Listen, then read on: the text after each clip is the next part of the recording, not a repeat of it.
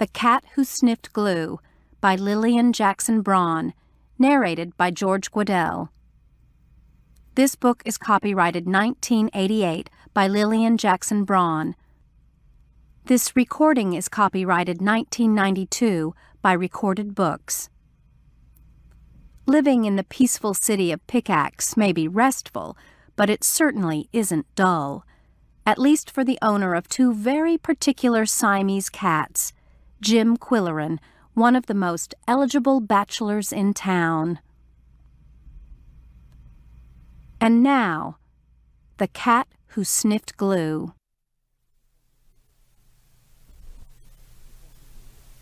Prologue.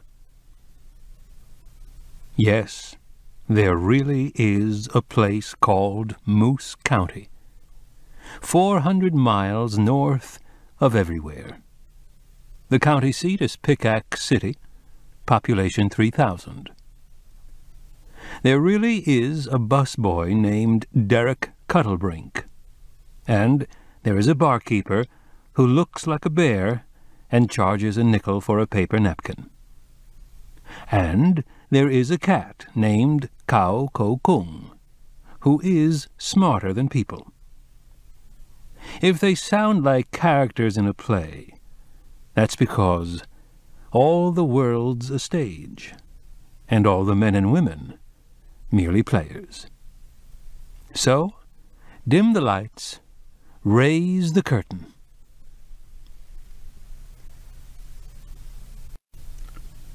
Act 1. Scene 1. Place: a bachelor apartment in Pickaxe City. Time: early one morning in late May.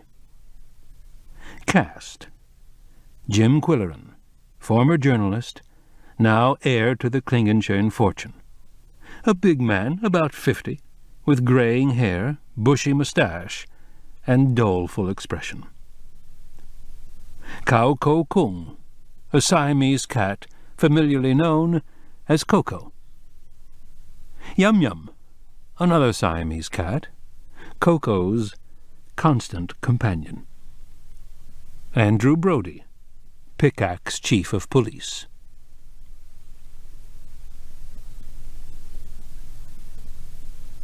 The telephone rang at an early hour, and Quillerin reached blindly toward his bedside table. Half awake, he croaked a hoarse hello and heard an authoritative voice saying, "I want to talk to you." The voice was familiar, but the tone was alarming. It was Andrew Brody, the chief of police in Pickaxe, and he sounded stern and accusing. Quillerin was always groggy before his first cup of coffee, and his mind groped for an explanation. Had he put a Canadian nickel in a parking meter? Tossed an apple core from his car window? Honked the horn within 500 feet of the hospital? "Did you hear me? I want to talk to you." The tone was not so gruff as before. Quillerin was getting his bearings, and he recognized the bantering style that passed for sociability among adult males in Moose County. "Okay, Brody," he said. "Do I go to the station and give myself up? Or do you want to send the wagon and handcuffs?" "Stay where you are. I'll be right there," said the chief. "It's about your cat." He hung up abruptly. Again, the possibilities churned in Quillerin's mind. Had the Siamese been disturbing the peace? They were strictly indoor pets, but the male had a high-decibel yowl, and the female had a shriek that could be duplicated only by a synthesizer. Either of them could be heard for blocks on a calm day if the windows were open. It was late May, and the windows were open to admit the sweet, refreshing breezes for which Moose County was famous. Sweet and refreshing, except when they came from the direction of the Kilcally dairy farm.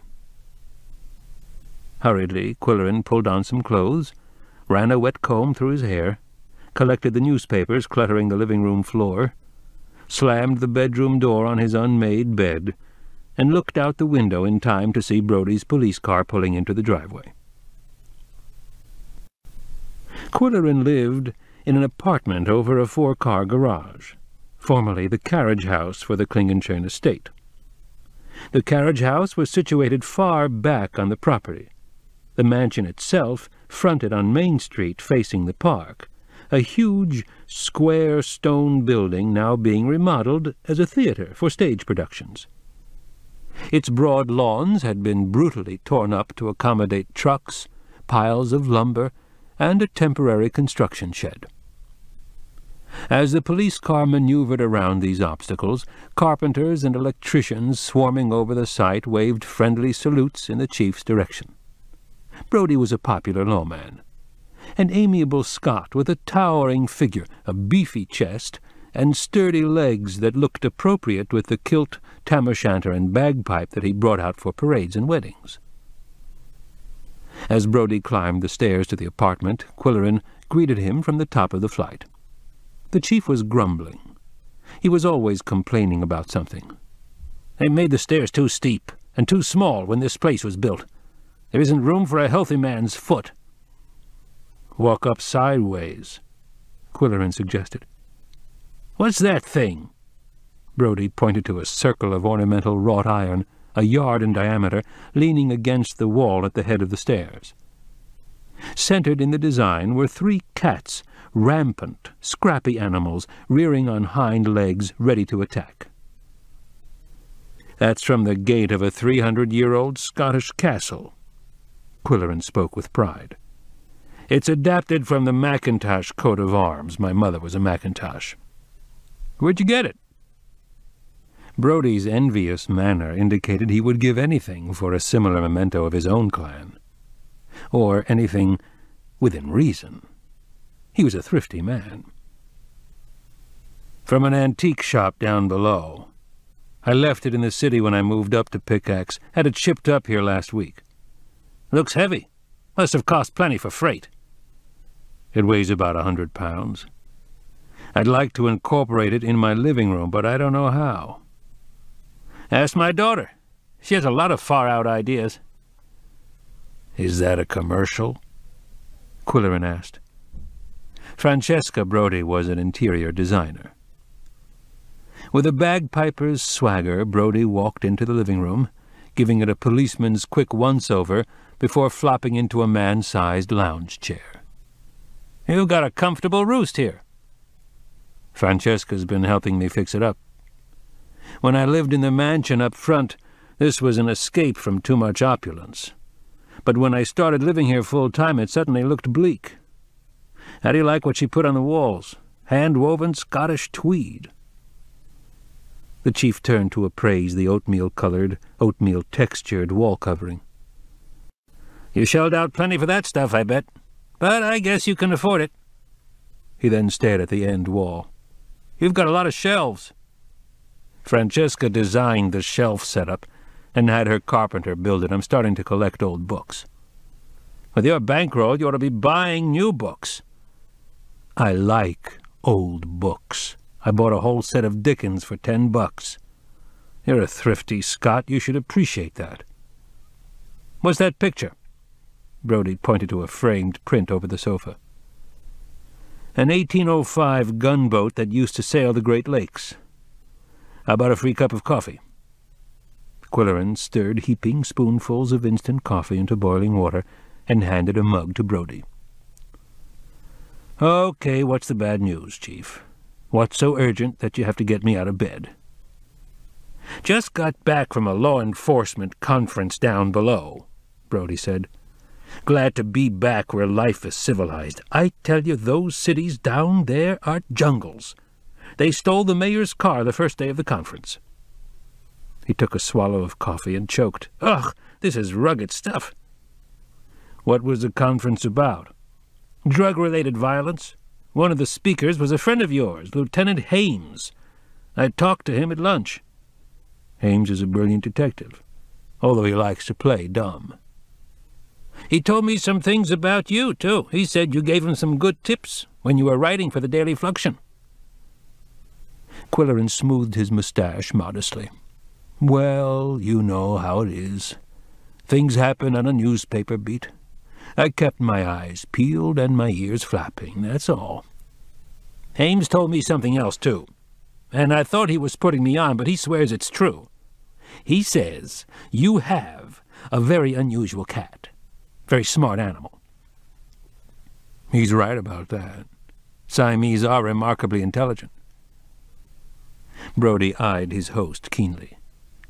He says your cat is, like they say, psychic. Wait a minute now. I wouldn't go that far, Brody. He said your cat led the police to evidence that solved a couple of cases. Quillerin cleared his throat, as he did before making a formal declamation. You're a dog man, Brody, so maybe you don't know this. But cats are the detectives of the animal world. They're naturally inquisitive. They're always sniffing around, scratching here and there, finding small places to sneak into, digging things out of holes. If my cat unearthed any clues, it was purely accidental. What's its name? I'd like to have a look at this cat. Coco is a Seal Point Siamese, a neutered male, highly pedigreed. And don't call him it, or he'll put the whammy on you. An imperious demand sounded from somewhere down the hall. That's Coco, Quillerin said. He heard his name mentioned, and he hasn't had his breakfast yet. I'll let him out. The cats have their own apartment. They do? I'll be damned. With private bath and television. Television? You gotta be kidding. Just a small black and white set. Cats don't see colors. Enjoying Brody's shock, Quillerin excused himself and walked down the hall. The former servants' quarters over the garage provided him with a living room, writing studio, and bedroom. The fourth room, the one with the sunniest exposure, was reserved for the Siamese. It was furnished with soft carpet, cushions, baskets, scratching posts, and wide window sills facing south and west. In the bathroom were two commodes, his and hers. Originally they shared the same litter pan, but the female had developed a temperamental behavior pattern in recent weeks. She wanted her own facilities. Quillerin returned to the living room, followed by his two housemates, their body language demanding food. Two lean, fawn-colored bodies stretched to their longest. Two brown masks with brown ears followed two brown noses uplifted in anticipation. Two brown tails extended horizontally with a slight upcurve at the tip. They had the same kind of long, slender brown legs, but Coco walked with a resolute step, while Yum Yum minced along daintily a few paces behind him.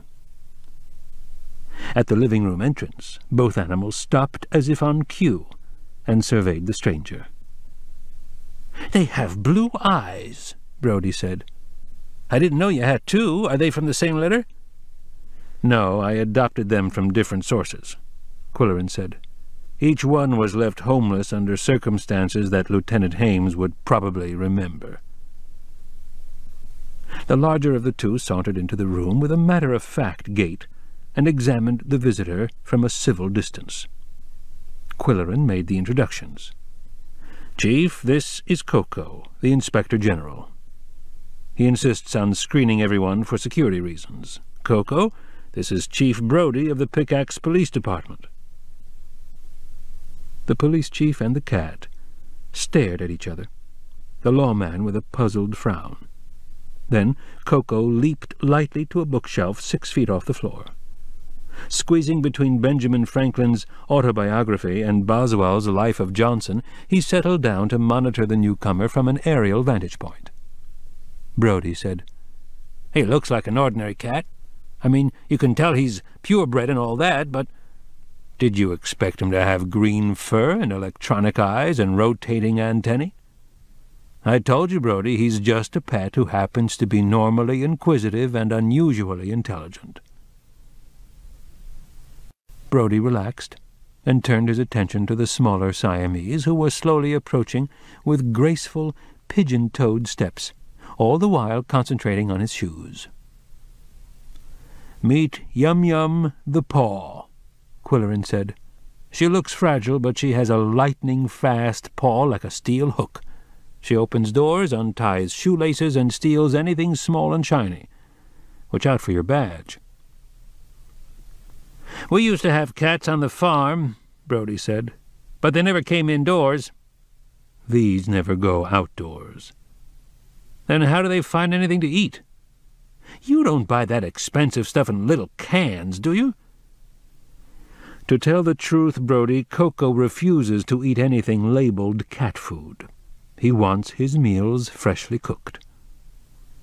The chief shook his head in disbelief or disapproval. "Hames told me you spoiled your cat rotten, and I guess he wasn't just beating his gums."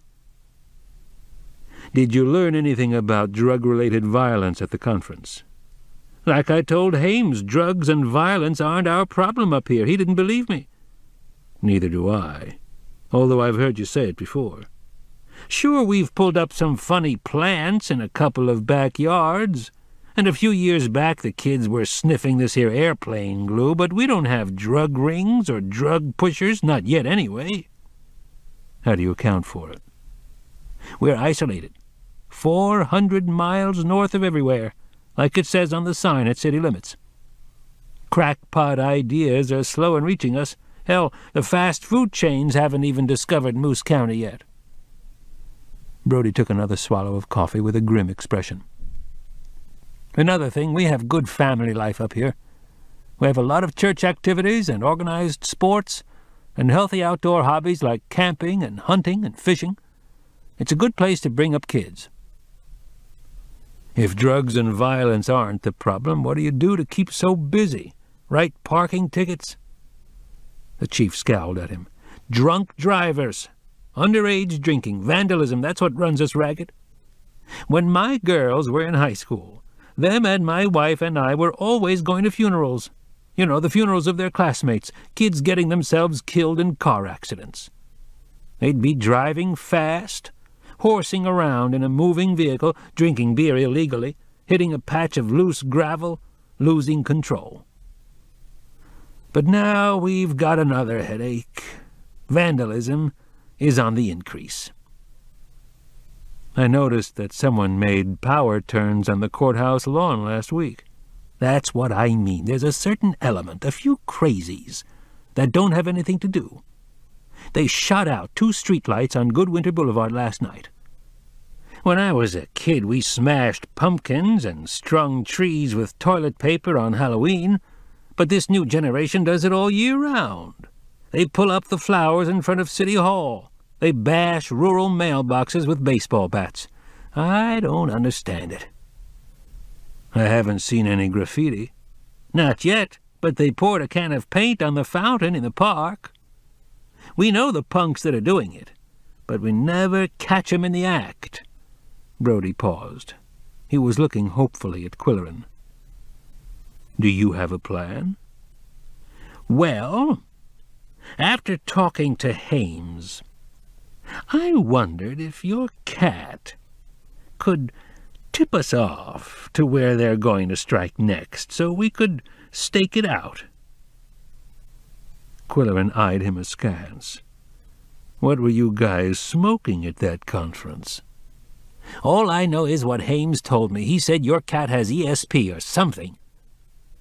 "Listen, Brody, suppose that little animal who is sitting on the bookshelf licking his tail, suppose he knew that vandals were going to heave a brick through the school window on June 2nd at 2:45 a.m. Just how would he communicate this information?" "You're nuts, Brody. I admit that Coco occasionally senses danger, but what you're suggesting is preposterous. Out in California, they're using cats to predict earthquakes. That's a whole different ball game. How about more coffee? Your cup's empty." "If I drank another cup of this battery acid, I'd be paralyzed from the neck down." "After the suggestion you just made, I think you're paralyzed from the neck up. Who's the leader of this gang of hoodlums? Isn't there usually a leader? How old is he? 19 and just out of high school? He comes from a good family, but he runs with a pack from Chipmunk. That's the slummiest town in the county, I guess you know. They get a few cans of beer and go cruising in their broken-down crates. What's his name? Brody seemed reluctant to reveal it. Well, I'm sorry to say, it's Chad Landspeak.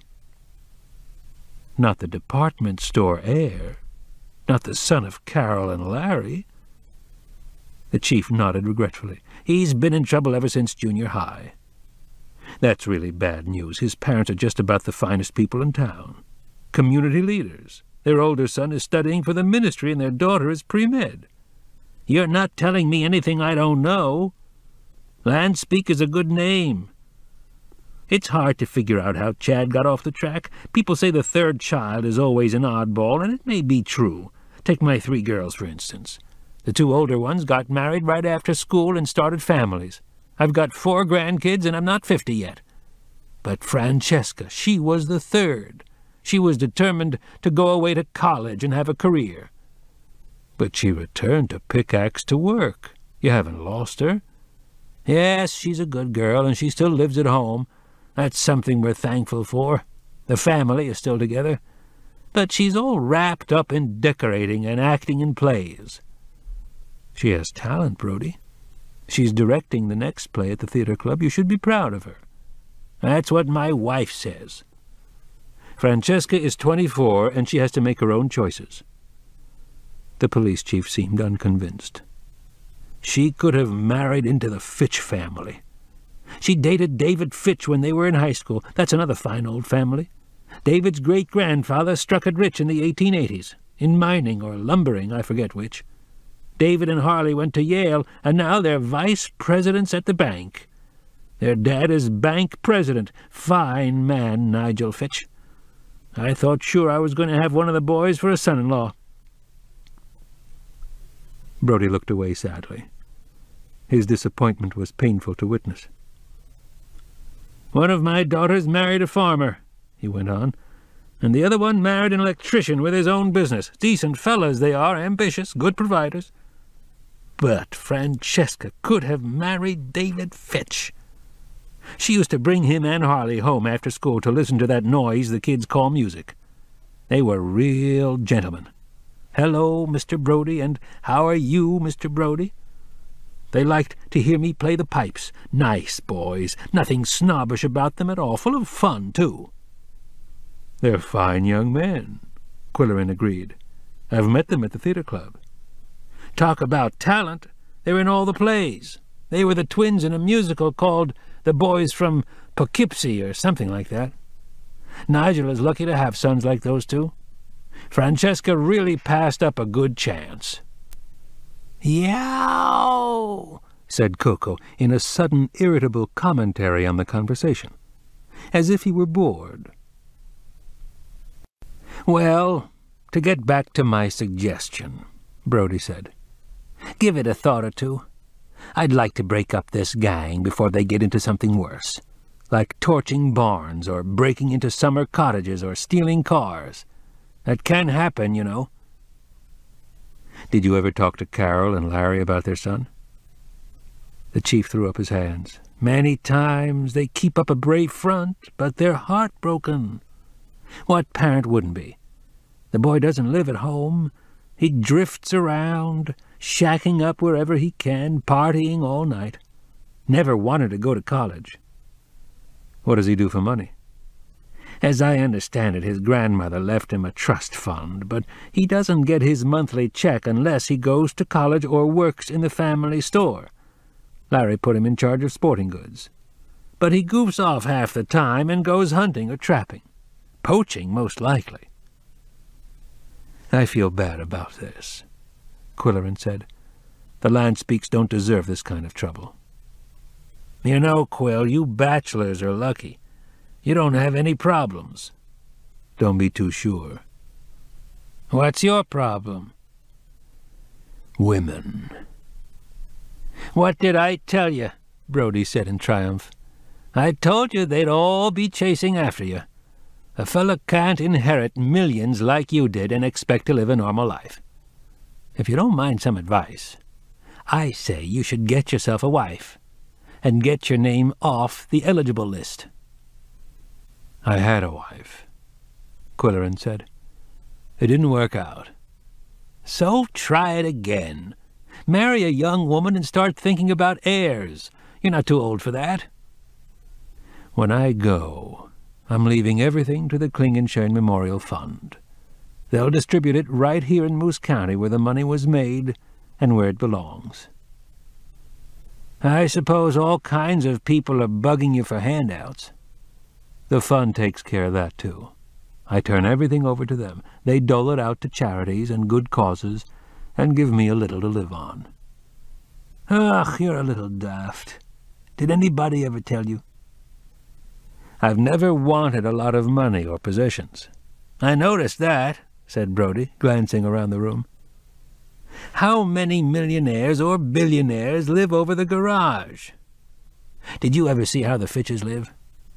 Nigel and his wife have a double condominium at Indian Village, and Francesca says it's really fixed up. Harley and his bride have the old Fitch mansion that looks like a castle, 22 rooms. David and Jill have a new house that's going to be on the cover of some magazine. I tell you, Quill, Fran really blew it when she didn't marry David Fitch. But it's too late now."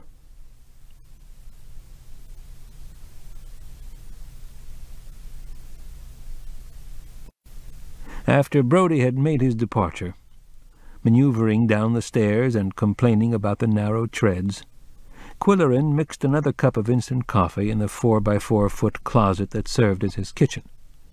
He also warmed up some 2-day-old doughnuts in a miniature microwave. Coco jumped down from the biography shelf and started prowling like a caged tiger, yicking and yowling because his breakfast was late. Yum-Yum sat hunched up in a bundle of self-pity for the same reason. "Cool it," Quillerin told Coco after consulting his watch. "The chuck wagon will be here any minute." When he and the Siamese lived up front in the mansion, they had a housekeeper who spoiled all three of them with home-cooked delicacies. Now Quillerin took lunch and dinner in restaurants, and the cats' meals were catered by the chef at the old stone mill. A busboy named Derek Cuttlebrink made daily deliveries of poultry, meat, and seafood that needed only to be warmed with a little of the accompanying sauce. When Derek finally arrived with the shrimp timbales and lobster puree, he apologized for being late and said, "The chef wants to know how they liked the veal blanquette yesterday." "Okay, except for the Japanese mushrooms, Derek. They don't like Japanese mushrooms. And tell them not to send marinated artichoke hearts, only the fresh ones. Their favorite food is turkey, but it must be off the bird, not that rolled stuff." He tipped the busboy and sat down to finish his coffee and watch the Siamese devouring their food. Each cat was a study in concentration. Tail flat on the floor, whiskers swept back out of the way. Then they washed up fastidiously, and Yum-Yum leaped into Quillerin's lap, landing as softly as a cloud, and turning around 3 times before settling down. Coco arranged himself on the biography shelf and waited for the dialogue to begin. Quillerin made it a policy to converse with the cats. It seemed more rational than talking to himself, as he had a tendency to do after living alone so long. Coco in particular seemed to enjoy the sound of a human voice. He responded as if he understood every word. "Well, Coco, what do you think of Brodie's ridiculous suggestion?" "Yow," said the cat, with an inflection that sounded like disdain. "The poor guy's really disappointed that Fran didn't marry into the Fitch family. I wonder if he knows she's making a play for me." "Yick, yick," said Coco, shifting his position nervously. He had never been enthusiastic about any of the women in Quillerin's life. Quillerin had first met Fran Brodie when he started buying furniture from Amanda's studio of interior design. Amanda was middle-aged, gray-haired, dowdy, tactless, and irascible. But he liked her. Her assistant was young, attractive, and friendly, and he liked her also. Both women wore neutral colors that wouldn't compete with the fabrics and wallpapers they showed to clients. But on Amanda, the beige, gray, khaki, and taupe looked drab. On Francesca's willowy figure, they looked chic. More and more, Amanda retired into the background, running the business while her vivacious assistant worked with the clients. Fran was tall, like her father, with the same gray eyes and strawberry blonde hair, but her eyes had a steely glint of ambition and determination. "She knows I'm involved with Polly Duncan," Quillerin said, "but it doesn't slow her down. Polly warned me about joining the theater club and hiring Fran, but I thought it was just female cattiness." "Yow!" said Coco sternly. "Sorry, I didn't mean that. Let's say it looked like an older woman's jealousy of a young rival. And Fran is really on the make. I don't know whether she's after me or the Klingenschön money." "Nick, Nick," Coco said. "The aggressiveness of the new generation is hard for me to accept. I may be old-fashioned, but I like to do the chasing." Francesca's strategy was all too transparent. She had asked for a key to his apartment in order, she said, to supervise the workmen and the delivery of merchandise. She brought wallpaper sample books and furniture catalogues for his perusal, entailing consultations in close proximity on the sofa, with pictures and patterns spread out on their laps, and with knees accidentally touching. She timed these tete-a-tetes with a cocktail hour, when it was only polite for Quillerin to offer a drink or two, after which a dinner invitation was almost obligatory. She suggested that they fly down below for a few days to select furniture and art objects at design centers and galleries. She wanted to do over his bedroom with draped walls, a fur bed cover, and mirrored ceiling. Francesca was attractive, without doubt. She bubbled with youthful vitality, wore enticing scents, and had legs that looked provocative with high-heeled sandals. Having turned 50, however, Quillerin was beginning to feel more comfortable with women of his own age, who wore size 16. Polly Duncan was head librarian at the Pickaxe Public Library, and she shared his interest in literature as no other woman had ever done. Following the tragic death of her husband many years before, she was now rediscovering love, and her responses were warm and caring, belying her outward show of reserve. They were discreet about their relationship, but there were few secrets in Pickaxe, and everyone knew about the librarian and the Klingenschön heir, and also about the interior designer. "Polly is getting edgy," Quillerin said to his attentive listener. "I don't like what jealousy does to a woman. She's intelligent and admirable in every way, and yet the brainiest ones sometimes lose control. Sooner or later there's going to be an explosion. Do you think librarians ever commit crimes of passion?" "Yow!" said Coco, as he scratched his ear with his hind foot.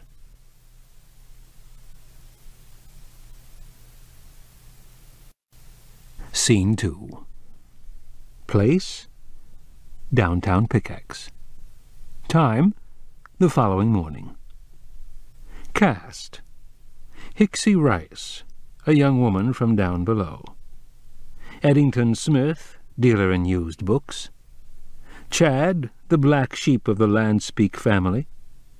Construction workers, pedestrians, clerks.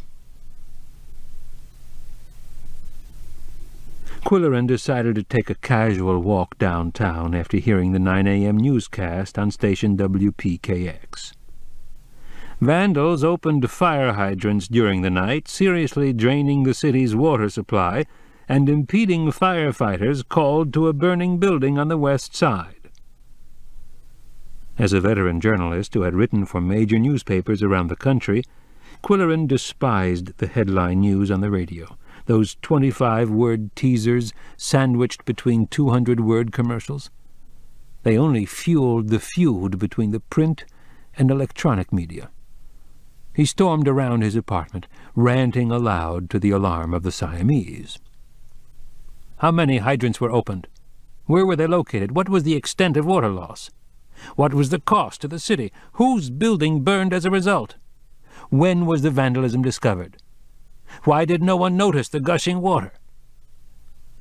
The Siamese flew about the apartment as they always did when Quillerin went on a rampage. "Well, never mind, excuse the outburst," he said in a calmer mood, tamping his moustache. "In a few days we'll get our news from print coverage." Moose County had been without a good newspaper for several years, and now the situation was about to be corrected. Thanks to the Klingenschein Memorial Fund and some prodding from Quillerin, a paper of professional caliber would hit the streets on Wednesday next. Meanwhile, there were only two adequate sources of news. One could plug into the grapevine that flourished in the coffee shops, on the courthouse steps, and over back fences, or one could wander into the police station when the talkative Brody was on duty. "I'm going downtown to do a few errands," Quillerin informed his housemates. "Mr. Odell will be coming in to clean, and he has orders not to give you any handouts, so don't put on your phony starvation act. See you later." Coco and Yum Yum listened impassively, and then accompanied him to the head of the stairs, where they both rubbed jaws against the Macintosh coat of arms until their fangs clicked on the wrought iron. Quillerin often wondered about their silent farewells. Were they sorry to see him go, or glad? Were they worried or relieved? Who could tell what was behind those mysterious blue eyes? He always walked downtown. Everything in Pickaxe was within walking distance, although few of the locals ever used their legs for transportation. As he walked down the long driveway, the construction crew working on the renovation of the mansion greeted him jovially, and the job supervisor tossed him a hard hat and invited him into the building to inspect their progress. The Klingenschein mansion, 3 stories high and built of fieldstone 2 feet thick, had been completely gutted in preparation for the conversion, and the interior was redesigned to provide amphitheater seating, a thrust stage, a professional lighting system, and adequate dressing rooms. It would seat 300 and would be the new home of the theater club. "Will it be finished on schedule?" Quillerin asked. "Hopefully, if the architects don't give us any flack," said the supervisor. "Someone's flying up from down below to make an inspection next week. I hope they don't send that girl architect. She's a tough baby." Quillerin chuckled at the remark. The architectural firm was a Cincinnati outfit specializing in small theater design, and the tough baby was Alicoque Wright, a flighty young woman he had dated down below before she eloped with an engineer. He resumed his walk, marveling at the quirks of fate and anticipating a reunion with Cokie. The 3 blocks of Main Street that constituted downtown Pickaxe were unique. In its heyday, the town had been the hub of the mining and quarrying industry in the county, and all commercial buildings were constructed of stone. What made the cityscape unusual was the design of the stores and office buildings, which masqueraded as miniature castles, temples, fortresses, and monasteries, reflecting the flamboyant taste of 19th-century mining tycoons. Walking past the public library, housed in a Greek temple, Quillerin automatically looked for Polly Duncan's cranberry-red car in the parking lot. In front of the lodge hall, a small-scale bastille, a volunteer shaking a canister for the Save Our Snakes Fund flashed an irresistible smile, and he donated $1. As he passed Scotty's men's shop, a Cotswold cottage, a young woman breezed out of the store with her hair flying, her shoulder bag flying, and yards of skirt flying. It was Hicksy Rice, the exuberant advertising manager of the new Moose County newspaper. She had been his neighbor down below, and he had been instrumental in bringing her to Pickaxe. "Hi, Quill," she trilled. "Morning, Hicksy. How's it going?" "Like you wouldn't believe, I sold Scotty a double spread for the opener, and he signed a 26-week contract. Even that weird bookstore took a quarter page. And today I'm lunching at the country club with 3 bankers. Nigel Fitch is charming, and his sons are adorable, especially the one with the mustache. Too bad they're all married." "I didn't know that made much difference to you." "Forget my lurid past down below," she said with an airy gesture. "In Pickaxe I'm totally discreet. I've given up married men, cigarettes, and high heels. I bought 7 pairs of skimmers at Lanspeak's, and I skim everywhere. What are you doing for dinner tonight? I'll buy." "Sorry, Hicksy, but I've got a date." "Okay, catch you later." She skimmed across Main Street in the middle of the block, dodging cars, vans, and pickups with deft footwork, throwing kisses to the drivers who whistled in appreciation, or honked horns in annoyance. Quillerin headed for the bookstore that Hicksy called weird. For once, she hadn't exaggerated. It literally crouched on the back street behind Lanspeak's department store. Rough stones were piled up to simulate a grotto, and the stone was feldspar. On a sunny day it glittered like the front of a burlesque house. Hanging alongside the front door was a weathered sign, almost illegible. Ed's Editions. In the grimy front window were old books with drab covers and one drooping potted plant. The interior of the store was as dim as the feldspar exterior was dazzling. Coming in from the sunshine, Quillerin could see nothing at first, but he blinked until the scene took shape. Tables loaded with haphazard piles of dingy books, floor-to-ceiling shelves jammed with grayish bindings and invisible titles, a shaky wooden stepladder, and a smoky gray Persian cat walking across a table of old magazines, waving his plume of a tail like a feather duster. The place had a smell of old books and sardines. Quillerin's arrival had activated a tinkling bell on the front door, and soon the proprietor materialized from the shadows. Eddington Smith was a small, thin man with gray hair and a gray complexion and nondescript gray clothing. He reminded Quillerin of someone else he had known, except for his bland smile, a permanent smile expressing utter contentment. "Greetings," the man said, softly and pleasantly. "Morning, Ed. Nice day, isn't it? How's Winston?" Quillerin stroked the cat, and Winston accepted the attention with the dignity of a prime minister. "How old is this building, Ed? It's so hideous it's fascinating." "It's over 100 years old. A blacksmith's shop originally. They say the mason who built it was strange in the head." He spoke gently and kindly. "I believe it." "We shape our buildings thereafter they shape us, to quote Mr. Churchill. I guess it's true. My grandfather said the blacksmith was a regular caveman." "Apparently the building hasn't had the same effect on you," Quillerin said genially. "That's right," Eddington said, still smiling. "I feel like something that lives under a stone. Dr. Halifax says I spend too much time in the shop. He says I should get out and join a club and have some fun. I'm not sure I'd like fun." "Dr. Hal is a wise man. You should take his advice." "Work is much more fun than fun. That's what Noel Coward said. Is there something I can do for you today, or do you want to browse?" "I'm interested in finding a set of Britannica, published in 1910. "The 11th edition," The bookseller nodded in approval. "I'll see what I can do. I'm still searching for your Shakespeare." "Remember, I want the plays in separate volumes. They're easier to read." Eddington's smile looked roguish. A British scholar called Shakespeare the sexiest writer in the English language. "That's why he's been popular for 400 years. Quillerin gave Winston 2 more strokes and started for the door. Eddington followed him. "You belong to the theatre club, don't you?" "Yes, I joined recently. I'm being initiated with a role in the next play."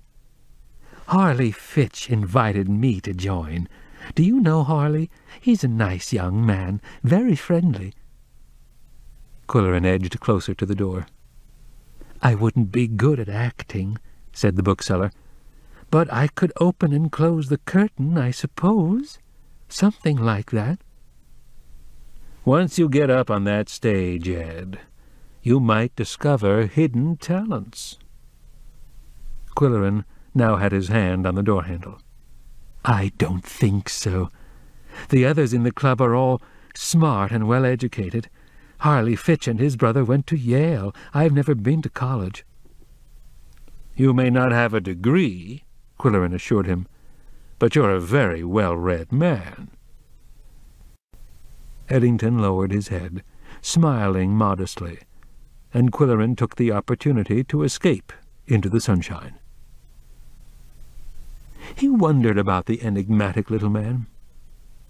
How did he stay in business? How did he earn enough to buy sardines for Winston? There were never any customers in the store. He sold no greeting cards or paper napkins or scented candles as a sideline. Just old, faded, dusty, musty books. Quillerin also gave some thought to the celebrated Fitch family, a name that everyone mentioned with respect, if not adoration. The Fitches were friendly, charming, clean-cut, a fine old family, real gentlemen, fun-loving, clever. The adulation could become cloying. He stopped for a cup of coffee at the luncheonette and then went to the police station, where he found Brodie on the sergeant's desk. "The kids went cruising again last night," he said to the chief. "Ah, it's no laughing matter," Brodie said. "It'll cost the city a few hundred in water revenue, and a family on the west side saw their house burned down to the ground for lack of water pressure." "How many hydrants did the vandals open?" 8. They used pipe wrenches, so there's no damage to the hydrants themselves. I suppose we should be grateful to the delinquents for being so considerate." "Where were the hydrants located?" "East Township line, industrial area, deserted at night. It happened about 3 or 4 in the morning, judging by the amount of water wasted. Senseless. Senseless." "When was it discovered?" "About 6 o'clock this morning. The low pressure set off a sprinkler alarm at the plastics factory, and that alerted the fire department. Right after that, the call came in from the west side." "Whose house burned down?" "Young couple with 3 kids and no insurance. There wasn't enough water in the tank to put the fire down. Mind you, 250,000 gallons lost. What gets me is this: we have plenty of floods and forest fires and tornadoes and hurricanes and droughts. We don't need man-made disasters as well." "How come the prowl car didn't spot the gushing water during the night?" Brodie leaned back in his chair wearily. "Listen, we have a force of 6 men, including me and the sergeant. There are 7 days in the week, and 24 hours in the day, and all this damned paperwork. That spreads us pretty thin. On Friday nights we have 2 cars out on the beat. That's payday, you know. The boozers whoop it up and sleep it off on Saturday. So we concentrate on the bars and party stores and school parking lot. There was a big dance at the school last night, and after that the kids went partying in the neighborhoods, making noise, raising hell, all the usual. We logged I don't know how many DPs. There were 2 brawls at taverns and 3 car accidents, and that's just within the city limits. Drivers and passengers all sloshed. Then there was a minor fire in a foster home for the elderly, some old geezer smoking in bed.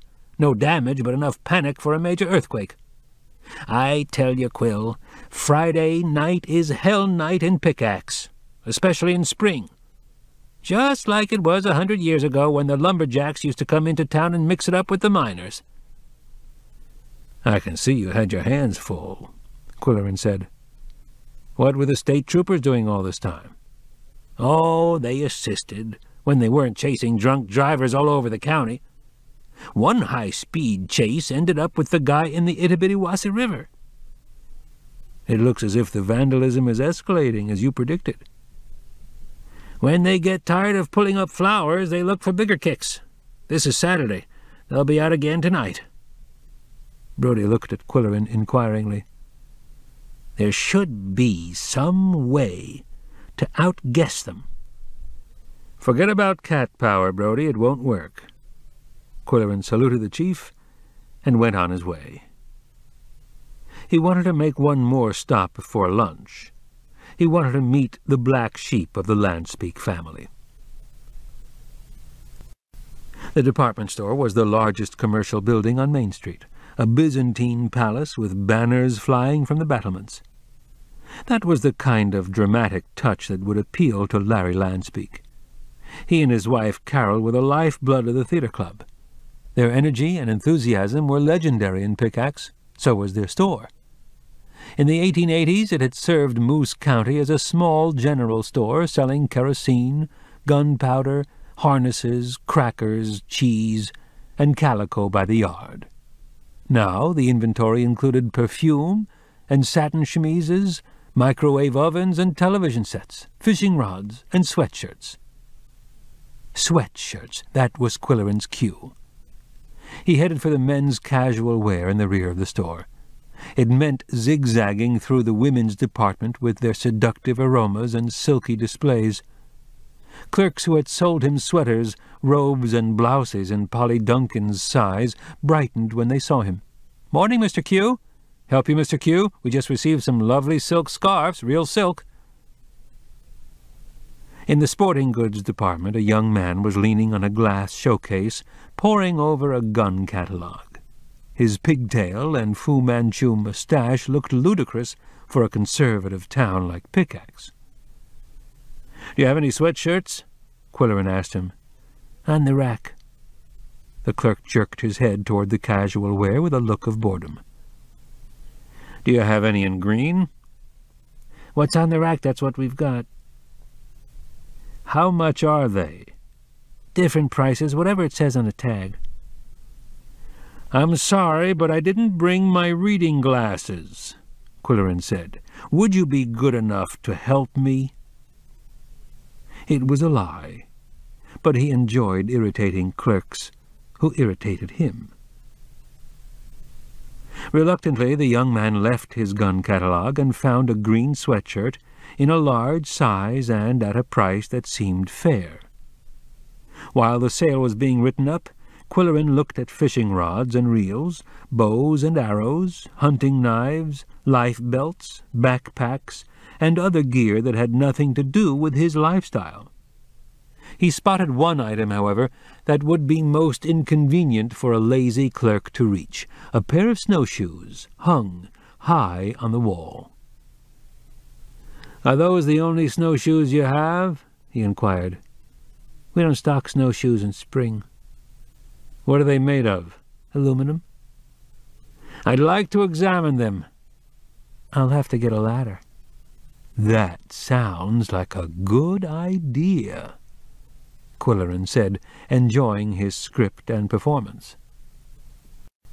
After some exertion and disgruntled muttering, the young man brought down the snowshoes, and Quillerin studied them leisurely. "How do you keep them on your feet?" "Bindings." "Which is the back and which is the front?" "The tail is the back." "That makes sense," Quillerin said. "Is this the only kind you ever carry?" "In winter we have some with wood frames and cowhide lacing." "Do you do any snowshoeing yourself?" "When I check my traps." "Do you use aluminum or wood?" "Wood, but I make my own." You make your own snowshoes? How do you do that? There was a note of sincere amazement in the question. The clerk showed some slight signs of life. Cut down a white ash to make the frames. Kill a deer to get the hide for lacing. Incredible. How did you learn to do it? The fellow shrugged and looked half-pleased. Just found out, that's all.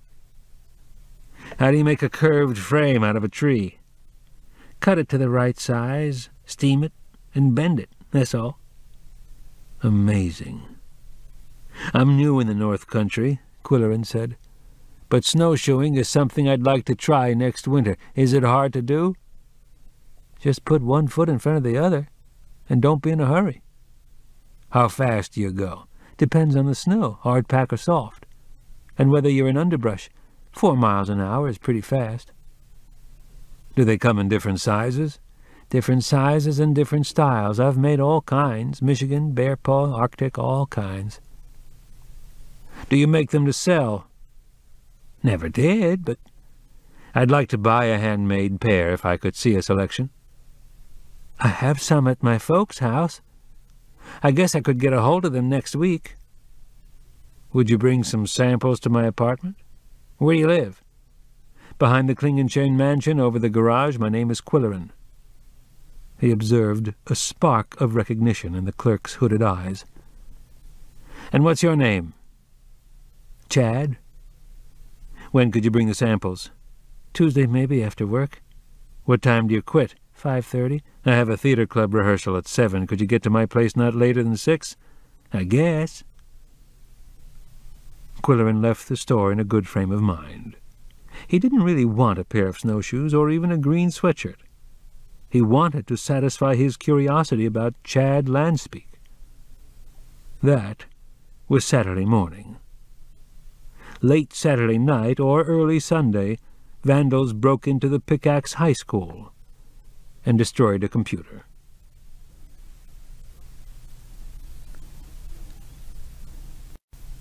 Scene 3. Place: the rehearsal hall at the Pickaxe Community Center. Time: late Monday evening. Cast: members of the theater club rehearsing for Arsenic and Old Lace. So long, kids. See you tomorrow night. Good night, y'all. Anybody need a ride home? Good night, Harley. Don't forget to bring your grandfather's bugle tomorrow night. Hope I can find it. Anyone want to stop at Bud's for a beer? Darling, I'd love a beer if you're buying.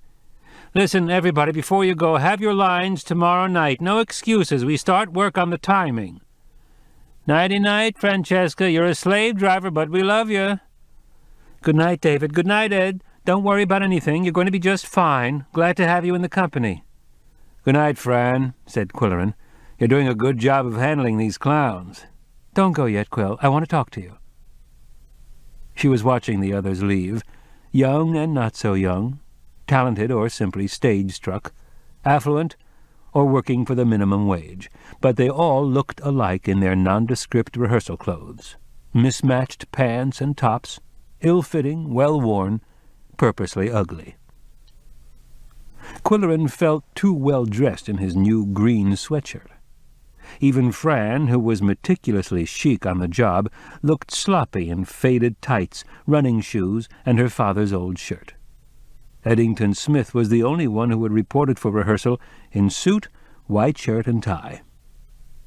Fran sat down next to Quillerin and said, Quill, you're going to be the hit of the show when you roar bully and charge with your thundering voice, but I'd like to see a burst of energy when you gallop upstairs with an imaginary sword. Remember, you think you're Teddy Roosevelt charging up San Juan Hill. You don't know what you're asking, Fran. I'm laid back by choice and by temperament, and getting more so every year. Make an adjustment, she said with the sweet smile she always employed to get what she wanted. You'll be able to practice with the bugle tomorrow night if Harley remembers to bring it. Quillerin said, The Fitch twins are the ones who'll steal the show. Harley in his Boris Karloff makeup, and David playing that slimy doctor like a perfect creep. They're two talented boys. Fran said. "And such good sports. They're really wasted on banking." She glanced at her watch, yet seemed in no hurry to leave. "I'm glad you gave Eddington a part to play, even though he's terrified. He'll be perfect for old Mr. Gibbs, won't he? But I hope he learns to project. He speaks in a whisper." "No one ever shouts in a bookstore, and that's where he's spent his whole life." "Anyway, here's what I wanted to discuss, Quill.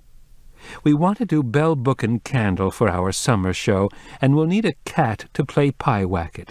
Do you think—" "No, I don't think Koko would care for the role. He's extremely independent. He doesn't take direction, and he prefers his own script." "Maybe we should announce a public audition and invite people to bring their cats." "You'd have a riot," Quillerin said. "You'd have 300 cat lovers with 300 cats, all wailing and spitting and fighting and climbing up the curtain. And the humans would be even worse, pushy, indignant, belligerent. A company tried it down below, and they had to call the police." "But it would generate publicity. When the newspaper starts publishing, we'll get all kinds of coverage. They've promised to review our productions." "They're dreaming. Who'll qualify as a drama critic in Moose County?"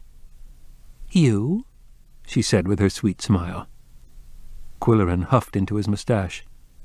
"How can I sit in the 5th row center, taking notes at the same time I'm on stage blowing the bugle and charging up San Juan Hill?"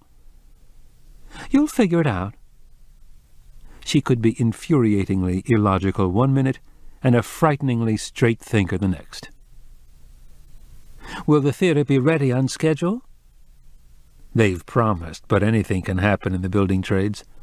Electricians are electrocuted, plumbers drown, painters inhale toxic fumes, carpenters bleed to death." "What would you think of an original review for the grand opening, instead of a Broadway play?" "What kind of material?" "Humorous skits, witty parodies, a chorus line, comic acts. Harley and David have a funny twin act that they do. Susan danced in college. She can do choreography." "Do you have a theme in mind?" "It should be a spoof of contemporary life, don't you think? I mean, politics, television, fashion, pop music, the IRS, anything. Preferably tied in with Moose County." "And who would write these humorous skits and witty parodies?" he demanded. "You." There was that tantalizing smile again. Quillerin growled a protest. "That would take a lot of time and thought, and you know I'm writing a novel, Fran." She looked at her watch. "Well, think about it. Now I've got to go home. I'm expecting a long-distance call from Mother. She's visiting my aunt down below. Thanks for your input, Quill. See you tomorrow night at 7 sharp. This ends Disc 1. The Cat Who Sniffed Glue, Disc 2. Quillerin walked home slowly, enjoying the soft breezes of a spring evening. On Monday nights the downtown area was always deserted, and an eerie silence fell upon Main Street. His footsteps echoed in the canyon created by the stone buildings. The idea of an original review began to appeal to him. He had written student shows in college. It might be fun to write parodies of well-known songs, one for each town in Moose County.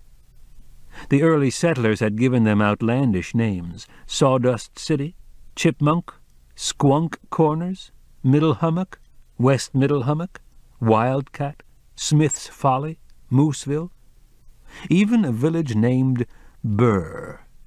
It was the coldest spot in the county. The parodies would be easy, he thought. He tried a few opening lines, and his rich baritone reverberated in the stone canyon. Everything's out of date in Sawdust City. Way down upon the itty-bitty Wassee. Middle Hummock, here I come.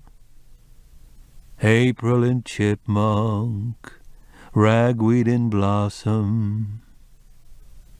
When it's big mosquito time in Mooseville, I'm just wild about Wildcat.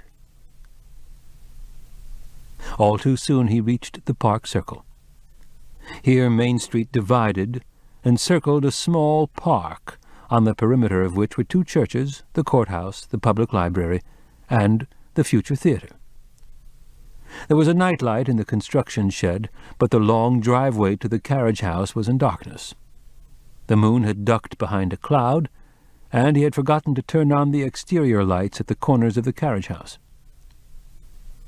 He unlocked the door leading to the upstairs apartment and reached inside to flick the wall switch. The light fixture didn't respond. Neither did the light at the top of the stairs. A power outage, he supposed.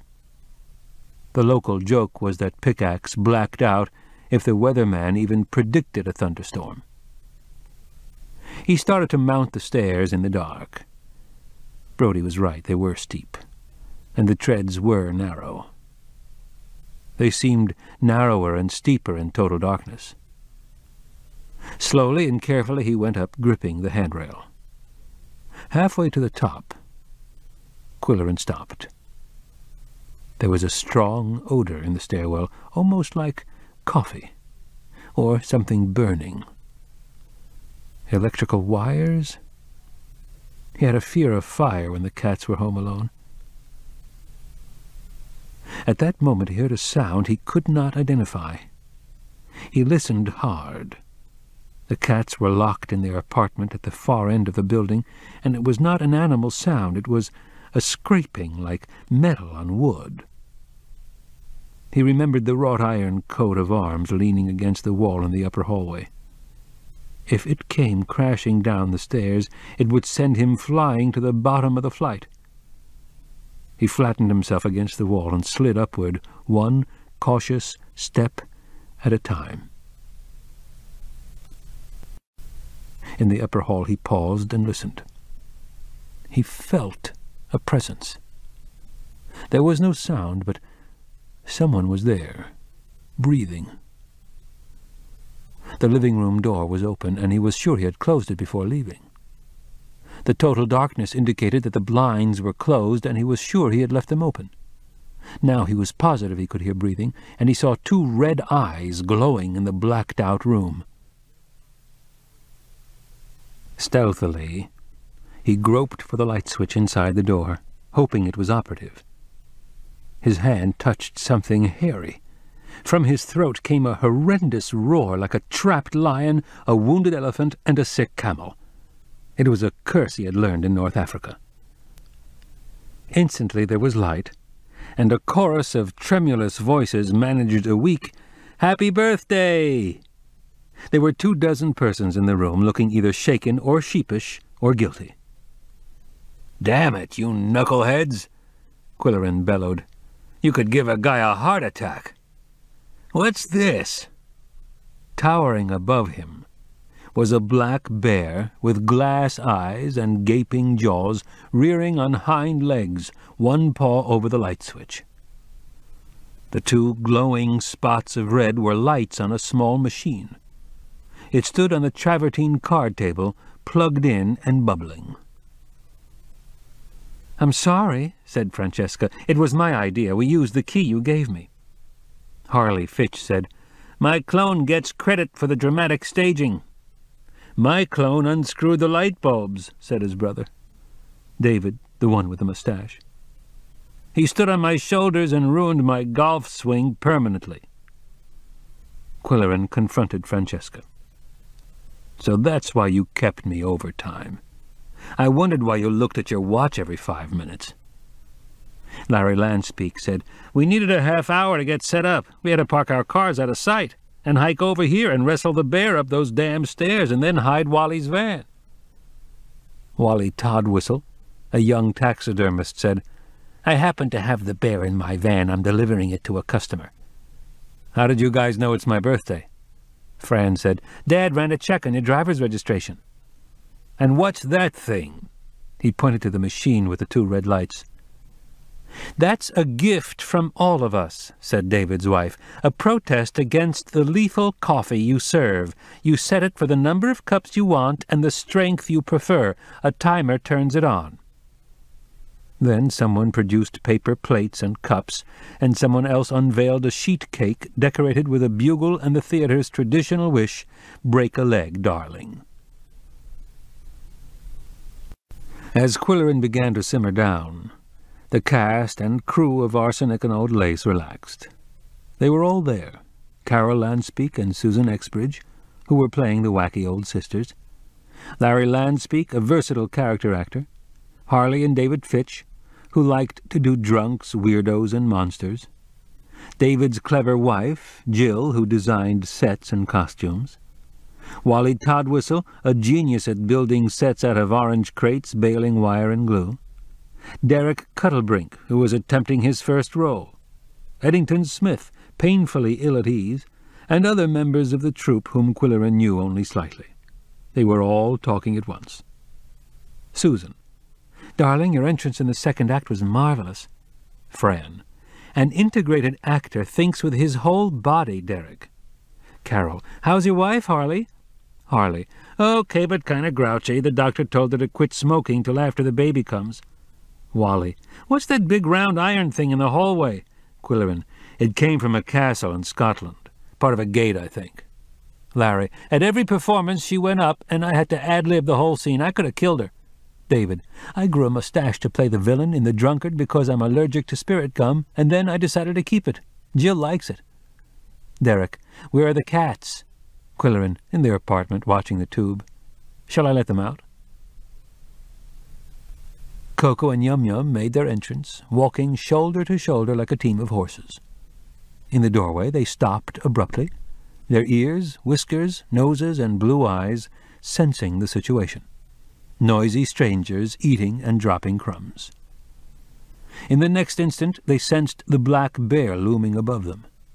Yum Yum bushed her tail, humped her back, sleeked her ears and whiskers, slanted her eyes, and made a wicked display of fangs. Coco crept cautiously toward the beast with his belly dragging the floor until convinced that it was harmless. Then he bravely sniffed its hind legs and rose up to paw the stiff-haired pelt. Next he turned his attention to the taxidermist, who was nervously guarding his handiwork. Coco subjected Wally Toddwhistle to a thorough inspection with his wet nose. "He knows you work with animals," Quillerin explained, by way of excusing Coco's impolite nuzzling. Wally was flattered, however. "If a cat likes you," he said earnestly, "it means you have a princely character. That's what my mother always says." Harley Fitch raised his right hand in affirmation. "If Wally's mother says so, it's gospel truth, believe me." "Amen," said David. "Who's buying the bear?" Quillerin asked the young taxidermist. "Gary Pratt for his bar at the Hotel Booze. I have to deliver it tonight when I leave here. Do you know Gary? My mother says he looks more like a bear than the bear does." "Hear, hear," said Harley. Next, Coco discovered that some of the noisy strangers were sitting on the floor, which was his domain, by divine right. He stalked them and scolded, "Nick, Nick, Nick." Meanwhile, Yum Yum had calmed down and was checking out sandals, western boots, and double-tied running shoes, none of which interested her. Then she discovered Eddington Smith's laced Oxfords. The bookseller stood shyly apart from the others, and Quillerin went over to speak to him. Eddington said, "I found some Shakespeare comedies for you. An old lady in Squunk Corners had them in her attic. They're in good condition." He spoke softly, smiled blandly. "I didn't know the Bard had a following in Squunk Corners," Quillerin said absently as he kept an eye on the cats. Yum Yum was gleefully untying the man's shoelaces. Coco was exploring his socks and trouser legs with intent nose, forward whiskers, and a wild gleam in his eye. "People up here," Eddington explained, "used to collect rare books, fine bindings and first editions. Rich people, I mean. It was the thing to do." "When the newspaper starts publishing, they ought to send a reporter to your shop to get an interview." "I don't think I'd be very good for an interview," said the bookseller. "I bought an ad, though, just a quarter page. I never advertised before, but a nice young lady came in and told me I should." Guiltily he added, "Advertising is a campaign of subversion against intellectual honesty and moral integrity. Somebody said that. I think it was Toynbee." "Your character won't be compromised by a quarter page," Quillerin assured him. At that moment Harley Fitch walked up with the cake tray, and Coco transferred his attention to the bank vice-president, rubbing his ankles, nipping his jeans, and purring hoarsely. "Have some cake, Ed," said Harley in his heartiest voice, as if the bookseller were deaf. "I've had 2 pieces already. Reason should direct and appetite obey." "Who said that, Ed?" "Cicero."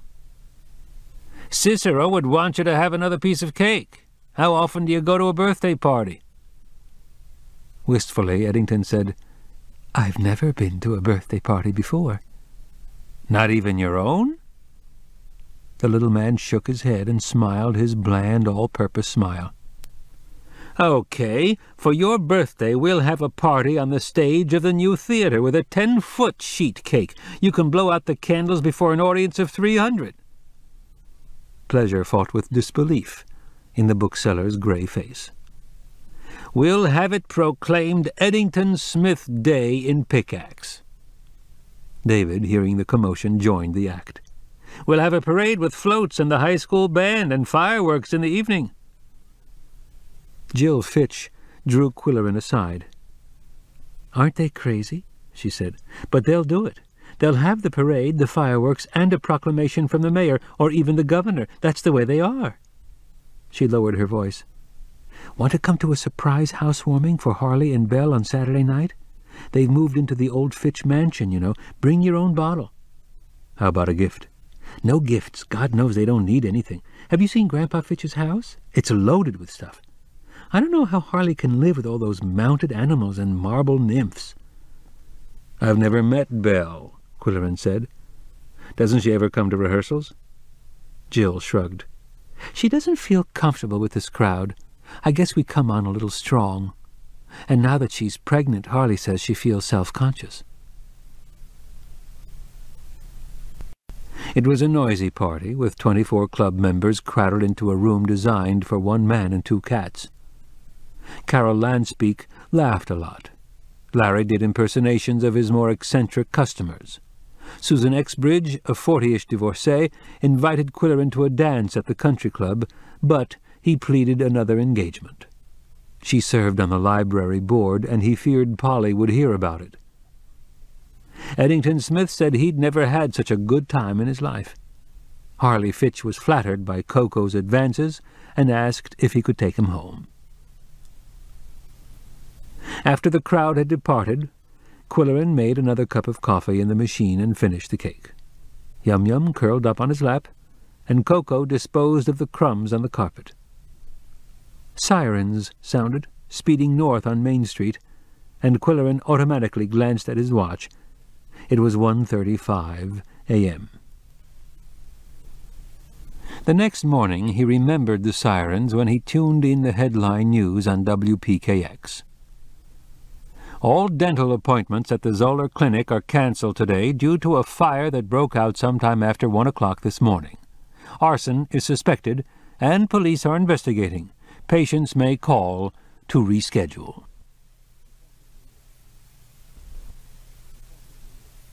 Scene 4. Place: Quillerin's apartment. Later, the rehearsal hall. Time: Tuesday evening. Featuring Chad Lanspeak. The Lanspeak department store closed at 5:30, and Quillerin wondered if Chad Lanspeak would appear as promised. If he were as irresponsible as Brody thought, he would have forgotten about the appointment and gone fishing. At 5:45 there was no sign of the reputed black sheep. Quillerin peered out the window toward Main Street and saw only the construction workers driving away in their trucks. Finally, at 6:15, a battered pickup turned into the driveway, coughing and shuddering as it came up to the carriage house, where it stopped with an explosive jerk. A young man jumped out and collected an armful of snowshoes from the truck bed. Quillerin pressed the buzzer that released the door, and Chad Landspeak struggled up the stairs with his load. Gracefully shaped, honey-colored wood frames with a varnished sheen, laced with natural leather thongs in an intricate pattern. "I brought 'em all," he said. "I didn't know I had so many. Hey, what's that iron thing?" He was staring at the Macintosh insignia with the curious motto circling the rampant cats. "Touch not the cat but a glove." "It came from the gate of a Scottish castle," Quillerin said. "It's 300 years old." "It must be valuable." "It has sentimental value. My grandparents came from Scotland." Chad was hardly recognizable as the bored sales clerk at his father's store. He still sported the hirsute flourishes that made him conspicuous in Pickaxe, but he was as affable as any of the teens Quillerin had met in that salutary environment. Country-bred youths, he had observed, possessed an easy-going, outgoing manner that bridged generation gaps. "Line up the snowshoes on the living-room floor," Quillerin suggested, "so I can compare styles and sizes."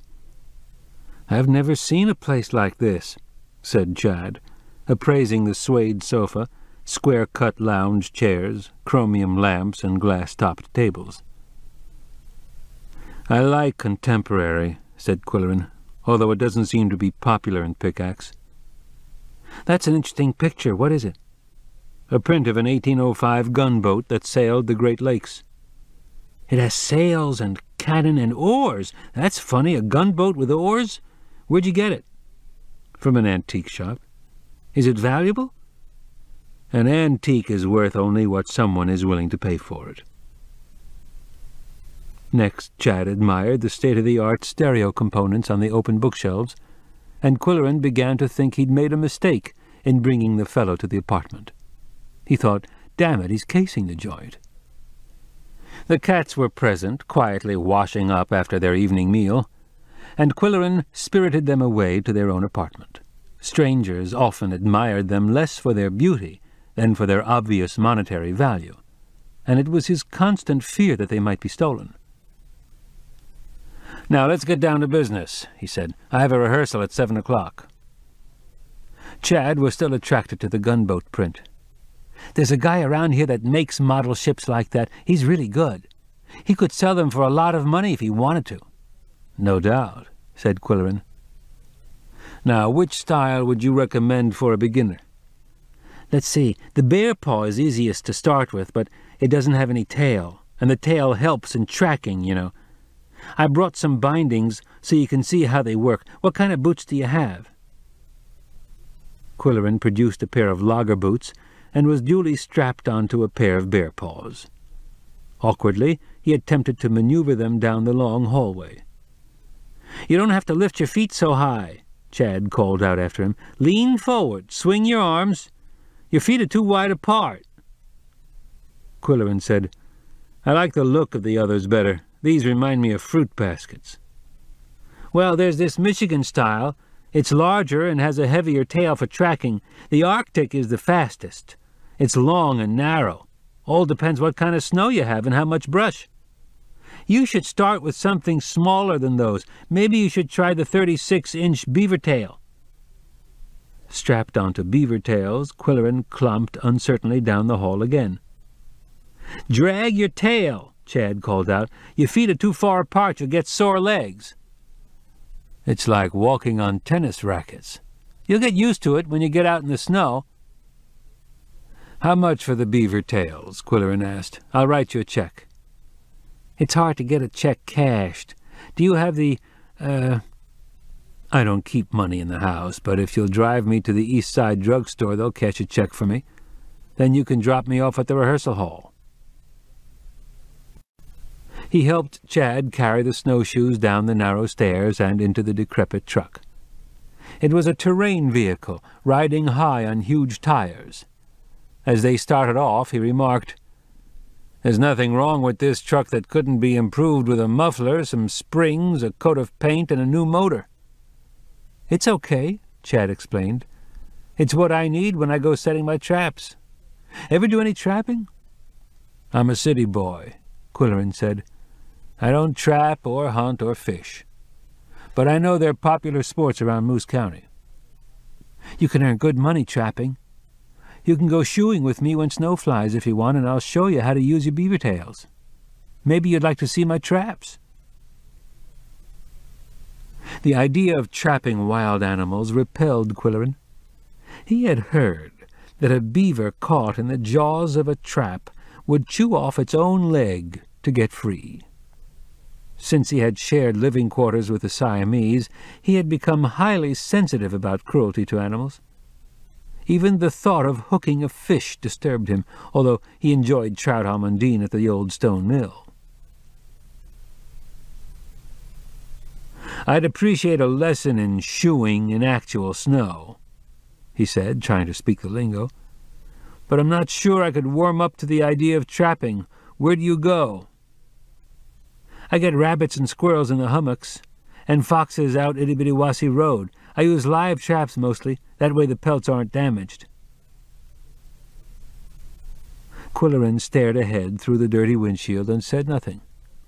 He didn't want to know what happened to the animals after they were trapped live. "I got a skunk a couple of weeks ago. They're the trickiest. The safest thing is to drown them." Quillerin was glad when they arrived at the drugstore. After the check was cashed and the beaver tails were paid for, they started off for the rehearsal hall with a rumble, a jolt, and a backfire, and he said casually, "What do you think of the vandalism in Pickaxe, Chad? It's getting pretty bad." They had reached the main intersection and stopped for the traffic light. It was the only one in town, and Chad leaned out of the window and yelled "Hiya" to the occupants of a noisy rustmobile. He didn't answer the question. "When I was young," Quillerin went on, "we used to overturn garbage cans in Chicago. For some strange reason that I can't remember at this stage of my life, we thought it was fun.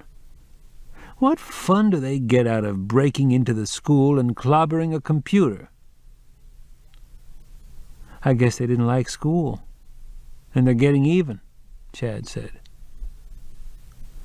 "And they didn't like having a tooth drilled, so they set fire to the dental clinic. Is that the way it works?" Quillerin asked him. "I don't understand it. You're young. Maybe you can explain it to me." "I wasn't anywhere near that place when it happened," Chad said defensively. "I was at a party in Chipmunk." He pulled up in front of the community center, jamming on the brakes hard. "Thanks for the lift, fella. I'll get in touch with you when snow flies." Chad nodded in sulky silence. Quillerin glanced at his watch. He was a half-hour late for rehearsal. The transaction had taken longer than he expected, and the detour to the drugstore had wasted another 20 minutes. Francesca was strong on punctuality. She wouldn't be happy. When he walked into the rehearsal hall, the situation was worse than he expected. Several of the cast were absent without phoning in an excuse. Several, besides Quillerin, had been tardy. Fran was vexed, and the general mood was tense. Reacting to her irritation, the actors lost their concentration and missed their cues or fluffed their lines. In Quillerin's vital scene, he oozed up the stairway instead of charging like a madman. Eddington spoke his lines in a terrified stage whisper. The prop man had forgotten to bring a sword, and Harley Fitch had never arrived with his grandfather's World War I bugle. At one point, the exasperated director waved them off the stage and tried coaching Eddington. The Lanspeaks took this opportunity to chat with Quillerin. Larry said, "Our prodigal son paid us a surprise visit last weekend. In that truck he holds together with Band-Aids. He picked up all his snowshoes and said you wanted to buy a pair. He seemed almost human in spite of his alien genes."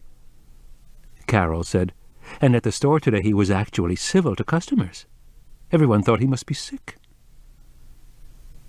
It was the first time the Lanspeaks had ever mentioned their youngest, although they frequently boasted about the other two who won math prizes, played the saxophone, captained the tennis team, and edited the yearbook.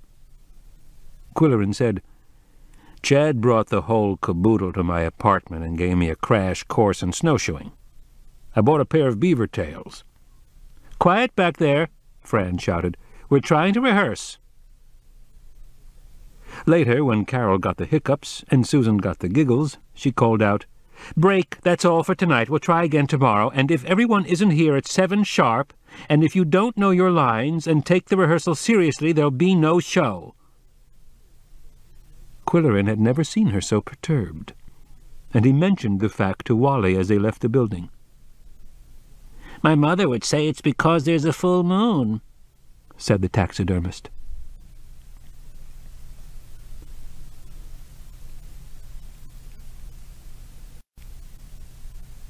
Scene 5.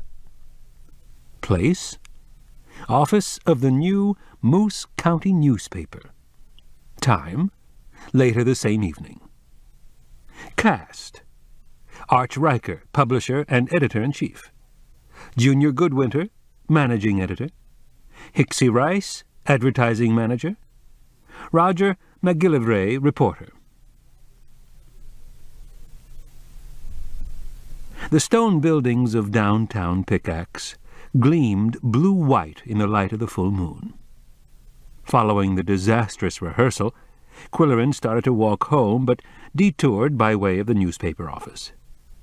It was the eve of the publication of the first issue, and he was as nervous as a prospective father. At his suggestion, the Klingenschein Fund had made the venture possible. At his urging, his longtime friend, Arch Riker, had come up from down below to run the operation. Eventually, a printing plant and office complex would be built. Meanwhile, the paper was being job-printed, and the editorial and business functions were housed in a rented warehouse. Quillerin knew the staff had been working 12 or more hours a day, and he had stayed out of their way. But now it was the countdown. The new publication would be in the hands of readers Wednesday afternoon. He felt envious. It was a moment of excitement and tension, and he was an outsider.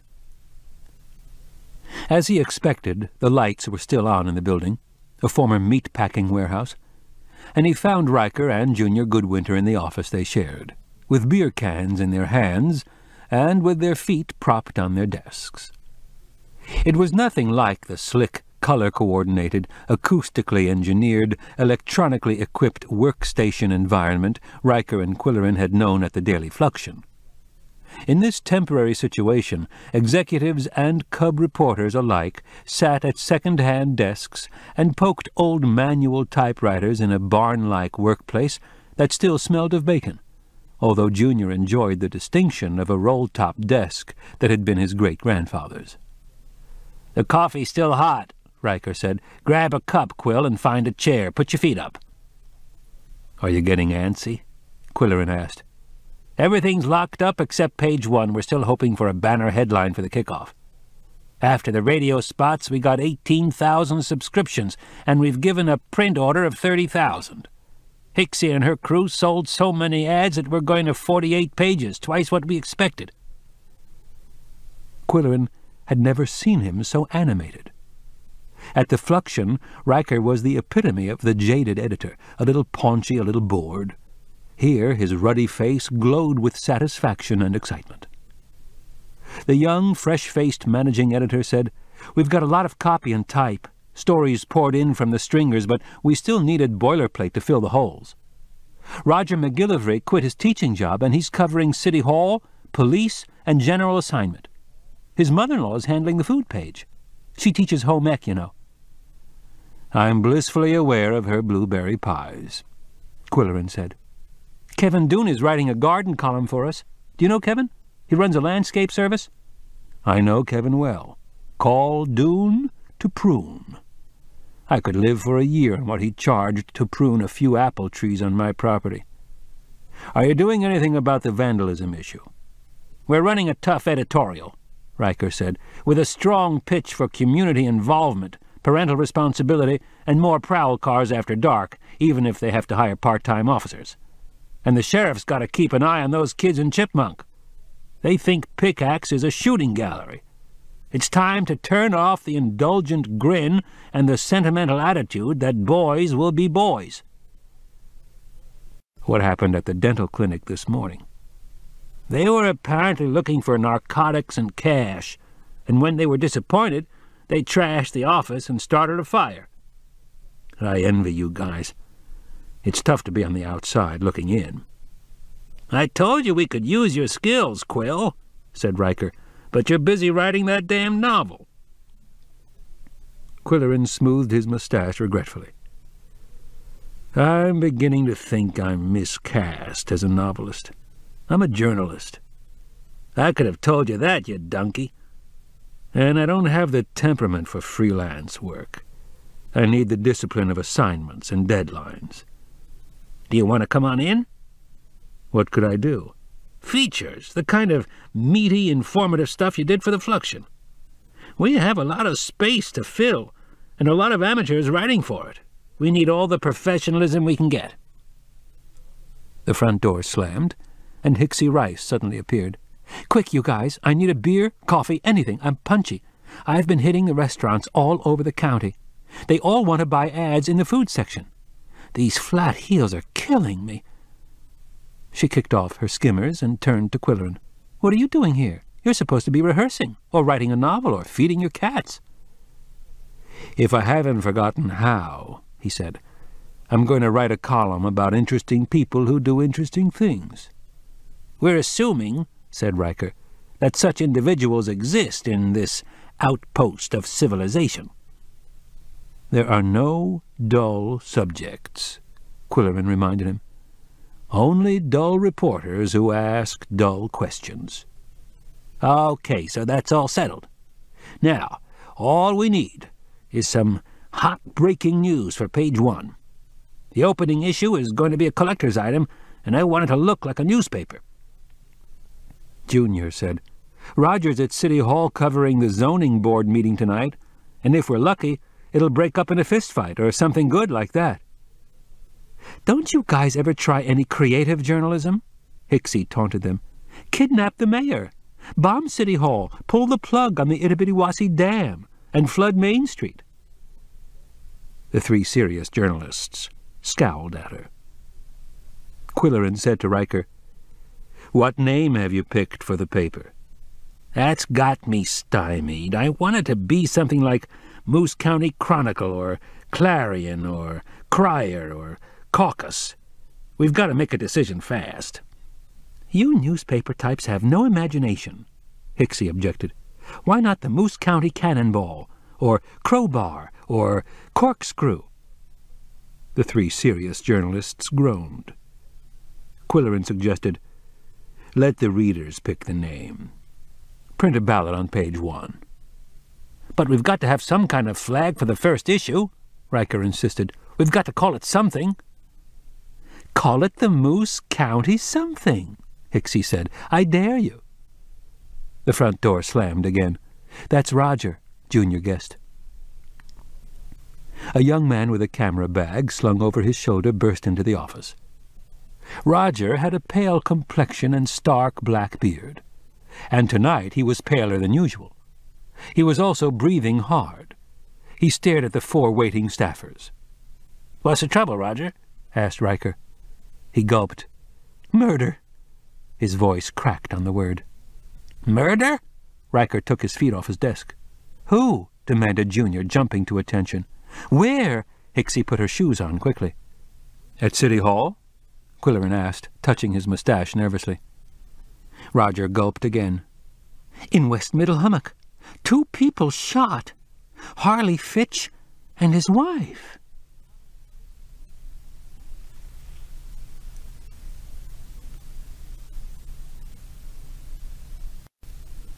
Scene 6.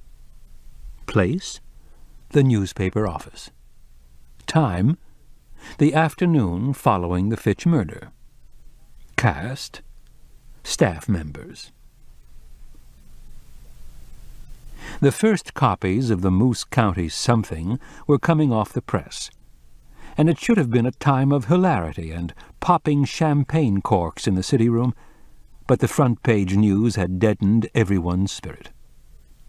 In a small town like Pickaxe, murder could not be an impersonal tragedy. Everyone was a friend or neighbor or relative or customer of the victim.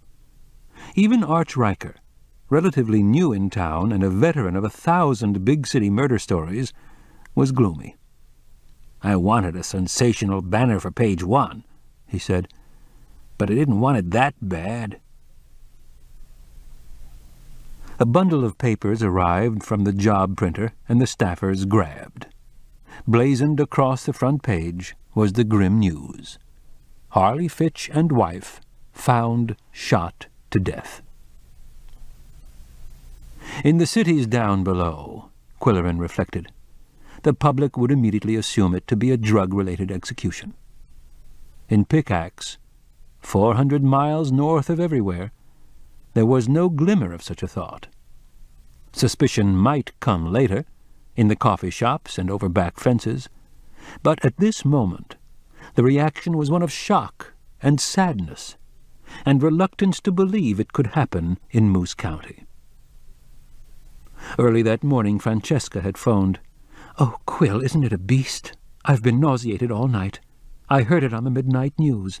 Dad wouldn't talk about it. I suppose the paper will be out this afternoon with more details. I'd like to call David and Jill, but I'm afraid.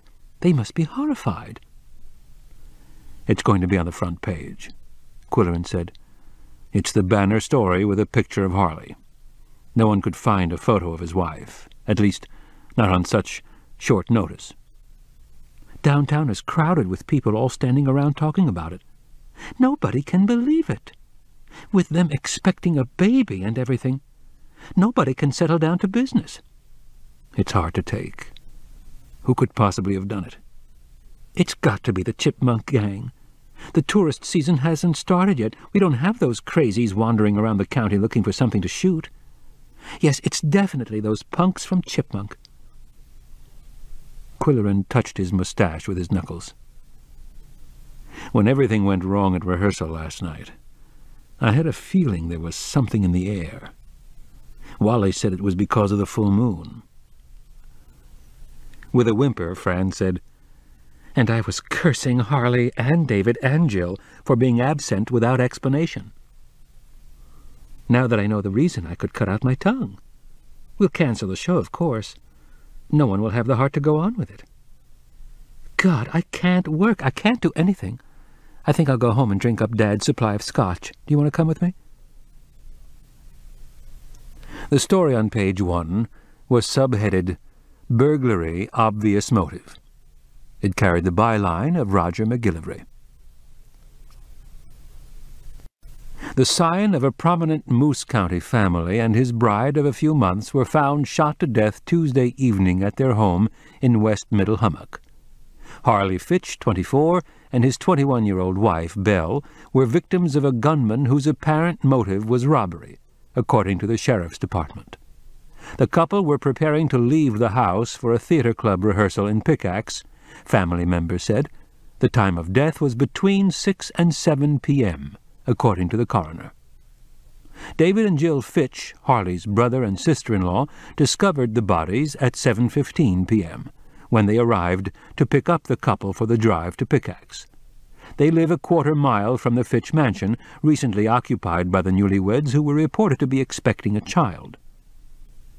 Jill Fitch told police, "We've been rehearsing 5 nights a week for a play. We usually share the ride, leaving at 6:30. I tried to phone Harley to say we'd be a little late because of a plumbing problem, but there was no answer.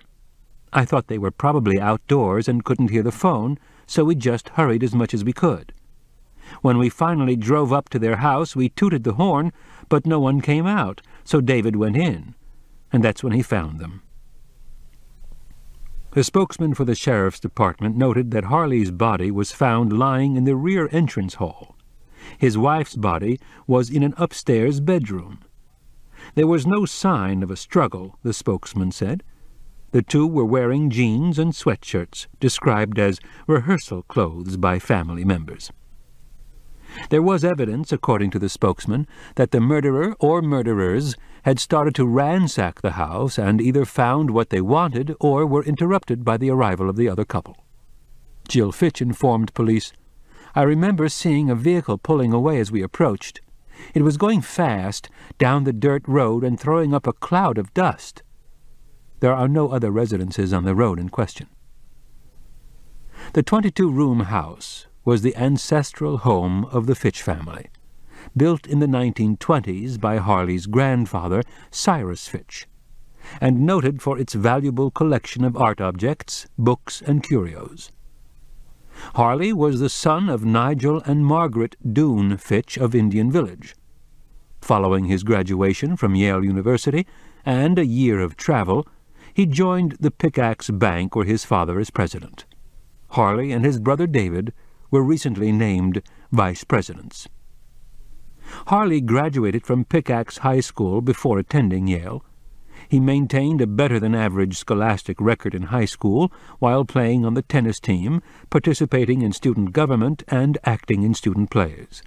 In college, he majored in business administration and continued his interest in the dramatic arts. Upon returning to Pickaxe, he was active in the Boosters Club and the Theatre Club, where he was last seen as Dromio in The Boys from Syracuse. He was an avid sailor who skippered the 27-foot Fitch Witch to several trophies. A builder of model ships since the age of 10, he exhibited his handiwork frequently, winning numerous prizes. Harley married Belle Urkel in October of last year in Las Vegas.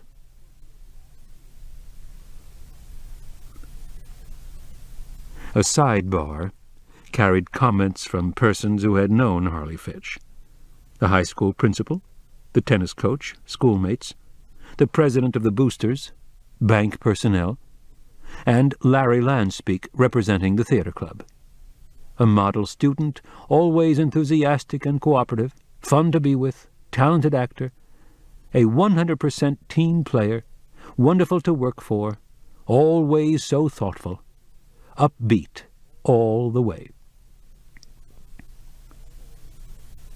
Quillerin read the story 3 times, massaging his mustache as he read.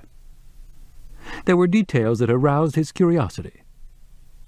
Down below, when he was writing for the Fluxion, such an event would have demanded a bull session at the press club, with fellow journalists reviewing the story, analyzing, questioning, circulating rumors, airing suspicions, outguessing the police, exchanging inside information. Unfortunately, there was no press club in Pickaxe, but he asked Arch Riker if he would like to have dinner at the Old Stone Mill. For an answer, Riker unlocked a desk drawer and withdrew a small box. He was looking smug. The box contained an impressive diamond ring. "I'm giving it to Amanda tonight," he said, his ruddy face virtually bursting with joy. Quillerin was nonplussed. This development accounted for Riker's uncharacteristically happy mien lately. Divorced after 25 years, he had been morose and introspective until he moved to Pickaxe, and Quillerin was glad he had found a woman he liked.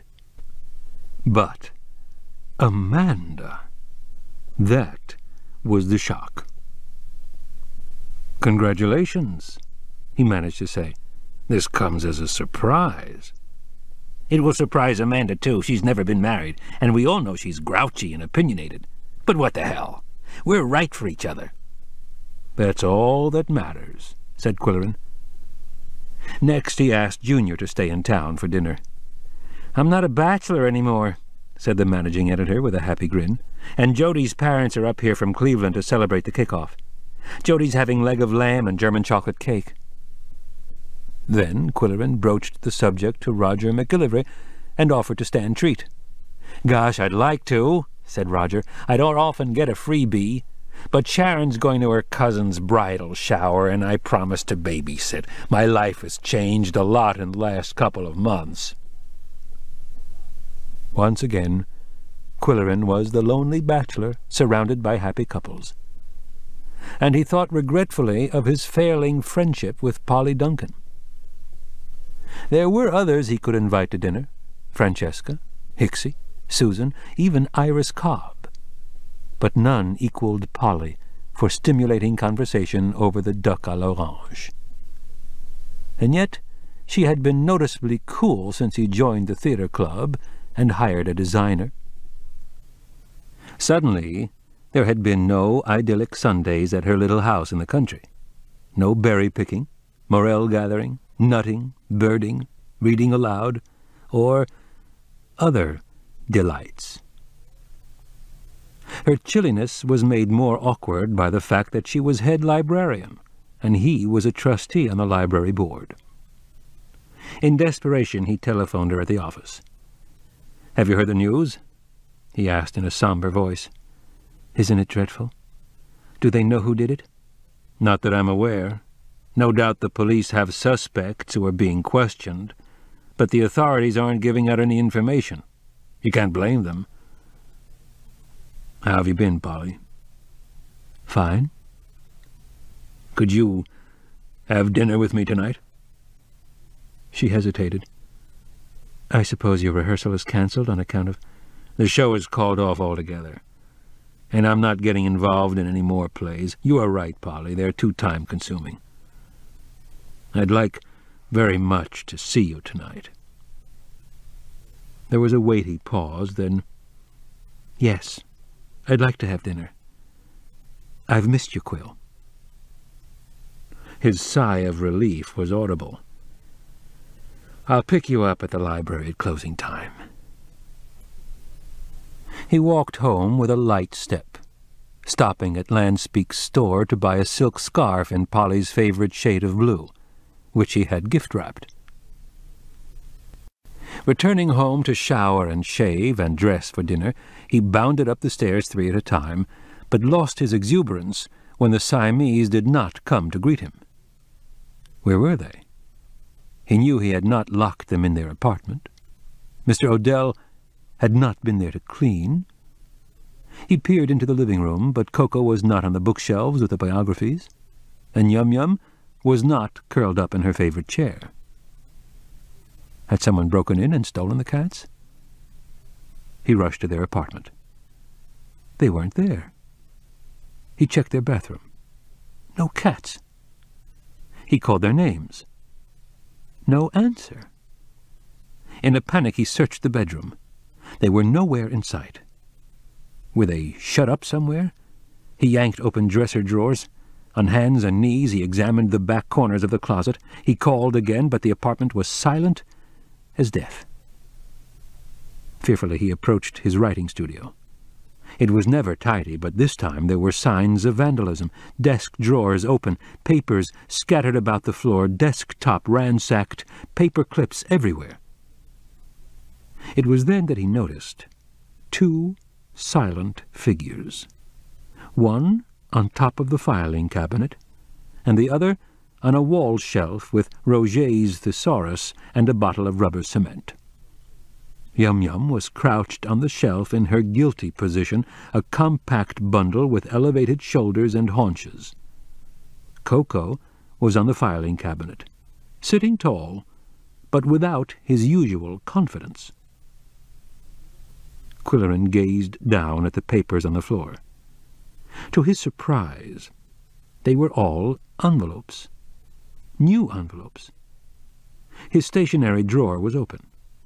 When he scooped up the scattered items, he noticed fang marks in the corners, and all the gummed flaps had been licked clean. Sitting down in his desk chair, he swiveled to face the culprits. He surmised that Yum-Yum had opened the drawers with her famous paw, and Coco, who was attracted to any kind of adhesive, had been on a glutinous binge.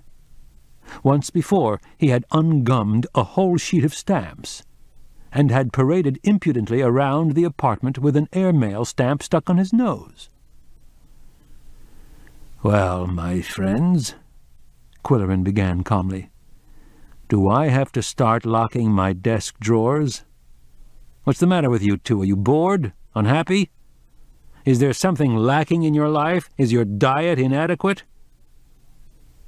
Coco, the usual spokesman for the pair, had no comment. "You have Epicurean food and the recommended daily allowances of vitamins. Do you realize there are cats who have to scrounge for their food in garbage cans?" There was no reply. "Has the cat got your tongue?" Still no answer. Quillerin doubted that Coco was even listening. "You don't know how lucky you are. Some cats live outdoors all year in snow and sleet and torrential rains. You have a steam-heated apartment with private bath, TV, wall-to-wall carpeting, and—"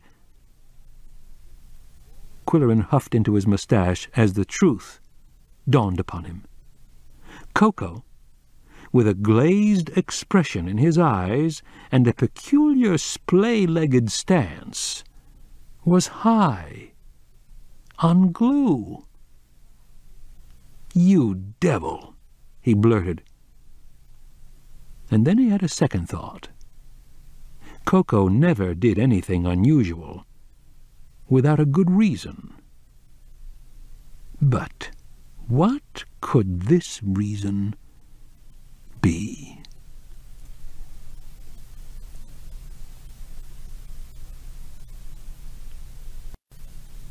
Scene 7.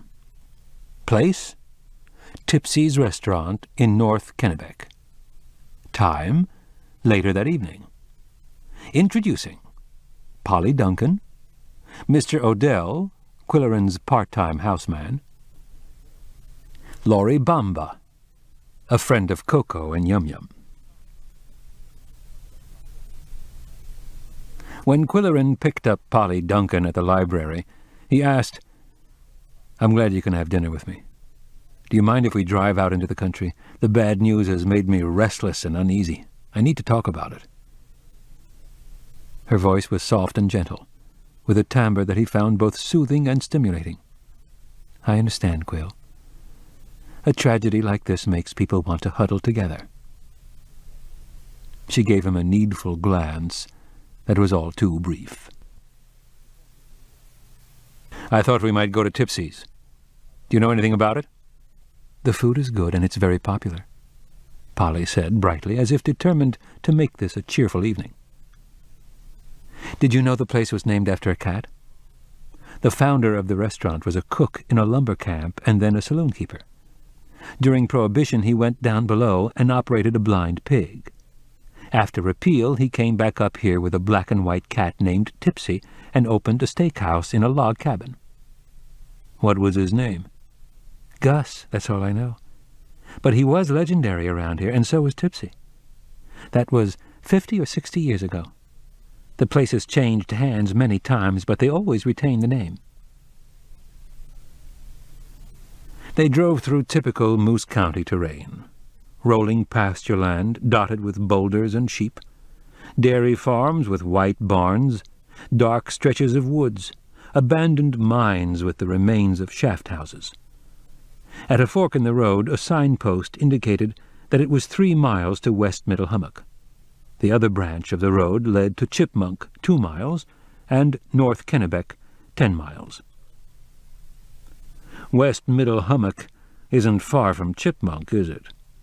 Quillerin observed. "A study in contrasts," Polly said. The highway soon ran through a cluster of substandard dwellings. Cottages with sagging porches and peeling paint, sheet metal shacks, trailer homes hardly larger than gypsy wagons, and larger houses advertising rooms to rent. "The rooming houses were brothels in the early days of Chipmunk," she said. Youths were hanging around the Burger Palace and the party store, drinking from cans and blasting the atmosphere with their boom boxes. Quillerin thought, "Are these the rowdies who broke into the school, trashed the dental clinic, and opened the hydrants? Is this where Chad Landspeak hangs out? Are the Fitch murderers holed up in this town?"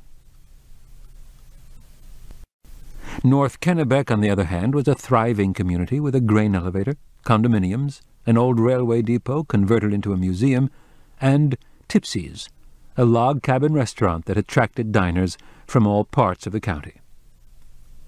The exterior logs were dark and chinked. The interior was whitewashed and inviting, with rustic furnishings and a casual crowd of diners.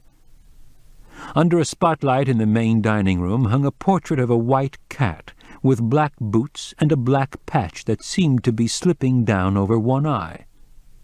It gave her the look of a tipsy matron. Polly said she also had a deformed foot that made her stagger and added to her inebriated image. "How are your cats, Quill?" "Coco is happy that I've started collecting old books. He prefers biographies. How he can distinguish Plutarch's parallel lives from Wordsworth's poems is something I don't understand." "And how is dear little Yum-Yum?" "That dear little Yum-Yum has developed an unpleasant habit that I won't discuss at the dinner table."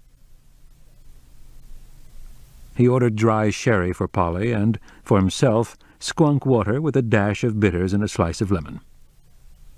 The village of Squunk Corners was noted for a flowing well whose waters were said to be therapeutic. Raising his glass in a toast, he said, "To the memory of a promising young couple." "Harley was an admirable young man," Polly said sadly. Coco took an instant liking to him. "No one seems to know much about his wife. The papers said they were married in Las Vegas, and I thought that unusual. The affluent families around here seem to like big weddings at the old stone church, with 12 attendants and 500 guests and a reception at the country club. When David and Jill were married, their wedding cost a fortune. Harley's wife never came to the theater club, yet the newspaper said both couples were going to the rehearsal, and both couples were wearing rehearsal clothes." Polly raised her eyebrows. "Did you ever read a news story that was completely accurate?" They consulted the menu. It was no-frills cuisine at Tipsy's, but the cooks knew what they were doing. Polly was happy that her pickerel tasted like fish and not like seasoned breadcrumbs. Quillerin was happy that his steak required chewing. "I always suspect beef that melts in my mouth," he said. The conversation never strayed far from the Fitch case. Polly worried about Harley's mother, who was a trustee on the library board. "Margaret has very high blood pressure. I'm afraid to think how she may react to the shock. She's such a wonderful person, so generous with her time, always willing to chair a committee or captain a fundraising event, not just for the library, but for the hospital and school. Nigel is the same way. They're beautiful people." Quillerin mused, unsure how to react to this outpouring of sentiment, so unusual for Polly. "It'll be rough on David," he ventured to say. "He and his brother were so close." "Yes, and David was the more sensitive of the two, but Jill will give him the support he needs. She has a firm grip on her emotions. Did you notice that it was Jill who was quoted in the newspaper? When she and David were married, everyone in the wedding party was nervous except the bride." "Didn't it surprise you to learn that we've had an armed robbery in Moose County?" he asked. "It was bound to happen. Firearms are plentiful up here. So many hunters, with rifles, shotguns, handguns. The majority are responsible, law-abiding sportsmen, but these days anything can happen." She shot him a quick, inquiring glance. "I don't hunt, but I do have a handgun." Quillerin's moustache bristled. Her reserved personality, her gentle manner, her quiet voice, her matronly figure, her conservative dress, nothing suggested that she might have a lethal weapon in her possession. "Living alone on a country road, I feel it's only prudent," she explained. "What's happening down below is beginning to happen here. I've seen it coming. I don't like it." "Why don't you move into town?" he suggested. I've lived in that little house ever since Bob died. I adore my little garden. I like the wide open spaces. I enjoy living on a dirt road and seeing cows in a pasture when I drive to work. Sometimes one has to compromise, Polly. Compromise doesn't come easily to me. I've noticed that, Quillerin said. Polly declined dessert, but he was unable to resist the lemon meringue pie. "Have you ever seen the Fitch estate?" he asked. "Several times. When Margaret and Nigel lived in the big house, she gave a tea for the library board every Christmas. They have hundreds of acres, beautiful rolling country with woods and meadows and streams, and a view of the big lake from the highest hill. The mansion that Cyrus Fitch built in the 1920s is a large, rambling place. They say he designed it himself. He was a militant individualist, an avid collector, too. Harley and David grew up there, among big game trophies, rare books, Chinese temple sculpture, medieval armor, and all the exotic things that people collected in the 20s if they had money. When David married Jill, his parents built them a modern house on the property. When Harley married, he and his bride moved into the mansion, and his parents took a condominium. Can one drive into the property? It's a private road, but there's nothing to stop anyone from entering. What is there to attract burglars? I can't imagine that the thieves were interested in rare books or mounted rhinoceros heads. There was jewelry handed down in the family. I imagine Harley's wife received some of it after they were married. Quillerin stroked his mustache thoughtfully. I have a feeling the killer or killers had been there before. When they left Tipsy's and started the drive back to Pickaxe, in the first pink of the sunset, he asked, "How do you like the Moose County something?"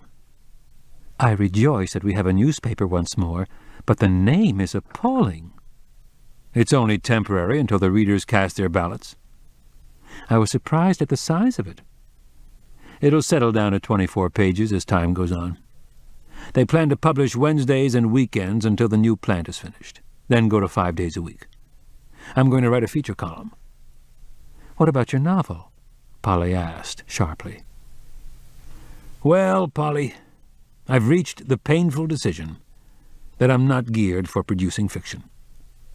For 25 years my career was based on ferreting out facts, verifying facts, organizing facts and reporting them accurately. It seems to have stultified my imagination." "But you've been working on your novel for 2 years." "I've been talking about it for 2 years," he corrected her. "I'm getting nowhere. Maybe I'm just lazy." "You disappoint me, Quill." "You overestimate me.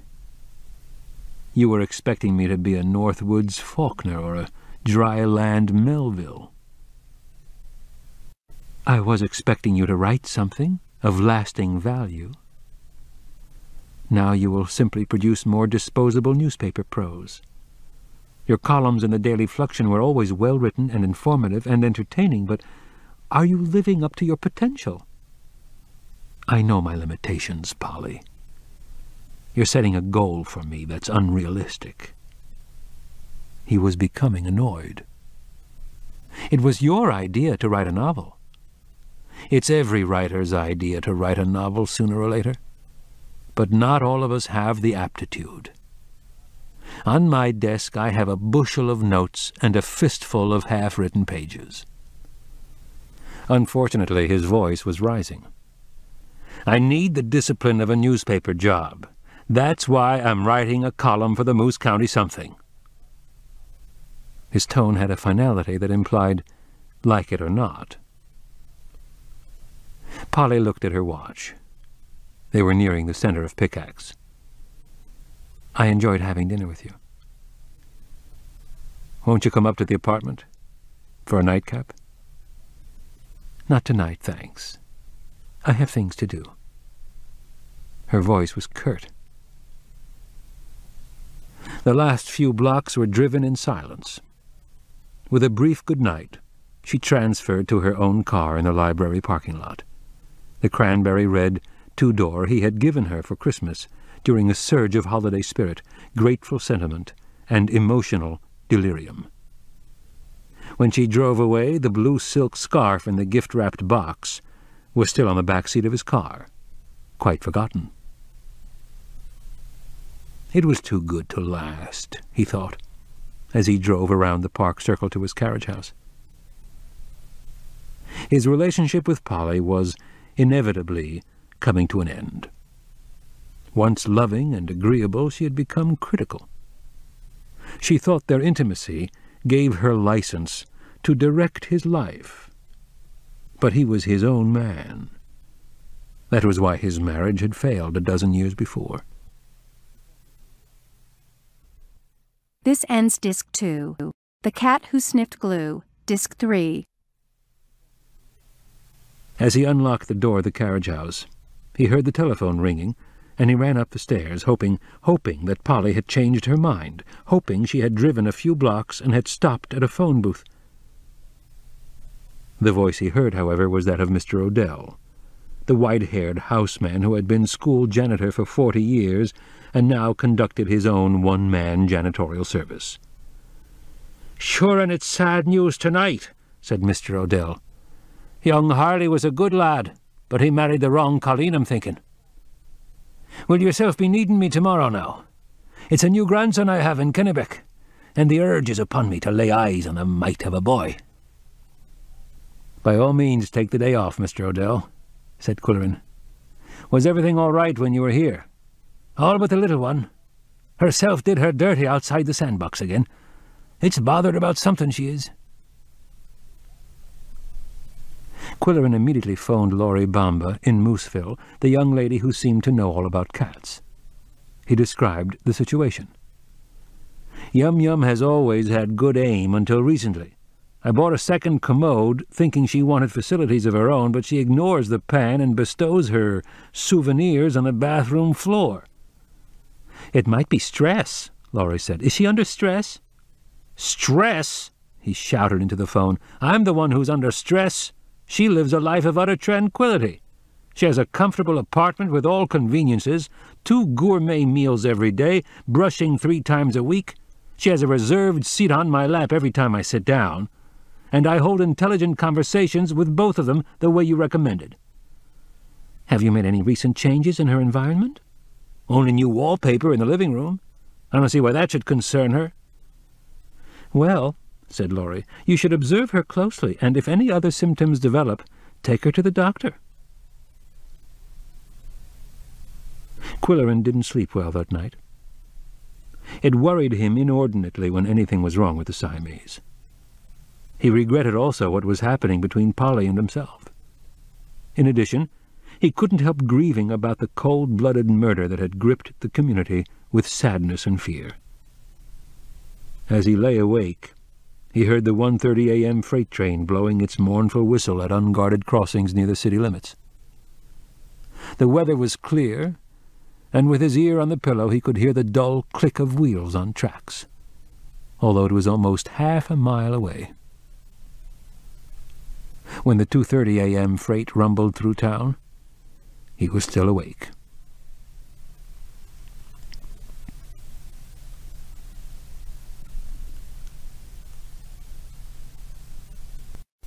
Scene 8. Place: downtown Pickaxe. Time: the day before the Fitch funeral.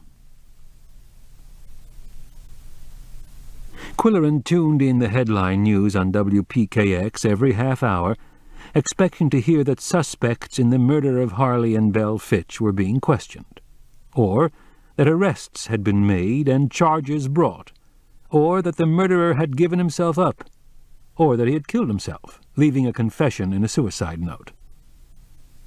Despite the scenarios he composed, nothing of the sort happened.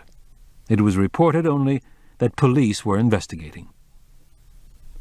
It also was announced that the funeral would be held on Friday, and it was the wish of the family that it be private. Quillerin knew the decision would disappoint most of the local citizens. funeral going and funeral watching were consuming interests in Pickaxe. Further, it was announced that Margaret Fitch, mother of the slain man, had suffered a massive stroke and was in critical condition at the Pickaxe Hospital. All of this only aggravated Quilleren's impatience to know exactly what was happening, and he walked to the police station to confront Brodie, walking less briskly than usual. After a sleepless night, he lacked pep. They hadn't talked together since the incident in West Middle Hummock, but Brodie would know everything and would be willing to reveal a few facts off the record. "Bad business, Brodie," Quilleren said upon entering the office. "Bad business," echoed the chief without lifting his eyes from his paperwork. "Any suspects?" "That's not for me to say. It's not my case." "I suppose West Middle Hummock is the sheriff's turf." Brodie nodded. "And the state police are assisting." "Off the record, Brodie. Do you suspect the punks from Chipmunk?" The chief looked Quilleren straight in the eye and said coolly, "No comment." This was a surprising response from the usually talkative lawman, but Quilleren knew when to stop wasting his time. "Take it easy," he said as he left. His next stop was the office of the Moose County Something. In a newspaper city room, one could always count on hearing inside information, true or false. He discovered, however, that Junior Goodwinter was taking a day off, having worked 7 days a week since the inception of the project, and Roger McGillivray was out on the beat, pursuing a story on wild turkeys. Arch Riker was on hand, huddled over his desk, but he had heard no rumors and could answer no questions. Quilleren said, "I'm curious about the background of Belle Fitch. My houseman says Harley married the wrong woman." "You hound dog!" Riker exploded, pushing his chair away from his desk in an impatient gesture.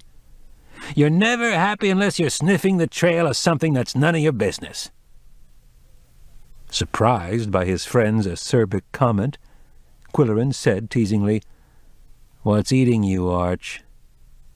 Did Amanda refuse your ring?" "That's none of your business either," the editor snapped. "When can we have your first column?" "When do you want it?" "Tomorrow noon for the weekend edition." This was the kind of short deadline that heated Quilleren's blood, concentrated his attention, and primed the flow of ideas. How about a piece on the eccentric bookseller who does business in a former blacksmith shop? "What about pics? Do you have a camera?"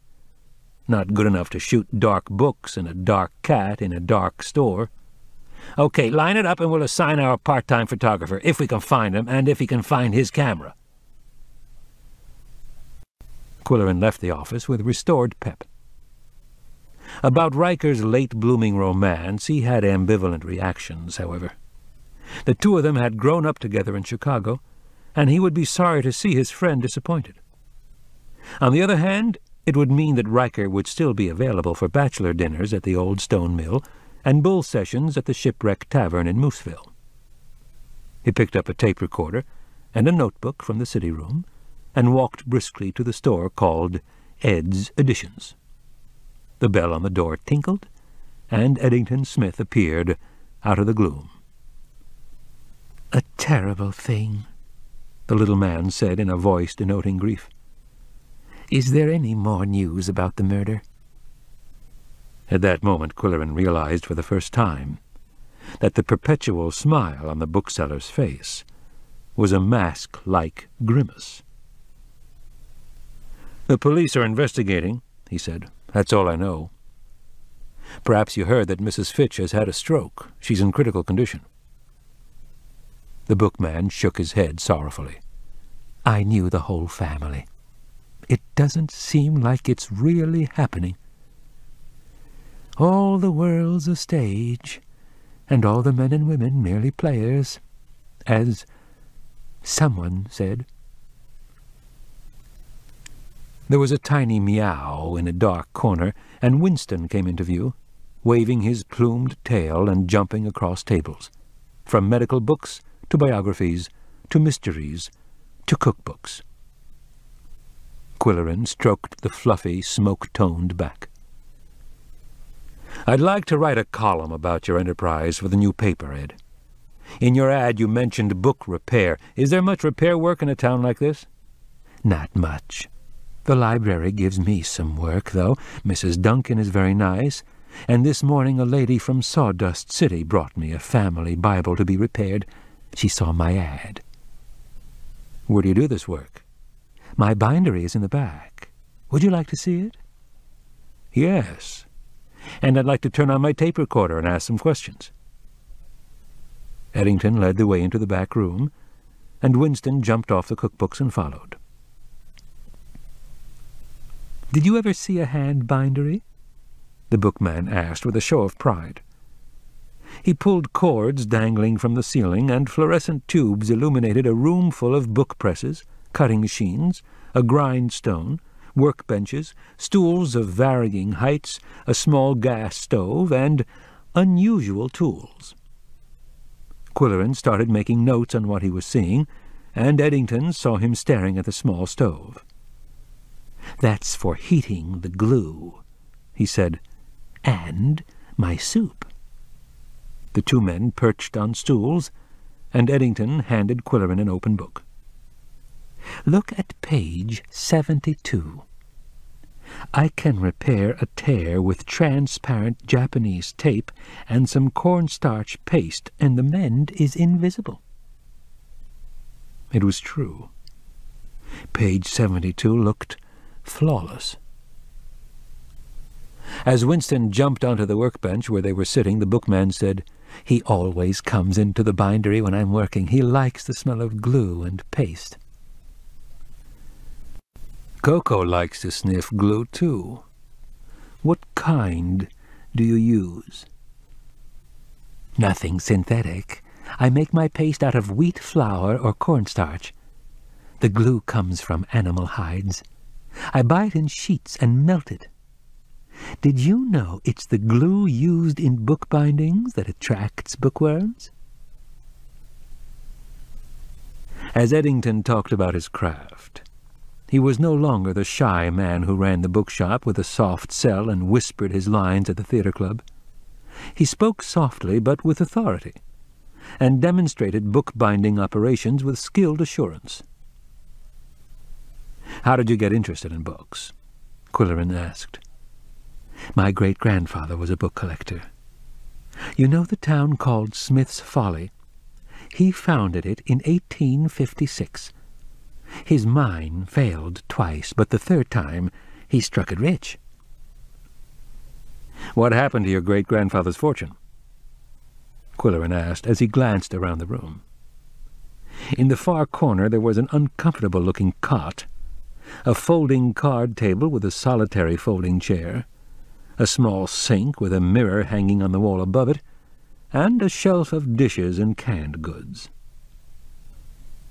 "I'm sorry to say the next generation spent it all on lovely ladies," said Eddington, blushing an unhealthy purple. "My father had to earn his living selling books from door to door." "What kind of books?" "Classics, dictionaries, encyclopedias, etiquette books, things like that. People with no education wanted to improve themselves, and my father was like a missionary, telling them to read and live better lives. He never made much money, but he was honest and respected. As somebody said, virtue and riches seldom settle on one man." "And how did you get into the used book business?" "An old man died, and they threw his books on the dump. I carted them away in a wheelbarrow. I was only 14. Now I buy from estates. Sometimes there's an odd book in the lot that's worth something.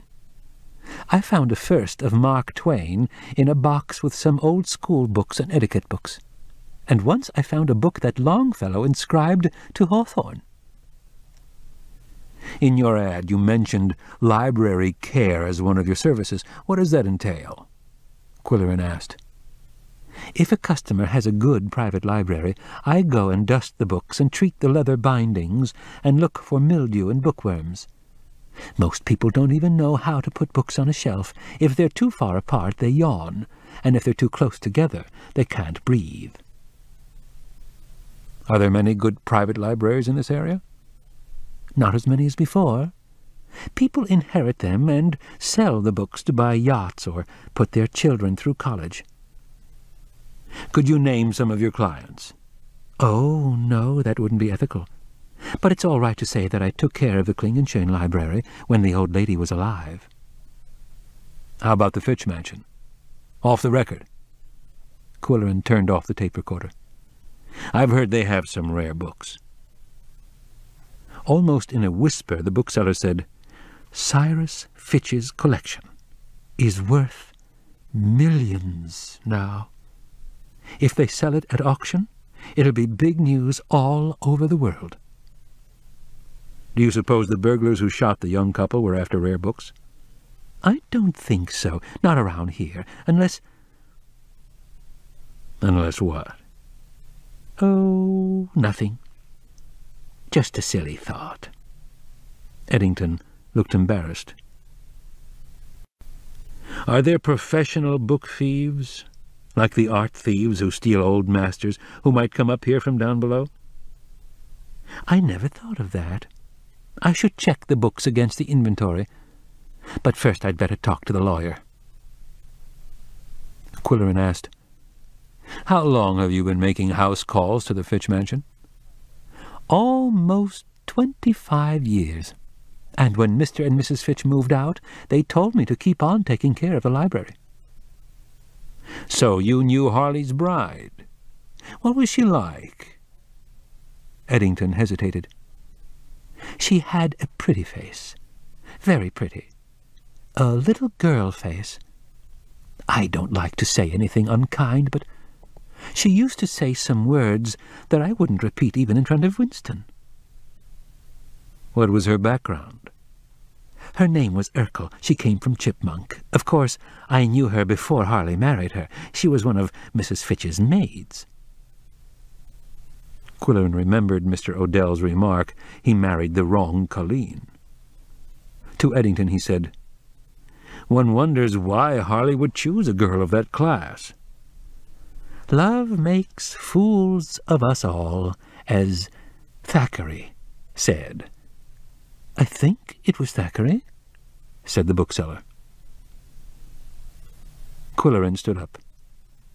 This has been an enlightening session, Ed. A photographer will come around tomorrow to get a few shots.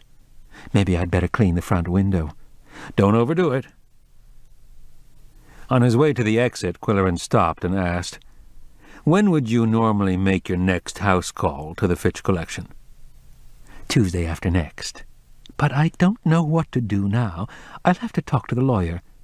I don't want to bother Mr. Fitch, but the books should be taken care of. I'd appreciate it if you'd take me along, Quillerin said. I might learn something. Shall I ask the lawyer if it's all right? No, just take me along as your assistant. I'm good at dusting. As Quillerin walked home, he marveled at the knowledge of the modest, self-educated little man, at his complete joy in working with books, and at his shabby living quarters. He remembered the narrow cot, and the sad table and chair, and the shelf above the sink. On it were a cup and plate, a dented saucepan, some canned soup and sardines, a razor and comb, and a handgun. Arriving at his apartment, he knew there was a message on the answer box even before he reached the top of the stairs.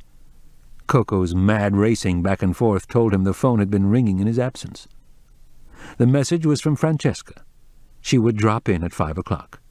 She had some stunning wallpaper samples for his bedroom. She also had some news, she said.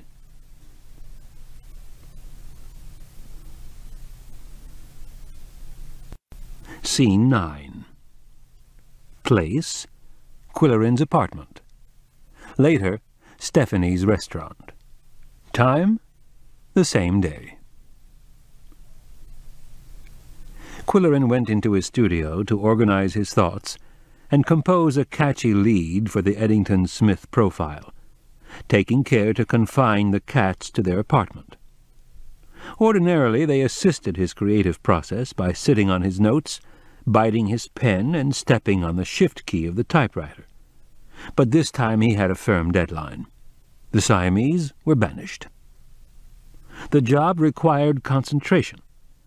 In his workshop, Eddington used a strange vocabulary, giggering and glaring, nipping up, blinding in, holing out, ringing down, and fanning over, casing in, lacing in, and gluing up.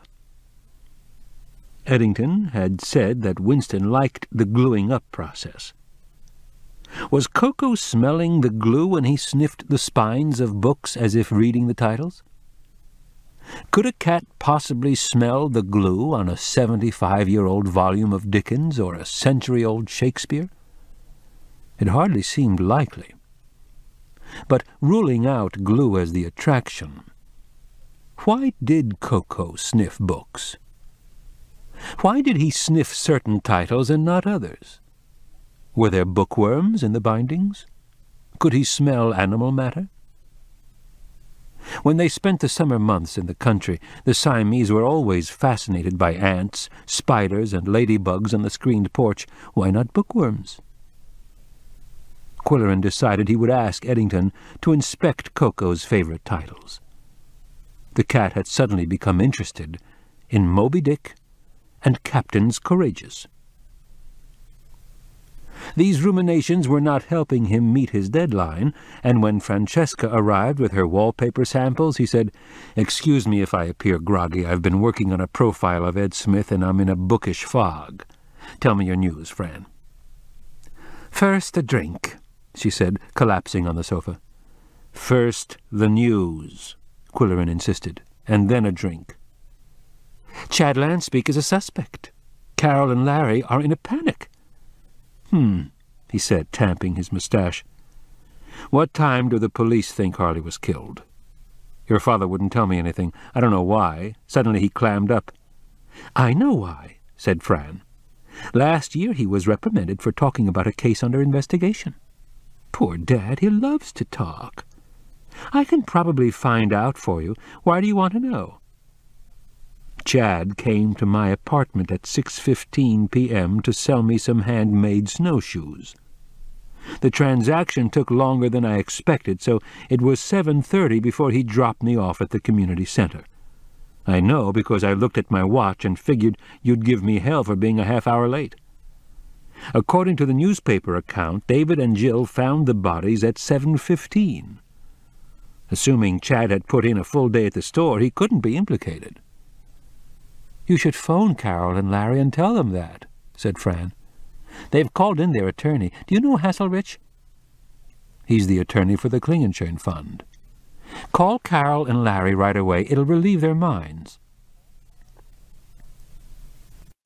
Quillerin punched the number of the Lanspeak residence, visualizing their attractive country house as he waited for them to answer. Split-rail fences, cedar shake roof, picturesque barn. "Hello, Larry, this is Quill. I have some information for you that may be vital." "Yes, I know," Fran told me, "but assuming Chad worked a full day in the store, he's in the clear. He was with me from 6:15 to 7:30, and supposedly came directly from work." "What time did he check out?" "Well, then he should be covered. You remember I told you he was selling me snowshoes. That's why I was late for rehearsal." "That's right, he drove me downtown in his rattle-trap truck and dropped me off at the rehearsal hall at 7:30. "Yes, I thought it might help. I even have a pair of beaver tails to prove it. Tell Hasselrich and let him take it from there. I'm standing by if he wants me to do anything. So long, Larry. Chin up." As he poured scotch for Fran, she walked around the living room, appraising it with a professional eye, moving a table 3 inches to the left, adjusting the blinds, straightening the picture of the 1805 gunboat. "How did this print get so crooked?" she asked. "We haven't had any earthquakes or sonic booms." "Blame it on Koko," Quillerin said. He likes to rub his jaw against the corners of picture frames, and that one is easy to reach from the back of the sofa. If you knew anything about cats, that would be perfectly obvious." She settled down with a drink. "I still can't believe we've lost Harley." "No one says much about his wife. Did you know her very well?" Fran shifted her eyes. "I met her a few times." "Did she come from Chipmunk?" "Somewhere out in that direction." "What did people think about their marriage? Why were they married in Las Vegas?" "Honestly, Quill, I don't feel like talking about it. Harley isn't even buried yet. It's too painful. Mind if I smoke?" With gestures that had a practiced grace, she shook out a cigarette, flicked the silver lighter he had given her for Christmas, and inhaled deeply. Quillerin waited for her to enjoy a few puffs before saying, "You and David were close friends, weren't you?" "How did you know?" "It was just a high school crush." "Did you ever think you might marry him?" "Did you ever think you might be a nosy bastard, darling?" Archly he said, "I have a compassionate curiosity about my fellow beings. It's one of my noble traits." He produced a bowl of cashews and watched her gobble them hungrily. "Seriously, Fran, do you suppose the local investigators are competent to solve this case?" "The state police have sent a detective up here, Dad says, a homicide expert. But don't underestimate our local cops. They've grown up here, and they know everyone. You'd be surprised how much they know about you and me and Chad and everyone else. They don't keep files on us. They just know." Quillerin poured another drink for her. Her glass was emptying fast. "What's the Fitch mansion like?" he asked. "Banana split architecture at its gooeyest," she said.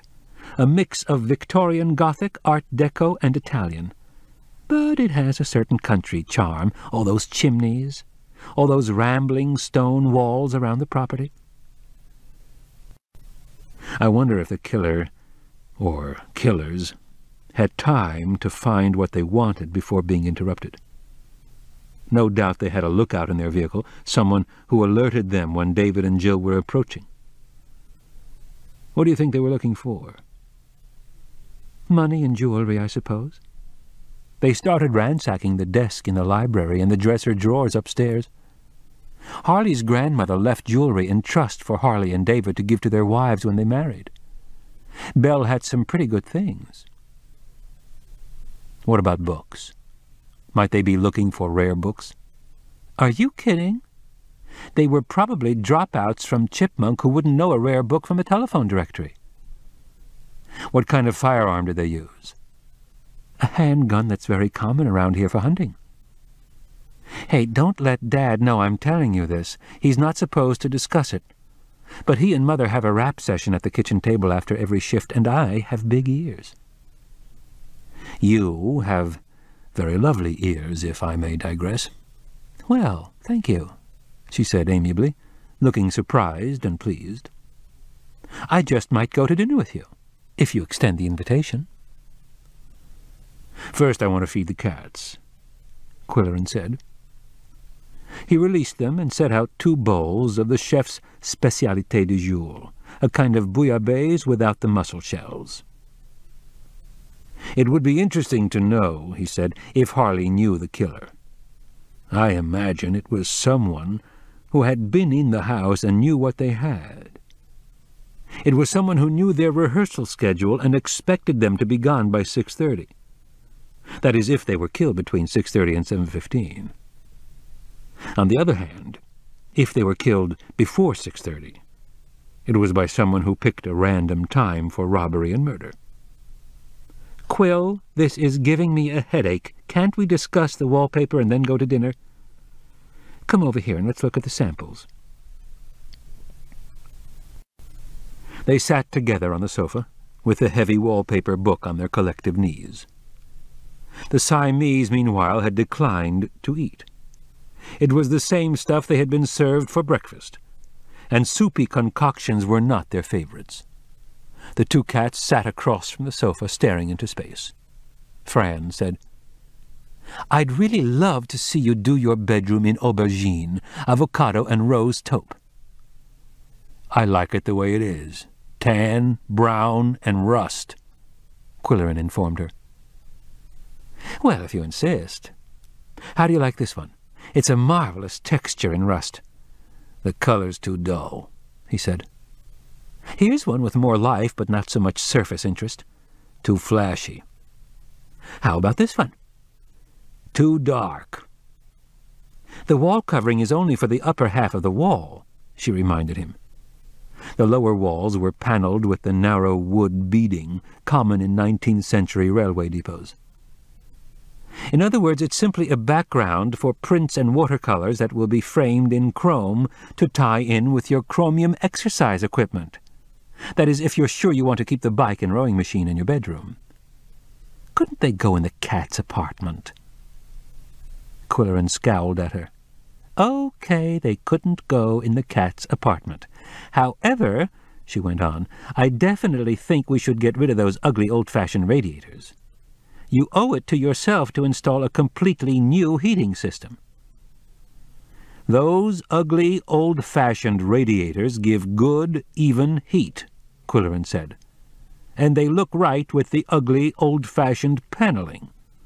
The plumber says they're over 75 years old and still in excellent operating condition. Show me any new invention that will still be good 75 years from now." "You sound like my father," Fran said. "At least let me design an enclosure for the radiators, just a shelf on top and grillwork in front. My carpenter can build them." "Will it impair their efficiency?" "Not at all. I also think we should shop for new bedroom furniture for you when we go to Chicago. The new lines are coming out, and I have some wonderful sources." "Ouch! The cat grabbed my ankle." "I'm sorry, Fran. Are your stockings torn?" She smoothed her leg experimentally. "I don't think so, but those claws are like needles. Which one did it?"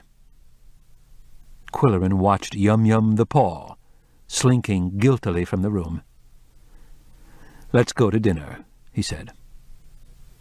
He gathered up Fran's wallpaper samples, and she dropped her cigarette pack into her handbag. "Where's my lighter?" "Where did you leave it?" "I thought I put it on the coffee table." She rummaged in her handbag, and Quillerin searched the floor and looked behind the sofa cushions. "It can't have wandered very far," he said. "It'll turn up, and I'll give it back to you. Meanwhile, this would be a good time to give up smoking." "You're sounding like my father again," she said with a frown.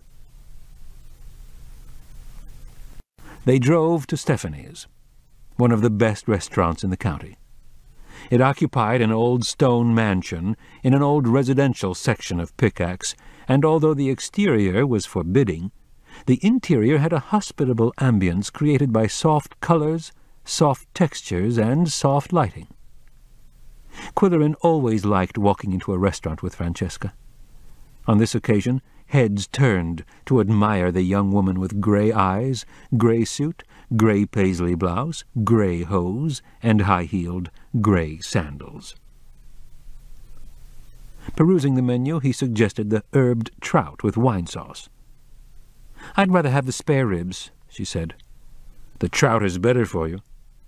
"Will you stop sounding like my dad, Quill?" They talked about her father's virtuosity on the bagpipe, Quillerin's fondness for things Scottish, Ed Smith's esoteric enterprise, and the future of the theatre club without Harley. Quillerin asked, "Do you know how David is reacting?" "I talked to Jill on the phone, and she said he's a basket case. Nigel, too. I wonder if they're resilient enough to cope. They'll need counseling, that's for sure. To lose someone through illness or accident is traumatic, but murder is so evil." "Are you a good friend of Jill's?" He had observed a remarkable similarity between the two young women. Their figures, their manner of walking and talking, their stagey theatre club gestures and attitudes. "We were clubby in high school," she said. "We double-dated, played basketball, went in for art. She's very clever, I'm smart, I think, but Jill is clever. Is her family well heeled? Not anymore. They lost everything in 1929. Her great-great-grandfather owned a string of sawmills. Her great-grandfather was a Civil War hero. Her grandfather was mayor of Pickaxe for 12 years. Her maternal grandmother... As Francesca related Jill's family history, a scenario began to take shape in Quilleren's mind. He waited a suitable interval before saying, "That was bad news about Harley's mother. Have you heard any more details?" "No." The brevity of reply confirmed what he was thinking. "If Mrs. Fitch doesn't pull through, it'll be a great loss to the community. She's done so much for the public library, the hospital, the school, and other good causes." Francesca's attention suddenly centered on her dinner plate. "I've met Mrs. Fitch at library board meetings, and she impresses me as a very gracious woman, certainly generous with her time and cooperation." Francesca raised her wrist and tapped her watch. "Do you realize what time it is? I've got to go back to the studio and write up some orders." "And I have to buckle down to work on the Ed Smith profile." Later, as they said good night, and she gave him a theatrical kiss, he presented her with the gift-wrapped silk scarf he had bought for Polly. "I know I'm a difficult client," he apologized, "but here's a small thank you for your patience. And I'll have a good look for your cigarette lighter." Upstairs in his apartment he found that the few remaining cashew nuts had been fished out of the bowl and batted around the room. "Is this your work, madame?" he asked Yum-Yum, who was licking her right paw. "And do you know anything about a missing cigarette lighter?"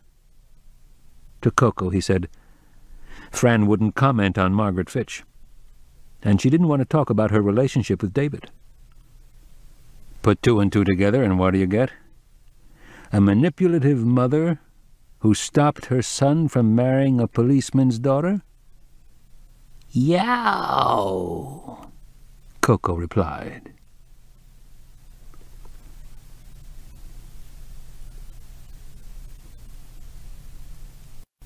Scene 10. Place: Quilleren's apartment. Later, the newspaper office. Time: the day of the Fitch funeral. It was a private funeral in accordance with the wishes of the family. The obsequies were held in the old stone church across the park from Quilleren's property, and the police kept traffic moving and discouraged loitering in the vicinity. There were no photographers waiting on the sidewalk or lurking in the trees with their telephoto lenses. Riker had wanted to give the event coverage, saying that Fitch was an important name in the county, the deaths were shocking, and the funeral was newsworthy. Junior Goodwinter disagreed. "It's different in a town like this. We respect their feelings." Riker insisted, and the argument became heated until Quilleren was asked to mediate. He agreed with Junior. "The public's right to be nosy won't be violated. Within an hour of the burial, all the details of the funeral will be common knowledge.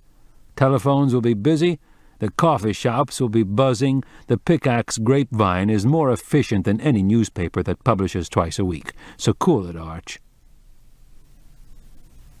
On the morning of the funeral, Quilleren was typing the last paragraph of the Eddington Smith story, and the Siamese were sitting on his desk when the telephone rang. Yum-Yum flew away to parts unknown, while Coco jumped to the phone table and scolded the instrument. "Quill, this is Cokie," said the voice on the phone. Alacoque Wright, the young architect, sounded more mature than she had been during their brief fling down below. "I'm phoning from the construction shed on your front lawn." "Good to hear your voice, Cokie. When did you arrive? How does the theater look?" Coco was now standing with his hind feet on the table and his forepaws on Quilleren's shoulder, and he was snarling into the mouthpiece. Quilleren pushed him away. "The job is looking good. They've been following the specs more closely this time. Only one problem. The wall color in the dressing rooms doesn't match the sample. It was supposed to be a rose ochre of low saturation to flatter the actors and elevate their mood. It will have to be repainted at the contractor's expense. How long are you going to be there, Cokie? Coco was biting the phone cord, and Quillerin gave him another shove. Until tomorrow noon. I'm staying at the Pickaxe Hotel. It's not exactly the plaza, but my room has a bed and indoor plumbing, for which I'm grateful. Let's have dinner tonight. Come to my apartment over the garage whenever you're through with your work. We'll have a drink, and you can say hello to Coco. He's making an unholy fuss at the moment for some obscure reason. See you later, she said. Quillerin turned to the cat sitting on the phone table just beyond arm's reach. Now, what was that all about, young man? If you must monitor my phone calls, try to act with civility. Coco scratched his ear with infuriating nonchalance. Quillerin returned to his typing, only to be interrupted by a phone call from Polly Duncan. The dulcet quality of her voice indicated that she had recovered from her peevishness, and his hopes soared. "I'm embarrassed, Quill," she said. "Monday was your birthday, and I didn't even mention it when we had dinner on Wednesday. If it isn't too late to celebrate, would you be my guest at Stephanie's this evening?" "I'd like that," he said with warmth. "I'd like that very much, but unfortunately the architect for the theater project is here from Cincinnati, and I have to do the honors." "How long will he be here?" Until tomorrow noon." He decided not to point out the gender discrepancy. "Then could you dine with me tomorrow evening?" "Saturday? That's when the newspaper bosses are treating the staff to a victory bash. It's just an in-house celebration with drinks, bonuses, and speeches, but I have to be there to represent the Klingenschein Fund." "You're really keeping busy, aren't you?" she said crisply. He waited hopefully for an invitation to roast beef and Yorkshire pudding at her cozy little house on Sunday. But she merely signed off, with polite regrets. So, Quillerin was in a sober mood when he walked downtown to hand in his copy and photo request at the newspaper office. As he approached the building, he saw a post office vehicle parked at the curb and a mail carrier dragging large sacks into the building. Their contents were being dumped on the floor in the middle of the city room, and everyone, publisher included, was slitting envelopes and counting ballots for the official name of the new publication. "Come on, Quill," Junior called out. "Dig in and start counting. Help yourself to coffee and donuts." Hixie said, "The write-ins are the best. Here's one for the Moose County Claptrap." By noon there were a few scattered votes for Chronicle, Clarion, and Caucus, but 80% of the readers wanted to retain the flag used on the first issue, the Moose County something. "At least it's different," Riker acknowledged reluctantly. "People around here like to be different," Junior explained. "My next-door neighbor hangs his Christmas tree upside down from the ceiling, and there's a restaurant in Burr that charges a nickel for a paper napkin." Roger said, "I know a farmer in Wildcat who doesn't believe in daylight saving time. He refuses to move his clock ahead, so he's an hour late for everything all summer." "Okay, how about this one?" Hixie said. "I sold an ad to a little old lady in Smith's Folly who sells candy, cigarettes, and pornographic magazines. And she mentioned the Fitch funeral. She said she'd never been to a funeral. She said all her family were buried in the backyard, without any fuss." Riker said, "I don't believe a word of this nonsense." "In Moose County, I'll believe anything," Quillerin said. "But Hixie is exaggerating about the magazines. I've been in that shop." "It's true," she insisted. "The racy stuff is behind a curtain." "Okay, you loafers, back to work," Riker ordered. "Here comes a mail girl with another sack."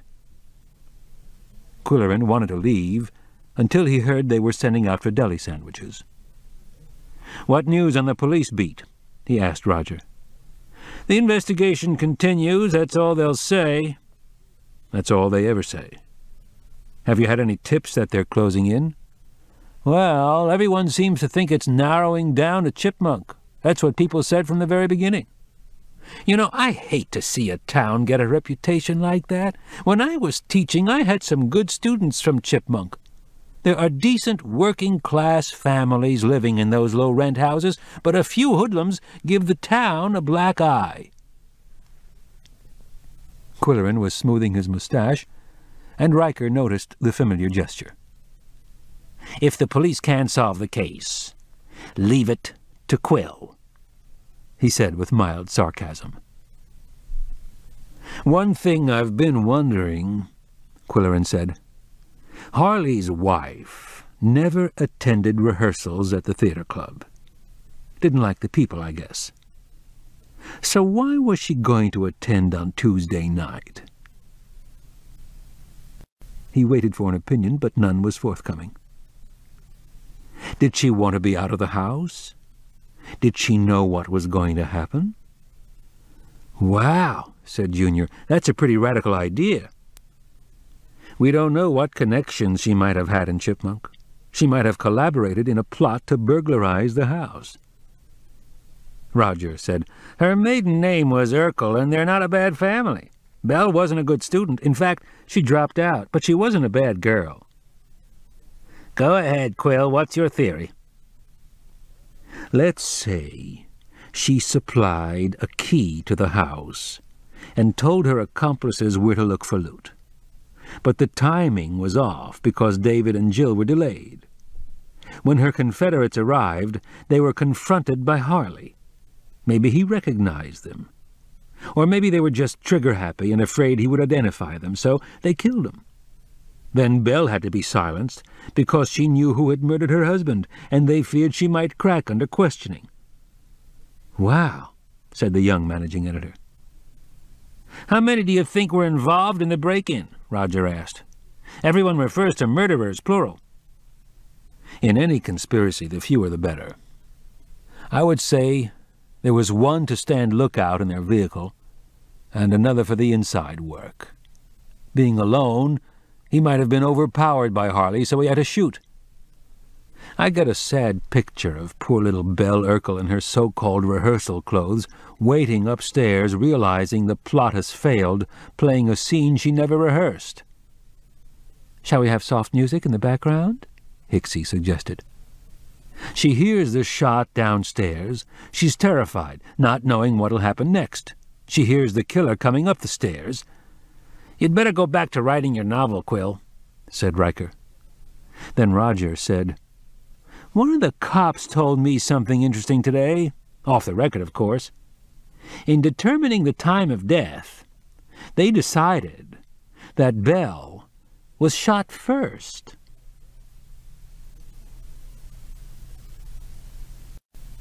Scene 11. Place, the old stone mill. Time, evening of the same day. Introducing Alicoque Wright, architect from Cincinnati. While waiting for Alicoque Wright to arrive, Quillerin wrote 2 letters of condolence, one to Nigel Fitch on the loss of his son, and one to David and Jill on the loss of their brother. He had to work fast in order to seal the envelopes and affix the stamps before that maniac of a cat swooped in with his wet tongue. As soon as an envelope or stamp came out of the desk drawer, Coco stalked it with a quivering nose and an insane gleam in his eye. Next, Quillerin prepared for company. He straightened the gunboat picture over the sofa, removed used coffee cups and scattered newspapers, put on his best suit, and filled the ice bucket with cubes. "Cokie is coming," he said to the Siamese. "Try to be on your best behavior." Coco made an ugly noise, halfway between a hiss and a snarl, and Quillerin suddenly realized why. At that moment, the doorbell sounded, and Cokie was admitted. There were hugs and kisses appropriate under the circumstances, and then Quillerin said, "I can't call you Cokey anymore. Coco will have a fit. He thinks it's his name being spoken. Cats are jealous of their names. Coco doesn't like anyone to touch his tail, pry open his mouth, or apply his name to any other entity, animal, vegetable, or mineral. That's why we have only ginger ale around the house and not that other popular beverage." "That's all right," said Alicoque. "Call me Al. That's what my husband always called me. How are you, Quill? You're looking so healthy, it's indecent. I missed you the first time I was in town." "I was down below, partying at the press club, inhaling polluted air, and trying to get unhealthy again so my old friends would recognize me." "I must say there's something about country living that agrees with you." "You've changed, too," Quillerin said. "You're looking older and wiser, if you don't mind the dubious compliment." Formerly addicted to clothes that she made out of drapery samples, she was now the sleek, well-dressed, self-assured, city-bred, successful career woman, in pant dressing suitable for climbing around a construction site. There's nothing like a good job and a bad marriage to make a girl look older and wiser, she admitted ruefully. "I didn't know about your marriage. Are you divorced?" "No, but I work in Cincinnati, and he's driving a truck in San Francisco, where he belongs." She volunteered no details, and Quillerin asked no questions. Walking to the small serving bar incorporated in the bookshelves, he remarked, "I suppose you're still drinking yogurt and prune juice?" "Lord, no, I'll take Irish neat, if you have it." "Is that Coco? He looks older and wiser, too." "The little one is Yum-Yum. You've never met her." "She's adorable. How's your current love life, Quill?" "I don't know, frankly. I've been rather happy with a woman of my own age, a librarian, but she's beginning to resent the young woman I've hired as my interior designer." "Stick with the librarian, Quill. You know how I feel about interior designers. Remember when I was a reluctant assistant in Mrs. Middy's studio with all those calico lampshades and mammy rockers?" Alicoque looked around the living room with approval. "I'm glad to see you've furnished in contemporary." "I find it comfortable, especially with a few old books and old prints thrown in." "Do you like living up here?" "To my surprise, yes. I've always lived in big cities and had the big city viewpoint, but people up here think differently, and I find myself adjusting. Also, a town of this size has a human scale and a slower pace that I find comforting." "That's the second time in a minute and a half that you've mentioned comfort. Is that a sign of growing older?" "Older and smarter. In Pickaxe I walk a lot. I've lost weight, and I'm breathing better. We have fresh air, safe streets, minimal traffic, friendly people, boating in summer, skiing in winter." "Does Pickaxe need an architect? Young, talented, friendly female wishes to apply." "I may need an architect soon," Quillerin told her.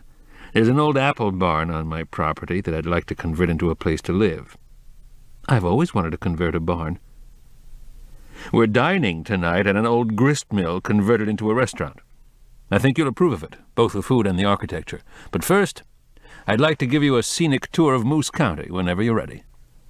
"Let's go," she said, draining her glass.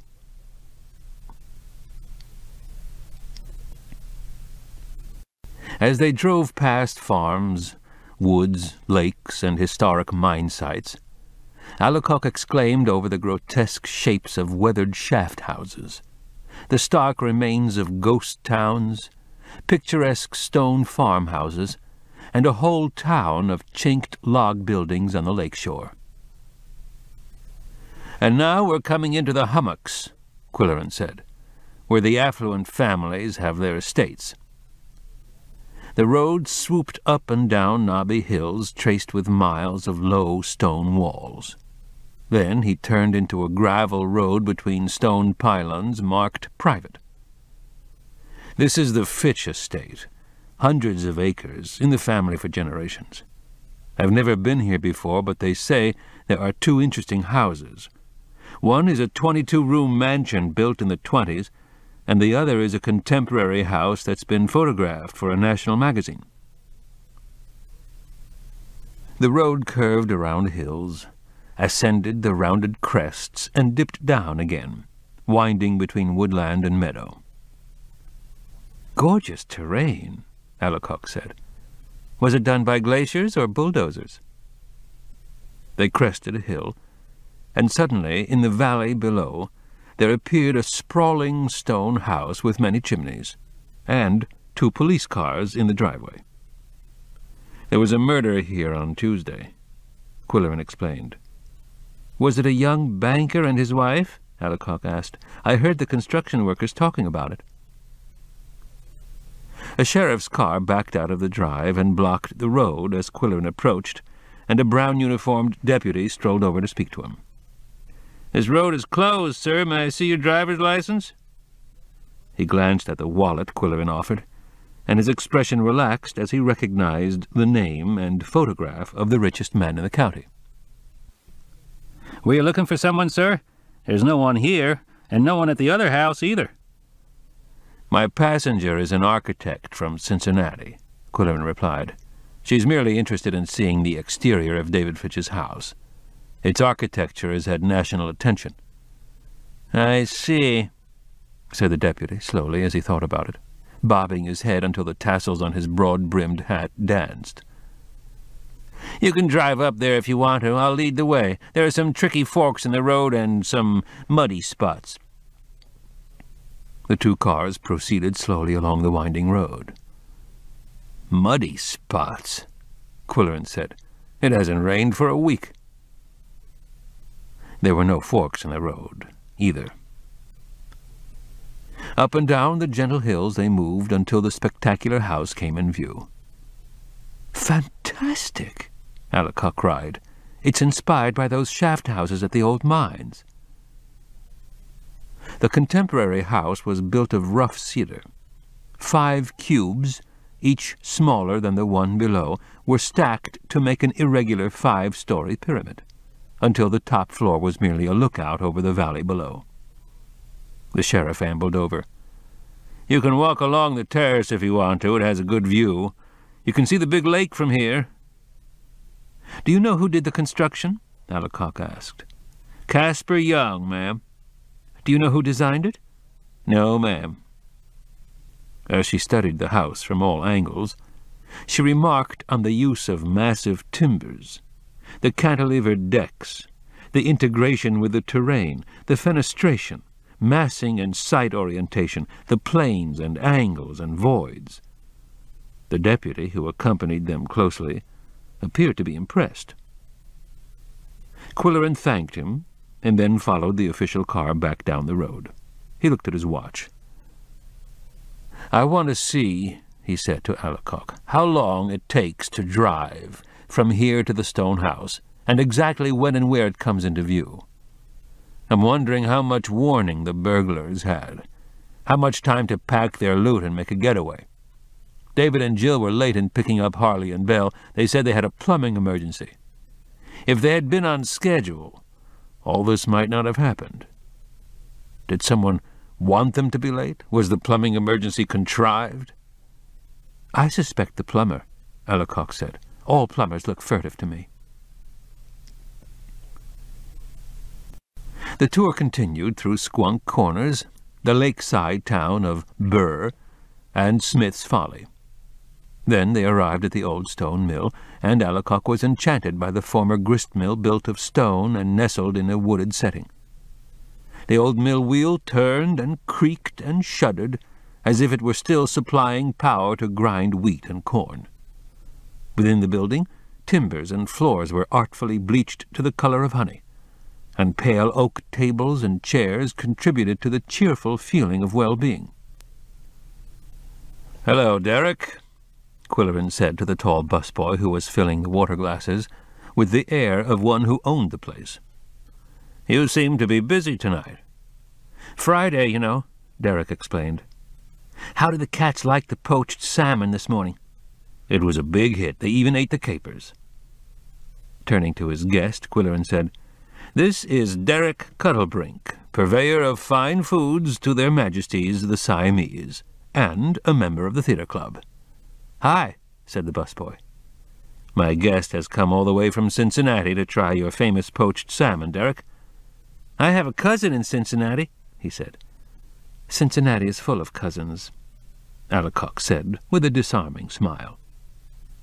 Quillerin asked, "Where's my favorite waitress tonight?" "She quit. We have a new girl at this station. This is her first day. She's pretty nervous, and she's kind of slow, so give her a break." Eventually, a thin, frightened girl presented herself at the table. "I'm Sally, your server. Today's specials are clam chowder, oysters Rockefeller, and poached salmon. Would you like something from the bar?" "Yes, Sally," Quillerin said. "The lady will have Irish whiskey neat, and I'll have skunk water with a dash of bitters and a slice of lemon." Skunk water with what?" "A dash of bitters and a slice of lemon." Alicock was eager to talk about the theatre. The 2 graceful stairways in the lobby, the rake of the amphitheatre, the versatility of the staging area. "How good is your theatre group?" she asked. "A cut above most amateur companies," he said. "It was founded 100 years ago and named the Pickaxe Thespians, but the present generation thought it sounded like deviant sex, so it was changed to the theatre club. The young man who was killed Tuesday was one of our best actors." "What were the circumstances?" "He and his wife were gunned down in their home, the stone house where we encountered the police cars." "Were they into drugs?" Quillerin gave her a frigid glance. "No one is into drugs up here, Alicock." "That's what you think. Do they know who killed them?" "They've been questioning suspects. Robbery was the obvious motive. They say the house is crammed with valuable collectibles, accumulated a couple of generations back. The family has old money, and they're very well liked. Harley and his brother have always been known as cooperative, outgoing guys with a lot of class." "How about Harley's wife?" "They'd been married only a short time. I never met her." "I don't know whether I should repeat this, but the construction gang said she was a tramp." "Did they offer any corroborative detail?" "No, but they all nodded and leered. Why would a man like Harley marry a girl with that reputation?" "Pertinent question. I've been wondering about that myself." Her attention was wandering. She said, "There's a woman over there who keeps looking at us. She's with another woman." "Describe her." "Middle-aged, intelligent-looking, neat hair, pleasant face, hair slightly gray, plain gray suit, plain white blouse." "Size 16? Walking shoes?" "That's my librarian," he said. "I told her I was having dinner with an architect from out of town, and she assumed you wore a beard and smoked a pipe. I didn't correct her. Now I'm in the doghouse for keeps." "If you need consoling," Alicock said, "young, talented, friendly female architect wishes to apply." Suddenly there was a change of mood in the restaurant. The pleasant hum of diners' voices was interrupted by an excited hubbub in the rear of the room. The doors to and from the kitchen were rapidly swinging in and out. Waitresses were whispering to their customers, who responded with little cries of emotion and shocked exclamations. One waitress dropped a tray on the hardwood floor. It was Sally, who fell to her knees, frantically scooping up cheesecake. Quillerin flagged down the busboy. "What's happening here?" "Sally heard the news and got all shook up, I guess. Lucky it was cheesecake and not soup or something." "What news?" Quillerin demanded. "Did you know Harley's mother was in the hospital?" "Of course I knew that," Quillerin snapped impatiently. Derek glanced toward the kitchen. "Our salad girl's mother is a nurse at the hospital. She just phoned and said Mrs. Fitch died." "Oh, my God, Quillerin moaned. To Allicock he explained, Mrs. Fitch had a massive stroke after her son was murdered. Yeah, said Derek. Her husband was there at the hospital when she died, and he went out to the parking lot and sat in his car and shot himself. This ends Disc 3. I understand you helped the family with their decorating, Quillerin said. There's nothing anyone could do with that place, except burn it down. Did you ever see the junk old Cyrus collected? They're supposed to be treasures. Half of it's fake. The paper hanger told me they have some pretty wild wallpapers. Ah, that tramp Harley married. I gave her what she wanted, but I made sure it's peelable wallpaper. I hope somebody has the sense to peel it off. They should go in with a backhoe and shovel out all the crap, all those mangy stuffed animals and molting birds and phony antiques. Don't know what they'll do with the old mausoleum now. Might as well dynamite the whole thing and build condos. Would you like to sit down, Amanda, and have a cup of coffee? No time for coffee, no time to sit down. She was still tramping back and forth like a nervous lioness. Besides, that stuff you call coffee tastes like varnish remover. With the Fitch family virtually wiped out, Quillerin said, this community has suffered a great loss. Don't waste any tears over that crew. They weren't as perfect as the lunkheads around here like to think. But they were civic leaders, active in all the service clubs and all the fundraising drives. They served the community unselfishly. He was aware that he was baiting her. I'll tell you what they were up to, mister. They were polishing their egos. Fund-raising poo. Just try to get any money out of their own pocketbooks, and it was a different story. And were they ever slow to pay their bills? I should have charged 'em the same interest the bank charges. Quillerin persisted. The daughter of the janitor at the bank is going to art school, and Nigel Fitch personally paid her tuition. The Stebbins girl? Ha! Why not? Nigel's her natural father. Stebbins has been blackmailing him for years. Well, I can't stay here all day completing your education. She started down the stairs. Halfway down, she said, I hear you're going to Chicago with my assistant. We have to choose some furniture for my bedroom, Quillerin said. By the way, when's the wedding? What wedding? She shouted, and slammed the front door.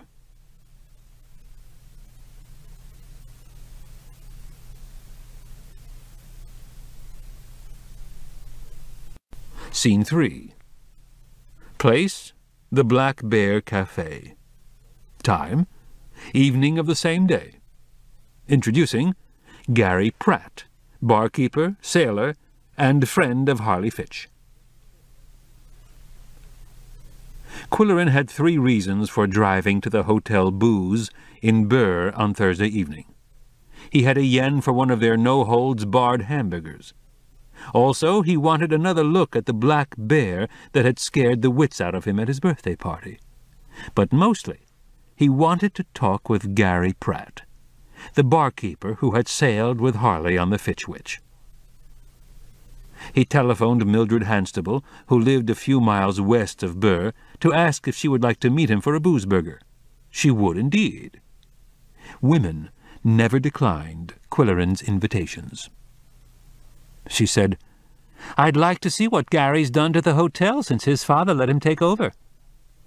I hope he hasn't cleaned it up too much, Quillerin said. And I hope Thumbprint Thelma hasn't quit.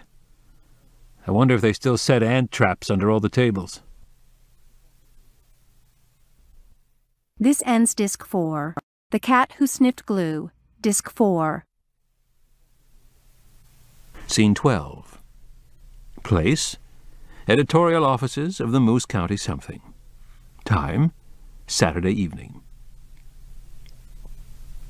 The readers had given their mandate. With the publication of the weekend issue, the Moose County Something became the official name of the newspaper, although the decision grated on Arch Riker's better judgment and caused him acute embarrassment. He said, "I always wanted to be an editor-in-chief, but I never wanted to be editor-in-chief of something called the Moose County something. Already I'm getting the raspberry by mail, phone, and carrier pigeon from the guys down below, and I'm afraid it's only the beginning." Nevertheless, he hosted the victory celebration on Saturday night with gracious hospitality. Desks in the city room were pushed together to serve as a bar and a buffet, and the former was dispensing everything from beer to champagne. Milling around the open bar were editors, reporters, columnists, one part-time photographer drinking enough for 3, stringers from outlying towns, office personnel, ad persons, and the circulation crew. Although exhausted after putting together the first 48-page something, the staff had managed to produce a weekend issue of 36 pages. It had gone to press too soon, however, to cover the deaths of Margaret and Nigel Fitch, and the banner headline on page 1 read, "Wild Turkeys Return to Moose County." Kevin Doone, who had been a pallbearer at the funeral of Harley and Bell, was doing justice to the open bar. "I need this," he said to Quillerin, raising his martini glass. "Carrying that casket was the hardest thing I've ever had to do. Harley was my cousin, you know, and a super guy. When Brody started playing the bagpipe as we were coming down the church steps, I really fell apart. David wanted a piper at the church and the cemetery because Harley always liked that kind of music. God, it sounded mournful. And now Aunt Margaret's gone. And Nigel. I've got to get a refill." Kevin dashed away to the bar, and the writer of social news, Susan Exbridge, caught Quillerin's eye. "Darling, why are we here?" she cried, waving her arms and spilling her drink. Since getting a divorce and joining the theatre club, she had become overly dramatic. "We should all be at home privately mourning for Nigel, that beautiful man." Quillerin agreed that the bank president was distinguished-looking. Tall, straight, perpetually tanned, with polished manners and affable personality. "How could he do it?" he asked Susan. "He couldn't face life without Margaret," she said. "They were devoted. And, of course, everyone knows that she made him a success. He was a sweet man, but he would have been nothing without Margaret's push.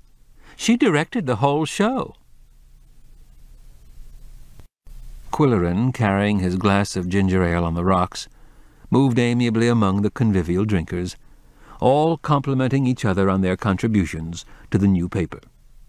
One of them was Mildred Hanstable, the buxom teacher from the Pickaxe High School, where she taught art and home economics, directed the senior play, and coached girls' volleyball. Now she was writing the food pages for the something. Quillerin said, "Mildred, I read every word of your cooking columns, even though cubing and dicing and mincing are Greek to me. Everything sounded great, especially the Chinese chrysanthemum soup. When are you going to learn to cook, Quill? Sorry, but I'll never have the aptitude to boil an egg, understand an insurance policy, or file my own tax return." "I could teach you to boil eggs," she said with her hearty laugh. "I give private lessons." Quillerin's expression changed from genial to doleful. This was the night there was supposed to be a housewarming party for Harvey and Bell. "Tell me something, Mildred. Teachers and cops in small towns know everything about everybody. What do you know about Belle Urkel?" "Well, I'm sorry to say she dropped out of school. She said she wanted to work for rich people and live in a big house. You could hardly blame her if you'd seen how people live in Chipmunk. She was a maid in the Fitch house, but I can't understand what motivated Harley to marry her." "Love? Lust? Biological entrapment?" "But he didn't have to marry her and embarrass the family, did he? As soon as I heard about the murders, I got out the tarot cards and did a couple of readings. There's a deceitful woman involved." Quillerin said politely. He was skeptical of tarot cards. "May I replenish your drink, Mildred?" When he returned with her scotch and his ginger ale, he inquired casually about Harley's scholastic record. "Both boys were good students, and so talented," she said. "David did excellent pen and ink sketches, and Harley built model ships with exquisite detail. They were both in school plays, and I guess they became quite serious about drama in college. You may not know this, Quill," she said, stepping closer, "but Harley disappeared for a year." "What do you mean by that?" "Both boys were expected to come home after graduating from Yale to work in the bank. Harley didn't show up." At that moment, Junior Goodwinter interrupted. "Don't you guys want any food? We've got turkey and corned beef sandwiches." "We'll be right there," Quillerin assured him. "Mildred is divulging some cooking secrets." "I always put a teaspoon of bitters in my lime pie," she said, picking up her cue. And when Junior moved away, she said to Quillerin, "No one really knows what happened to Harley. The family said he was traveling for a year, but of course there were many rumors." There was another intrusion. Mildred's son-in-law said, "What are you two subversives plotting?" "We're helping the police solve the Fitch case," Quillerin informed him. "Excuse me," Mildred said. "I'm going to get another drink." Roger said, "I heard something interesting this afternoon, Quill. A few hours before Nigel shot himself, he dictated letters of resignation from the bank, for David as well as himself. His suicide was evidently premeditated." "But why would David have to resign?" Quillerin asked. Before Roger could think of an answer, Hixie breezed into their midst with her usual breathless enthusiasm.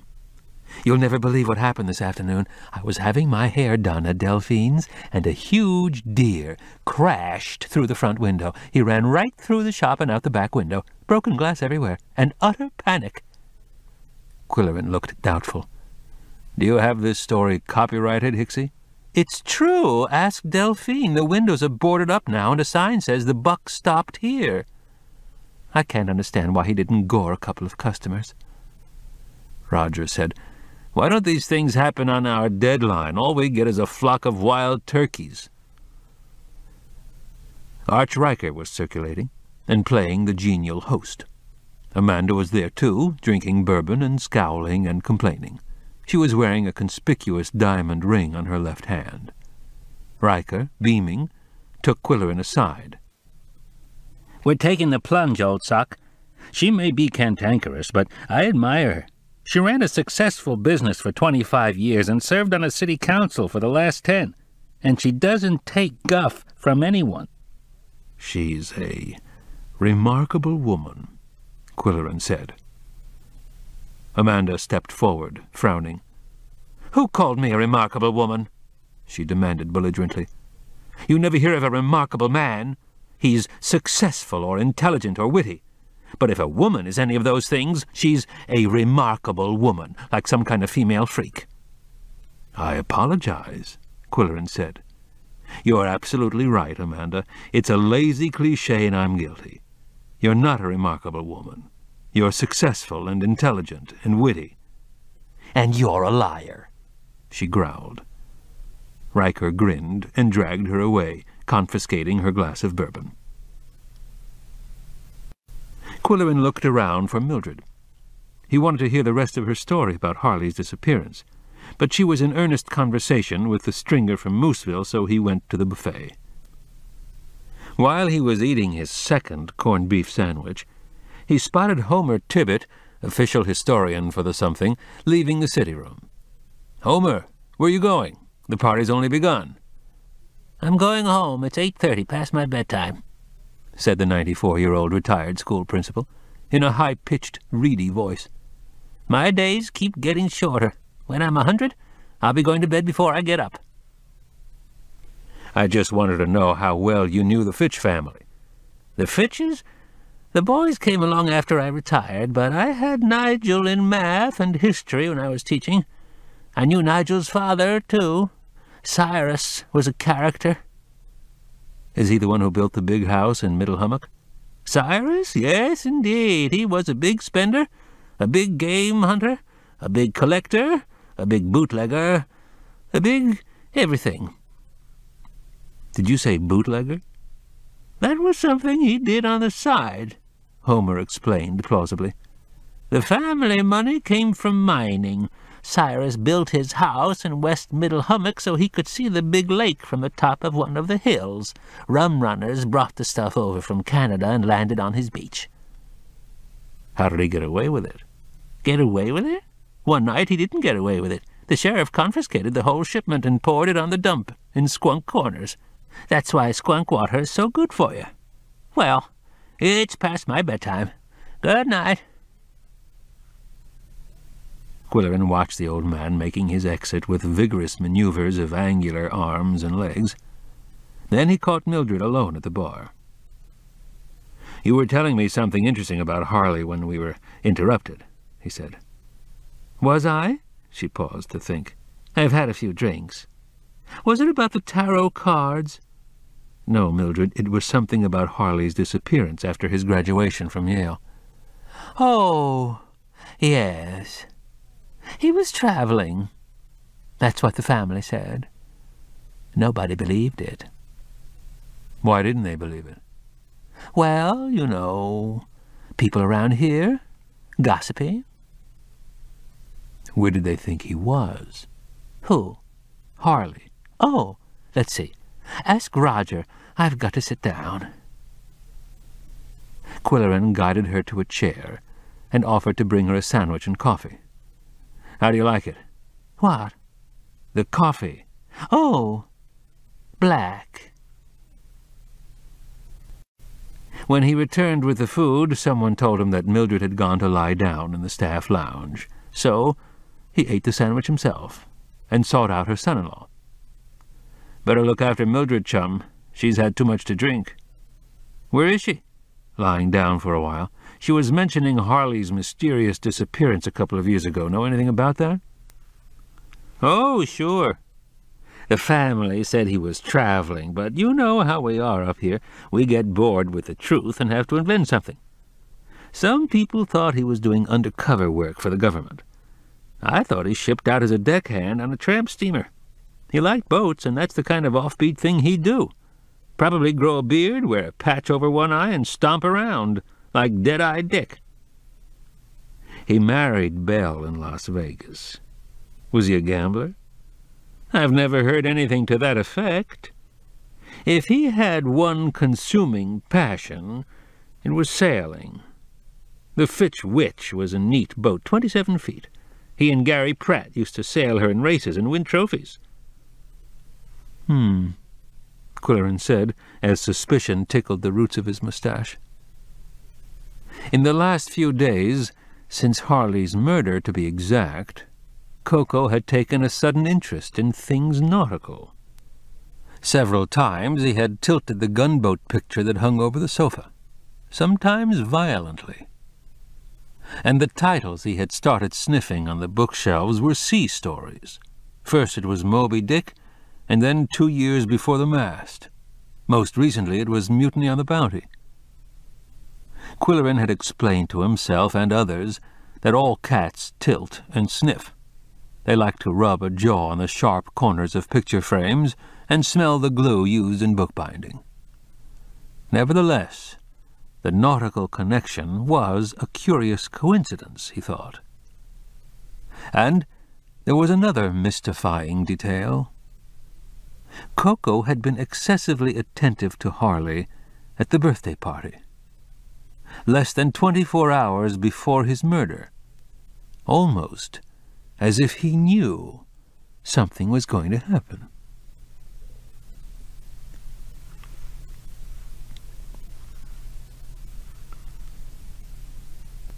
Scene 13. Place, Quillerin's apartment. Time, early Monday morning, and too early Tuesday morning. Introducing Pete Parrott, a paper hanger from Burr. The phone rang early. It was Francesca. "Is Pete there yet?" she inquired. "Who?" "Pete, the paper hanger. He has the wall covering for your studio, and he's going to deliver it this morning. He can install it today or hold off for a couple of days if you wish." "The sooner the better," Quillerin decided. "I'll be needing to use my studio the rest of the week. What's Pete's last name?" "Parrott. Pete Parrott. He's the one who did your living room when you were out of town. He's the best in the county." "And the most expensive, I suppose." "You can afford it," she said, with a flippancy that irritated him. He had always disliked being told what to do with his money, whether he had much or little. Quickly he started tidying his studio, stuffing papers into desk drawers and removing the debris of bachelor living.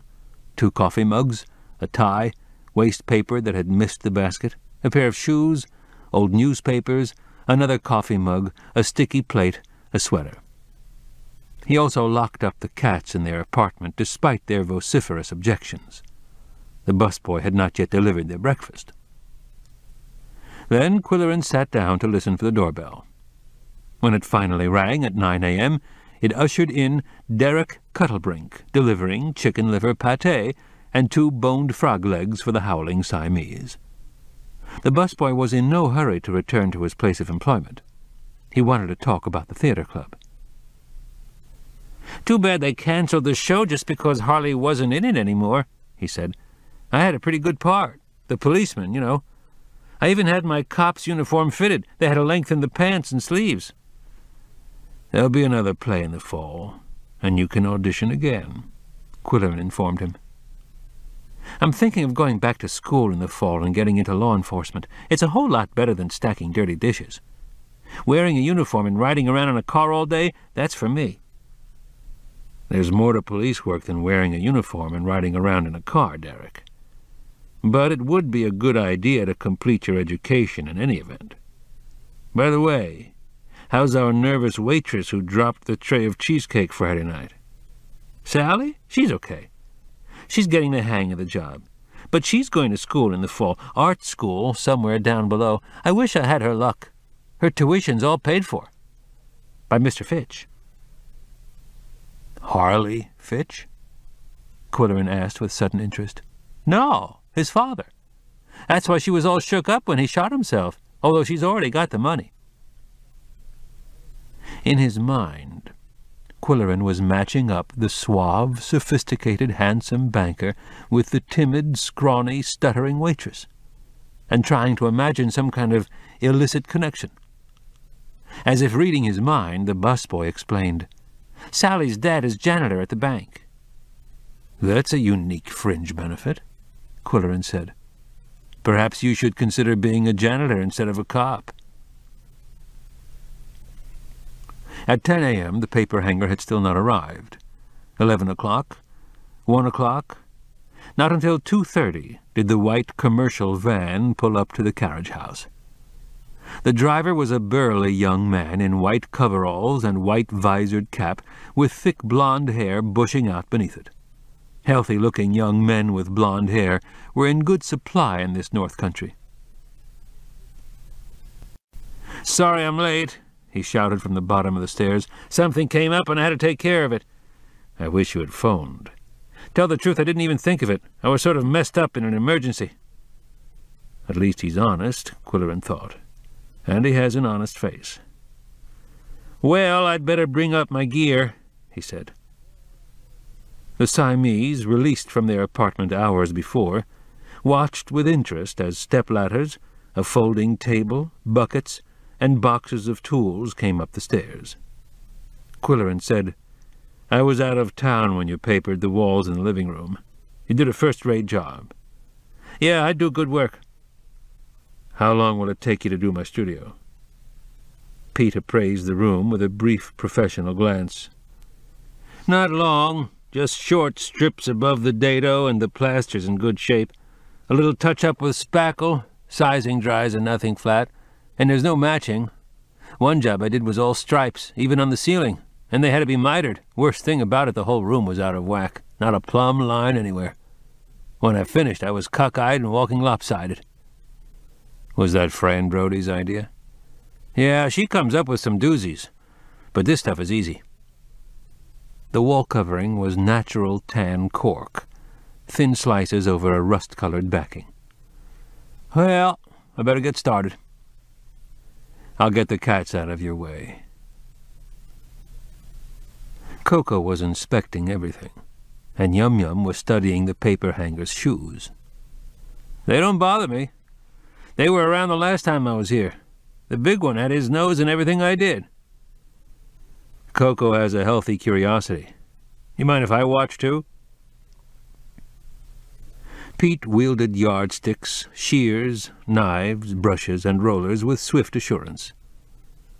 You seem to know what you're doing, Quillerin said in admiration. I'm a confirmed don't-do-it-yourselfer. Been hanging wallpaper since I was 14, said Pete. I papered some of the best houses in the county. Never had a complaint. That's a good track record. Did you ever paper the Fitch mansion in the hummocks? Pete stopped abruptly and laid down his shears. The expression on his face was difficult to interpret. Yeah, I've been there 3 or 4 times. That was a shocking incident Tuesday night. Yeah. Quillerin noticed that he gulped. The police haven't made any arrests, but I understand they're questioning suspects. Yeah, they're doing their job. Pete went back to work, but not as energetically as before. I've never seen the Fitch house, Quillerin said. What kind of wallpaper did they like? Raw silk, very plain. I hung a lot of raw silk when Mr. and Mrs. Fitch lived there. Then they moved to Indian Village and wanted the same thing in their condo. They've got some spread.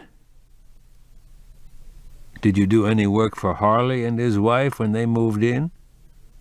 Yeah, I did the breakfast room in a crazy pattern with pink elephants. She liked everything jazzy. I did their bedroom, too, all red velvet. Would you like a cup of coffee, or a cold drink, or beer? Quillerin asked. I wouldn't mind something to drink. Coffee, I guess. Got to stay sober on this job, even if it isn't all stripes. Quillerin thawed some frozen coffee cake in the microwave, pressed buttons on the computerized coffee maker, and served the repast in the studio, among the ladders and paste buckets. Pete sat on the floor with the plate between his legs. Coco watched him with whiskers curled forward, and then applied his nose to the man's shoes and pant legs with the concentration of a bloodhound on a hot scent. "Shove him away," said Quillerin, who was also sitting on the floor with his coffee. "He's okay. I like animals. This is good coffee cake." A friend of mine made it, Iris Cobb. She manages the Goodwinter Farmhouse Museum. Yeah, I know her. I did some work for the museum. She's a good cook. I gained about 10 pounds before the job was done. I wonder if they'll make the Fitch mansion into a museum now, said Quillerin, edging back into the topic that interested him. I doubt whether David Fitch wants to live there. Yeah, he has that crazy house up on the hill. I can't figure it out, but I guess they like it. They don't go in for wallpaper. Harley will be missed at the theater club. He was a good actor and always high-spirited. I never met his wife. What was she like? Pete shook his head slowly in silent awe. She had everything. When Quillerin registered surprise, he added, She used to be my girl. There was another gulp. Quillerin waited for details, but none was forthcoming, so he said, You knew her for quite a while? Ever since she went to work for the Fitches. Housework, you know. She lived there at the house. That's when I was hanging the raw silk. Then you have a personal reason to resent this crime. "Yeah," he said moodily. "Why did you let her get away?" "She didn't want a paper hanger, although I make good money. She wanted a rich man, someone to take her to Vegas and Hawaii and places like that. Well, she got him. But it didn't do her any good." "A damn shame, Pete." "Yeah, I really went for that girl." He turned an unabashed face to Quillerin. "The reason I was late today, the police wanted to ask some questions." "I'm sure they're questioning everyone who knew Bill. That's the way it's done." "Yeah, but I guess they thought I had reasons for killing them both."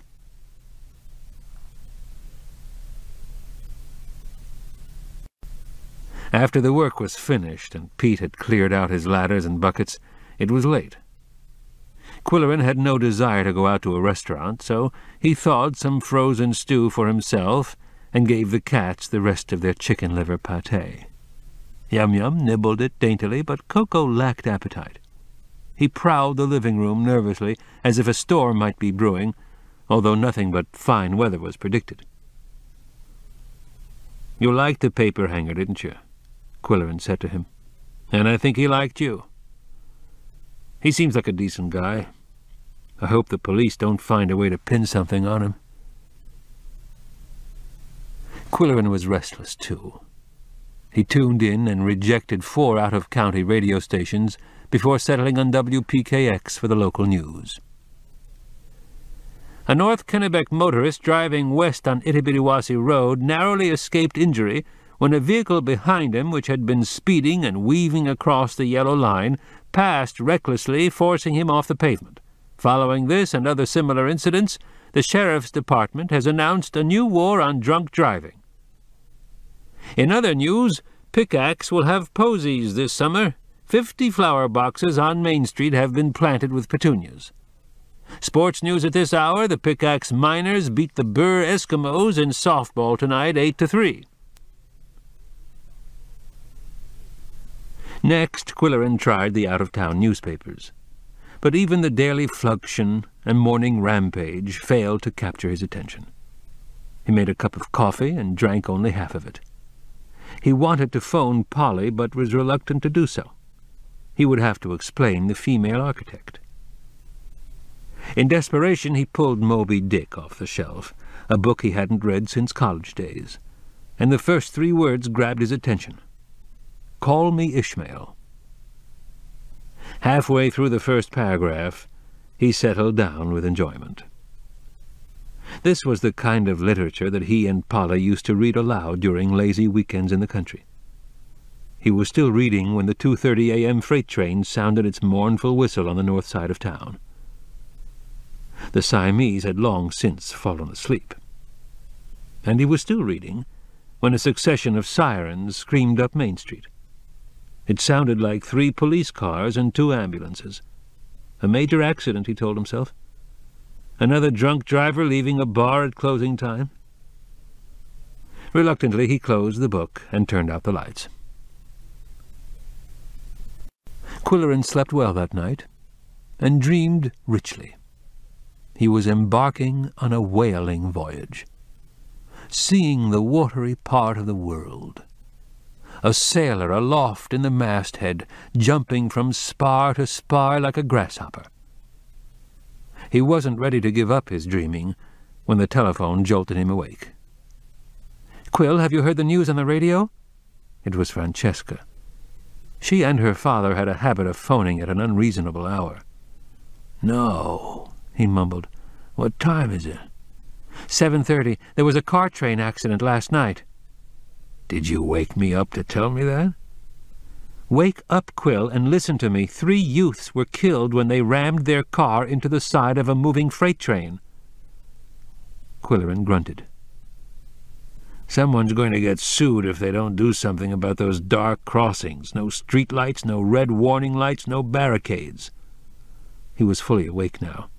Kids get a few beers, drive 70 in a 45-mile zone with the radio blasting so they can't hear the train whistle. What does anyone expect? Please, no soliloquy, Quill. I call to tell you that the victims were 3 teenagers from Chipmunk, and one of them was Chad Landspeak." Quillerin was silent, as he sorted out his reactions and groped for words. "I know it's going to be rough on Carol and Larry," Fran went on, "but here's the significance of the accident. Dad says it winds up the Fitch case. The other 2 kids were the prime suspects." Still he said nothing. "Quill, have you gone back to sleep?" "Sorry, Fran, I haven't had my coffee yet. I'll have to think about this for a while. We'll talk about it later." He replaced the phone gently and touched his mustache almost reverently. It was tingling as it did in moments of intuitive premonition. It was telling him that the car-train accident, no matter what others might say, had no bearing on the investigation of the Fitch murders. Act 1. Curtain.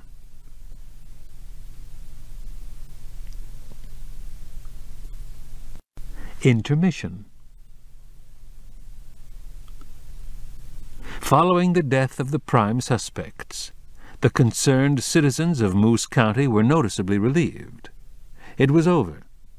Everyone knew the homicide detective had returned to his headquarters in the state capital. Furthermore, it was June, and they had weddings, graduations, parades, fireworks, picnics, family reunions, and camping trips to think about. Conversation in the coffee shops returned to normal.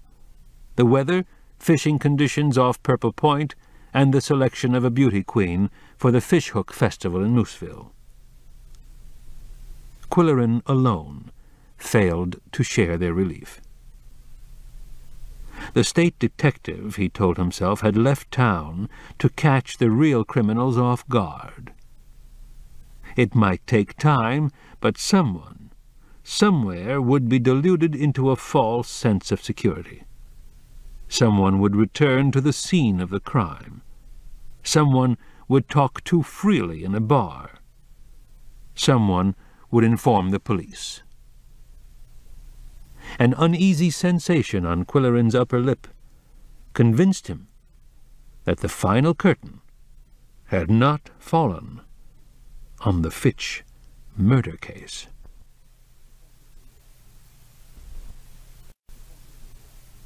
Act 2. Scene 1. Place: Quillerin's apartment. Later, Stephanie's restaurant. Time: late afternoon, on the day following the car-train accident. Quillerin sat at the big desk in his cork-lined studio, writing a letter of condolence to Carol and Larry Landspeak. The Siamese were sitting on his desk in parallel poses, Yum-Yum waiting to grab a paperclip, and Coco hoping to lick a stamp, a quarter-inch of pink tongue protruding in anticipation. Yum-Yum had leaped to the desktop first, arranging her parts in a tall, compact column. She sat on her haunches with 4 legs elegantly straight, 4 paws close together, tail wrapped around her toes clockwise. Coco followed suit, arranging himself alongside the female in an identical pose, even to the direction of the tail. They were almost like twins, Quillerin thought. Although Coco's strong body and noble head and intelligent eyes and imperious mien gave him a masterful aura that couldn't be mistaken. "I feel sorry for the Landspeaks," he said to the Siamese. His voice sounded rich and mellow thanks to the cork wall covering, and the cats liked a rich, mellow male voice. "I can provide Chad's alibi for the night of the murder, but the chipmunk stigma will always link him to the killers in the public memory. As the saying goes, lie down with dogs, get up with fleas." Coco scratched his ear in sympathetic agreement. I'm not convinced that the chipmunk hoodlums killed Harley. There are too many alternatives. I may be beating the drum for an unpopular cause, but I'm going to follow my instincts. He groomed his mustache with his fingertips. Harley disappeared for a year after graduation, and no one really knows where he went, or what he was doing. He could have been mixed up in almost anything. Just because he was an admirable figure in Pickaxe, it doesn't follow that he played that role out of town. He was a versatile actor, and he liked to play against type. That Boris Karloff bit he was rehearsing was his kind of number. Coco blinked, in apparent acquiescence. Yum-Yum maintained her wide-eyed, baffled, blue stare. His year of sowing wild oats, if that's what it was, could have led to blackmail. He could have made enemies. He might have experimented with drugs and become involved with a drug ring. And a sexual escapade with some questionable character, male or female, is not beyond the realm of possibility. Both cats squeezed their eyes, as if this were heady stuff. There's no telling what a young man will do when he cuts loose from his family and hometown. He might have run up gambling debts that he couldn't pay. It was odd that he married Belle in Las Vegas instead of at the Old Stone Church. Quillerin was swiveling his chair back and forth as he spoke. Abruptly he stopped and caressed his mustache. And another possibility. David may have been a silent partner in Harley's adventure. Their grandfather was a bootlegger. Rum runners from Canada used to land their goods on his beach. Perhaps something else has been landing on that beach. David's house would make a good lookout station. Both cats now had their eyes closed and were swaying slightly. "I hope I haven't bored you," he said. "I was just airing a few theories." He finished writing his note to the Landspeaks. His messages of sympathy were always beautifully worded. A sincere fellow feeling had always been one of his assets as a newspaper reporter. As he was addressing the envelope, the telephone rang, and he swiveled to reach it on the table behind him. It was a call from Iris Cobb, manager of the Goodwinter Farmhouse Museum. In her usual cheery voice, she asked, "Would you like to come over and see the museum, Mr. Q, before it opens to the public? You could come to dinner, and I'd make pot roast and mashed potatoes and that coconut cake you like." "Invitation accepted, Mrs. Cobb," he replied promptly, "provided the coconut cake has apricot filling." She had been his housekeeper when he and the Siamese lived in the big house, and the old formality of address still existed between them. It was always Mr. Q and Mrs. Cobb. "You could bring Coco and Yum-Yum," she suggested. "I miss the little dears, and they'd enjoy prowling around this big place after being cooped up in your apartment." "Are you sure they'd be welcome in the museum?" "Oh, yes, they never do any damage." "Except for an occasional $10,000 vase," Quillerin reminded her. "What day did you have in mind?" "How about Sunday at 6 o'clock? "We'll be there." He made a mental note to buy a pink silk scarf at Landspeaks. Pink was Mrs. Cobb's favorite color. He missed his former housekeeper's cooking. Now, as live-in manager of the museum, she had one wing of the farmhouse as a private apartment, with a large kitchen, she said. The invitation sounded promising. Quillerin turned back to his desk, and found the desktop strewn with paperclips. The envelope he had been addressing was gone, and 2 cats were missing. A telltale slurping under the desk led him to Coco and a limp, sticky envelope. "Okay, you scoundrels," he said as he crawled under the desk. "I consider this antisocial behavior. Shape up, or you'll get no pot roast on Sunday." When the telephone rang a second time, he stowed the envelope in a drawer. It was 5 o'clock, and he knew who would be on the line. "I'm about to leave the studio, Quill. Do you mind if I drop in to check on Pete's work?" "Sure, come along, Fran. It's a big success. The cork gives the room a good acoustical quality." "I knew it would, and your voice sounds perfectly magnificent," she said. "See you in 5 minutes." She sounded gayer than usual. Francesca has been to lunch with a client, Quillerin thought. To the Siamese he said, "She's coming for a drink, and I don't want anybody grabbing her ankle or stealing her personal property." Shortly after, the designer turned her own key in the lock downstairs and bounced up to the apartment in high spirits. "Scotch?" he asked. "Make it light. I had a long lunch date with a new client, Don Exbridge. I'm doing his new condo in Indian Village." Quillerin huffed silently into his moustache. The recently divorced Exbridge was a developer and one of the most eligible catches in town. Women melted at his smile. They carried their drinks into the studio, and Quillerin sat at his writing desk while Francesca curled up in the big lounge chair where he did his creative thinking and occasionally a little catnapping. She curled up with more abandon than usual, he noted. He said, "The cork walls were a good choice for this room, Fran." "Thank you. Pete did a great job. He always does." "Even with mitered stripes?" "Ah, the blabbermouth has been telling tales," she said with a grimace. "That stripe job was one of my early mistakes. At lunch today, Don Exbridge asked for plaid wall covering in his den, and I vetoed it in a hurry. I told him his whole condo development is out of square. He just smiled his enchanting smile. He's very easy to get along with. We're going to Chicago to choose some things for his place." Quillerin frowned. "When are you and I flying down below to choose my bedroom furnishings?" Fran reacted with surprise and pleasure. "How about next week? There's a new king-size 4-poster I want you to see." "I don't want anything that looks as if George Washington slept in it," he objected. "This bed is contemporary, stainless steel posts with brass finials. And there are some new case pieces from Germany that you'll like, very neo-Bauhaus. Do you mind if I make the hotel reservations? I know a cozy place near the showroom district. Expensive, but it'll go on your bill, and it won't hurt a bit.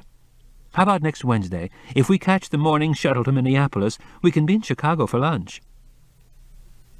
Quillerin thought, "When Polly finds out about this, it will be the coup de grace." Fran said, "What else did Big Mouth tell you?" "About the pink elephants and red velvet that he installed for Harley and Bell. Was that one of your mistakes?" "No," she thundered in her best stage voice. "My boss handled that transaction. Amanda will sell clients anything they want, whether it's bad taste or utterly impractical or illegal. She's corrupt, but I like her." "Arch Riker is going to marry Amanda." "I hope he has a sense of humor. He'll need it." "Have you heard how the bank will replace Nigel and the boys?" "Nothing official, but the rumor is that 2 women officers will be elevated to VP, and a new president will come in from down below. I hope he'll need an interior designer." "Where were you when you heard about the suicide?" he asked. "At the hairdresser's. Everyone cried. People really loved Nigel. He was so suave and good-looking and charming." "I was having dinner at the old stone mill," Quillerin said, "and one of the waitresses dropped a tray when she heard the news. I presume Nigel was suave, good-looking, charming, and a big tipper." "Now you're playing the cynical journalist. Bravo," she said. "Did you hear that Margaret's place on the library board is going to be filled by Don Exbridge?" Quillerin grunted in disapproval. Exbridge was the developer who had tried to have the historic courthouse demolished. He said, "Exbridge will convince the city to tear down our historic public library so he can build a new one for $9.9 million. Now you're being vicious as well as cynical." There was an amused glint in her steely gray eyes. She liked to goad him. Don would also like to replace Nigel on the Klingenschein Board of Trustees. Perfect, Quillerin said. He can manipulate Klingenschein grants to buy political favors like rezoning, tax abatement, sewers, and other benefits for his private enterprises. May I freshen your drink? Then we'll go to Stephanie's for dinner. Mischievously he added, I heard some curious news last week. I heard that Harley disappeared for a year after finishing college. He knew it would ruffle her. He didn't disappear. He traveled for a year. For centuries, young men have taken the grand tour before settling down. Nothing unusual about that. She was on the defensive now. The consensus is that he did something unconventional during his year of freedom. Stupid gossip, she said testily. Did he travel by plane, motorcycle, or camel? Frankly, I never thought it important to ask. Did he discuss his itinerary? The Fitches would consider it tacky to bore people with their travels. And he didn't bring home any color slides or French postcards or plastic replicas of the Taj Mahal. What am I getting? The third degree? Sorry. How's David? Have you seen him? Or talked with him? I talk to Jill on the phone every day, Fran said, relaxing after her brief flurry of annoyance. She thinks David's on the verge of a breakdown. They're going away for a few weeks to a quiet place in South America, where they spent their honeymoon. I suppose David will inherit everything. I really don't know. She looked at her watch. The restaurant stops serving at 9 o'clock. Okay, let's go, as soon as I feed the cats. Did you ever find my cigarette lighter? No, but Mr. Odell has been alerted to look for it when he cleans. The Siamese had retired to their apartment and were studiously watching birds from the windowsill. Quillerin put a plate of tenderloin tips on a placemat in their bathroom, turned on the TV without the audio, and quietly shut the door to their apartment. On the drive to Stephanie's, he said, Is it true that Harley's grandfather was a bootlegger? He expected another indignant rebuttal. Yes, she said with delight. He believed people were going to drink anyway, and if he smuggled in good stuff from Canada, they wouldn't go blind from drinking rotgut. He didn't believe in prohibition, income tax, or corsets for women.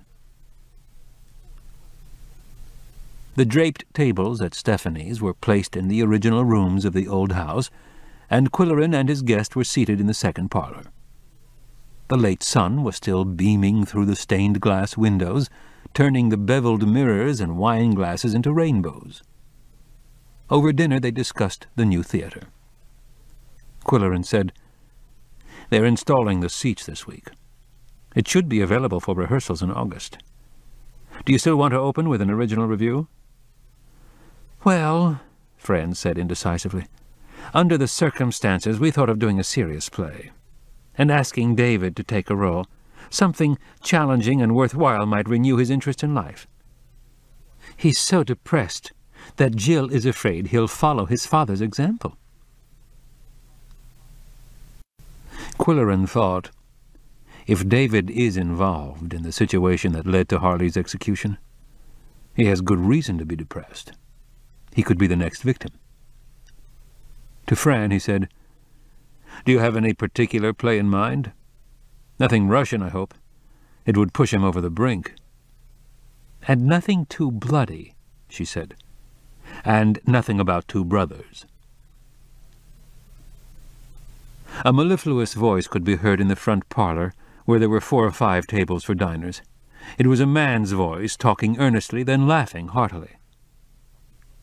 I recognize that voice, Quillerin said, but I can't place it.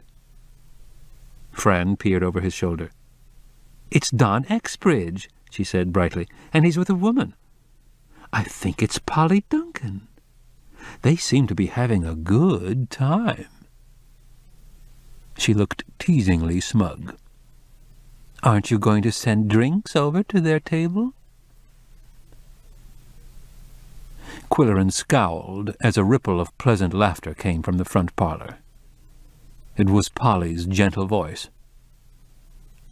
After that he was impatient with the rest of the dinner. The salad was limp, the hazelnut tort was soggy, the coffee was weak.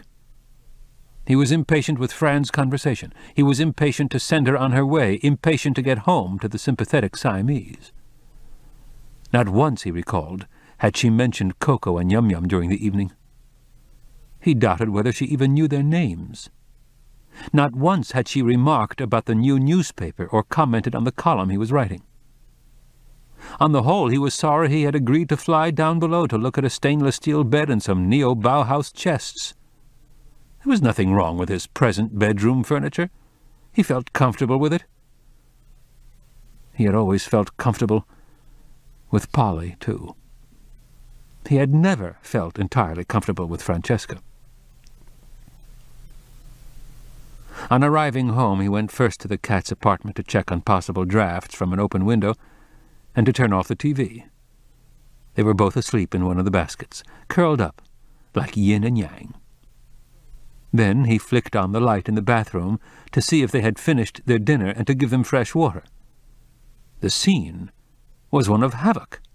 Yum Yum's commode was overturned, and its contents had been flung about the room. A shiny object, half buried in a damp mound of kitty gravel, proved to be a silver cigarette lighter. Something, Quillerin thought, is radically wrong with that cat. She used to be so fastidious. Tomorrow, she goes to the doctor.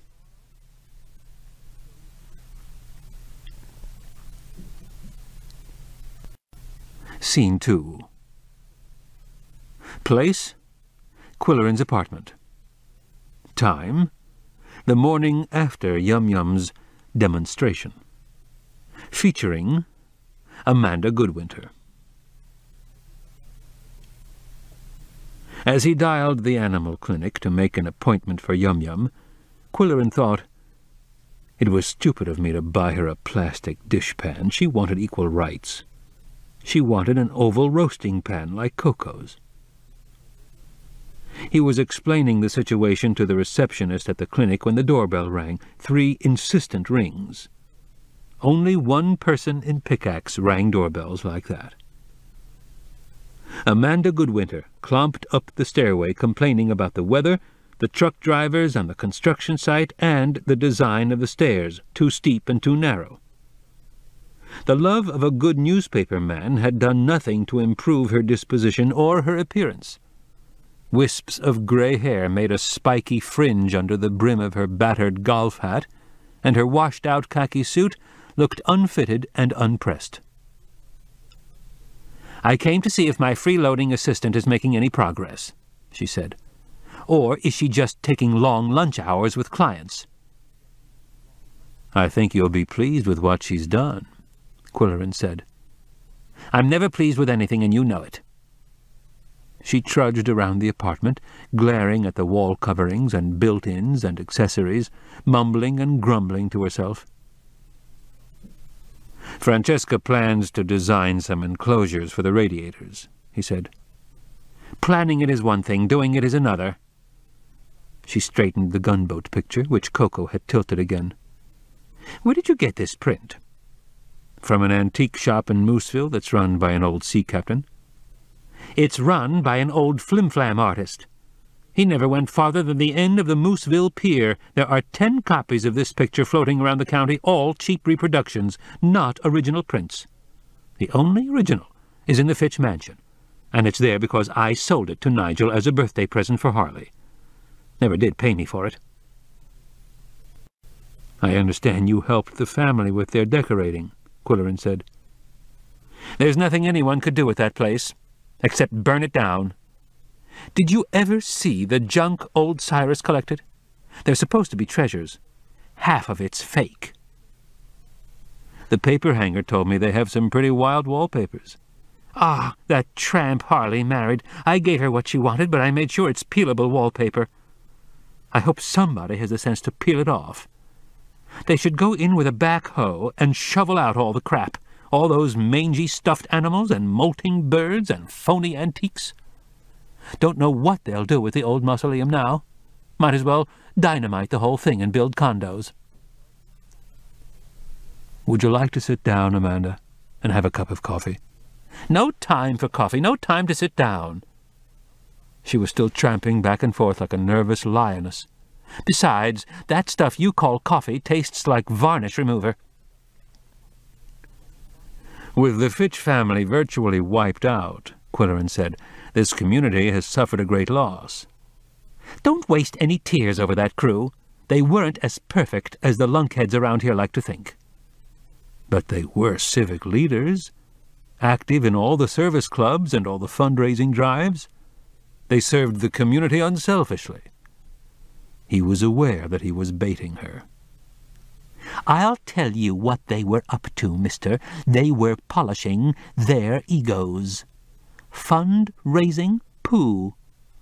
Just try to get any money out of their own pocketbooks, and it was a different story. And were they ever slow to pay their bills? I should have charged 'em the same interest the bank charges. Quillerin persisted. The daughter of the janitor at the bank is going to art school, and Nigel Fitch personally paid her tuition. The Stebbins girl? Ha! Why not? Nigel's her natural father. Stebbins has been blackmailing him for years. Well, I can't stay here all day completing your education. She started down the stairs. Halfway down, she said, I hear you're going to Chicago with my assistant. We have to choose some furniture for my bedroom, Quillerin said. By the way, when's the wedding? What wedding? She shouted, and slammed the front door.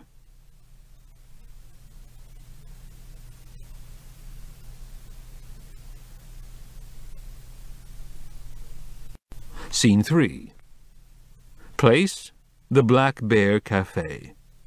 Time, evening of the same day.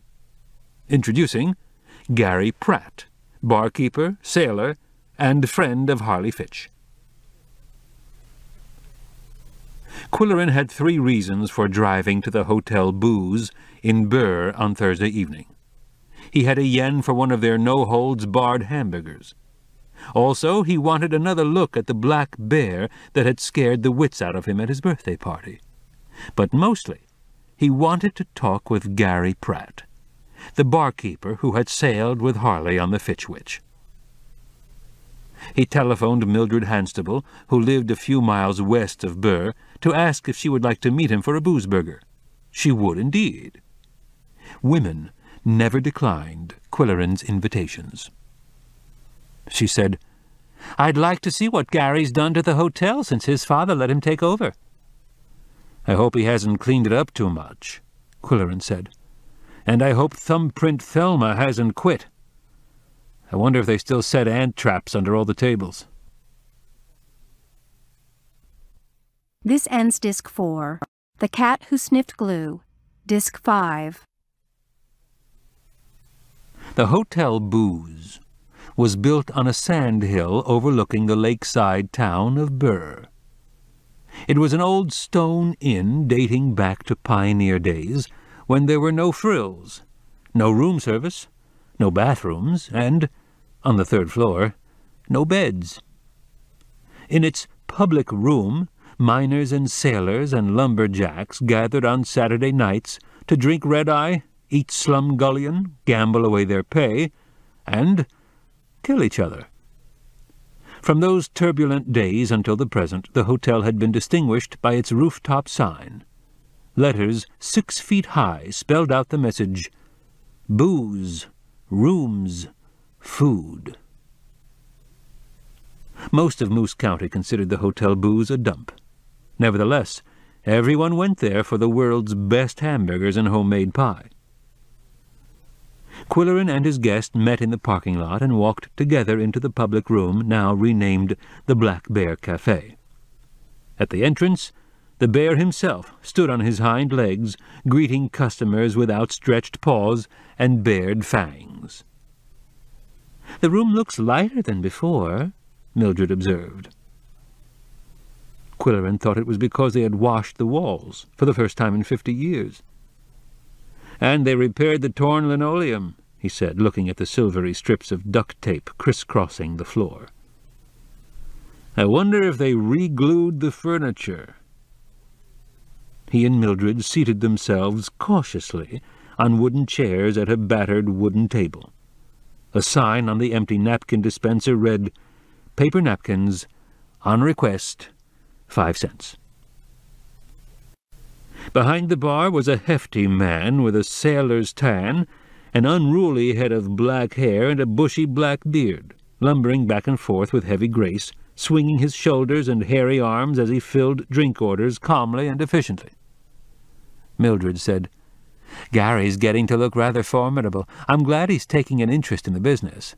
He didn't show much promise in school, but he made it through 2 years of college and stayed out of trouble, and now that his father is ill, he seems to be showing some initiative." Towering booze burgers were served by a young waitress in a miniskirt. "Where's Thelma?" Quillerin asked, remembering the former waitress who ambled out in a faded house dress and bedroom slippers. "She retired."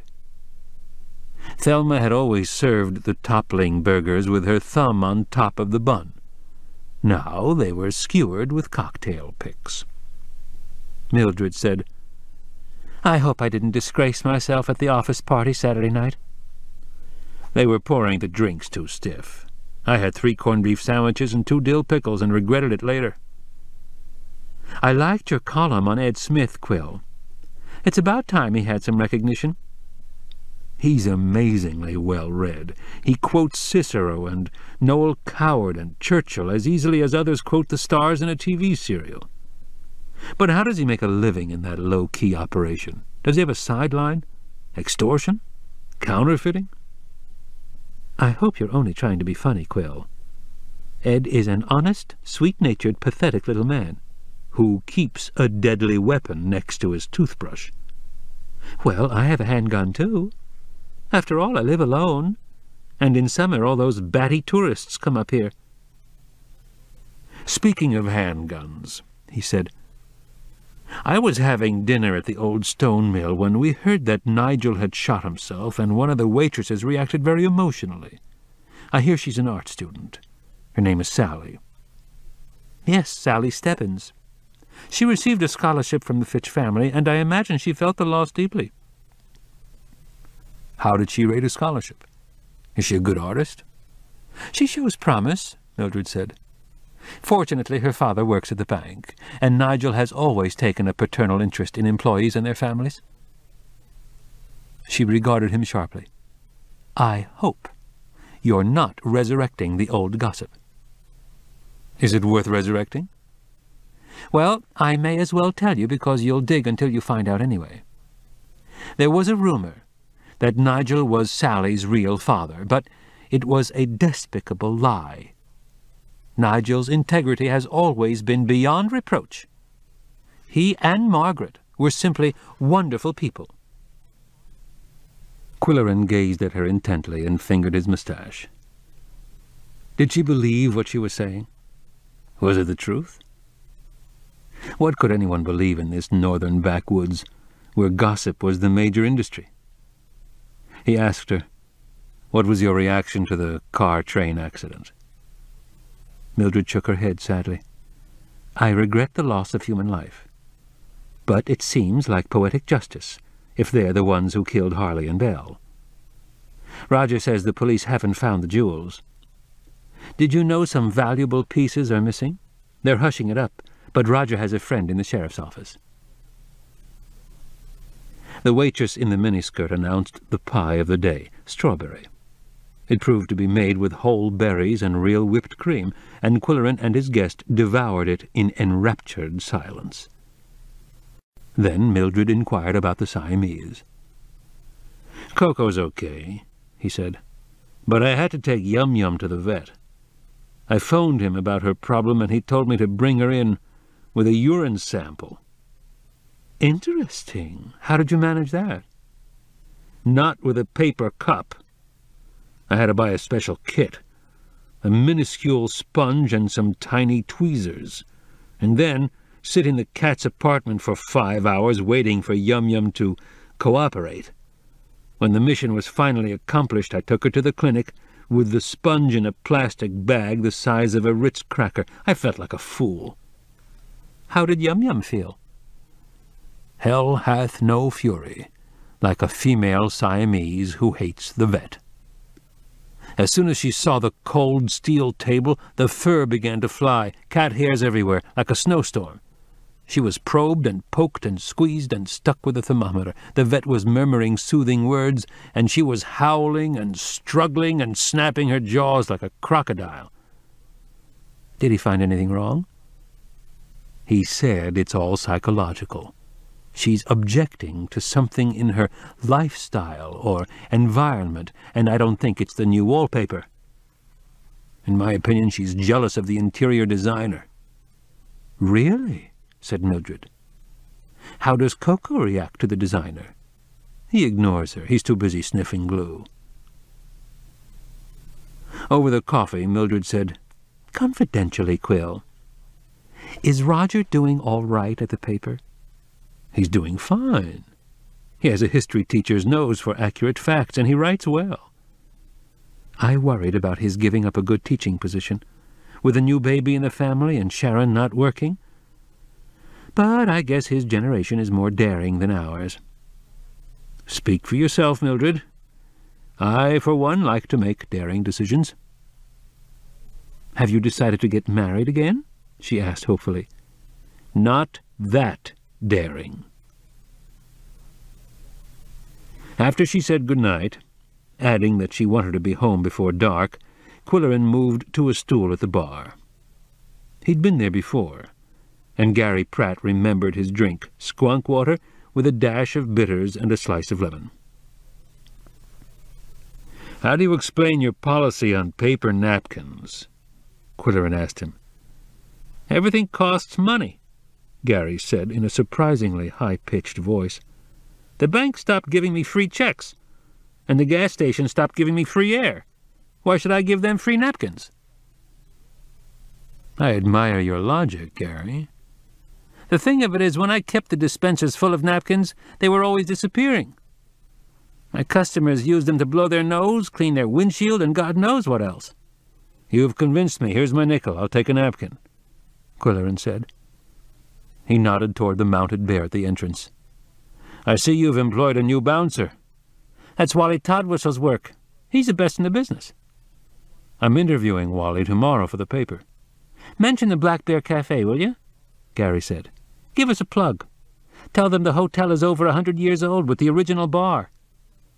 He ran a towel over its scarred surface with affection. "My old man let the place run down, but I'm fixing it up. Not too fancy, you know. We got a lot of boaters, and they like the beat-up look." Quillerin glanced around the room and noticed boaters with striped jerseys and tanned faces, farmers in feed caps, men and women in business suits, and elderly folks with white hair and hearing aids. All were eating booze burgers and strawberry pie and looking happy, with one exception. A sandy-haired man, seated a few stools down the bar, was drinking alone, hunched over his beer in a posture of dejection. Quillerin noticed he was wearing expensive-looking casual clothes and a star sapphire on his little finger. "How long has the big sign been on the roof?" Quillerin asked Gary. "Since 1900, as far as I can trace it. It's visible from the lake. In fact, if sailors line up the steeple of the Burr Church with the Z in booze, it'll guide 'em straight through the channel west of the breakwall." He filled an order for the barmaid and returned to Quillerin. "Some folks in town object to booze in such big letters, but the way I see it, it's a friendly word. Boozing means sitting around, talking and taking it easy while you sip a drink. It goes back to the 14th century, only it was spelled B-O-U-S-E in those days. I looked it up."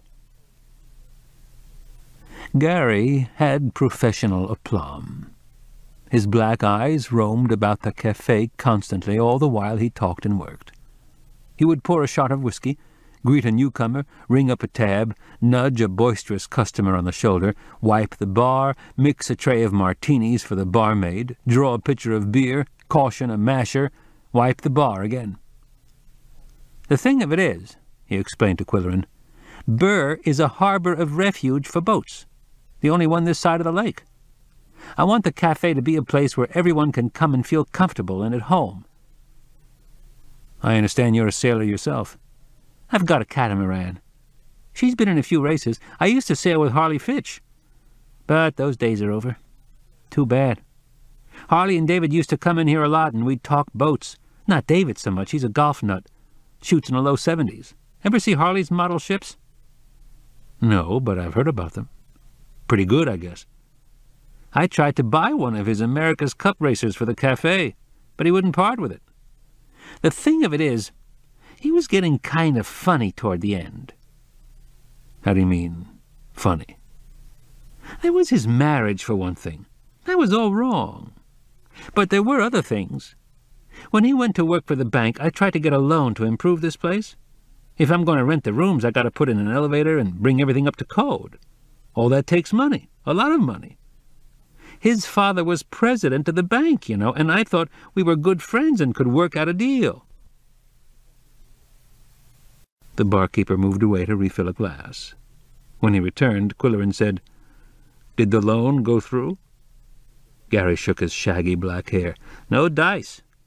I was really teed off about that, and I gave it to him straight from the shoulder. We had a row, and he never came in here again. I didn't care.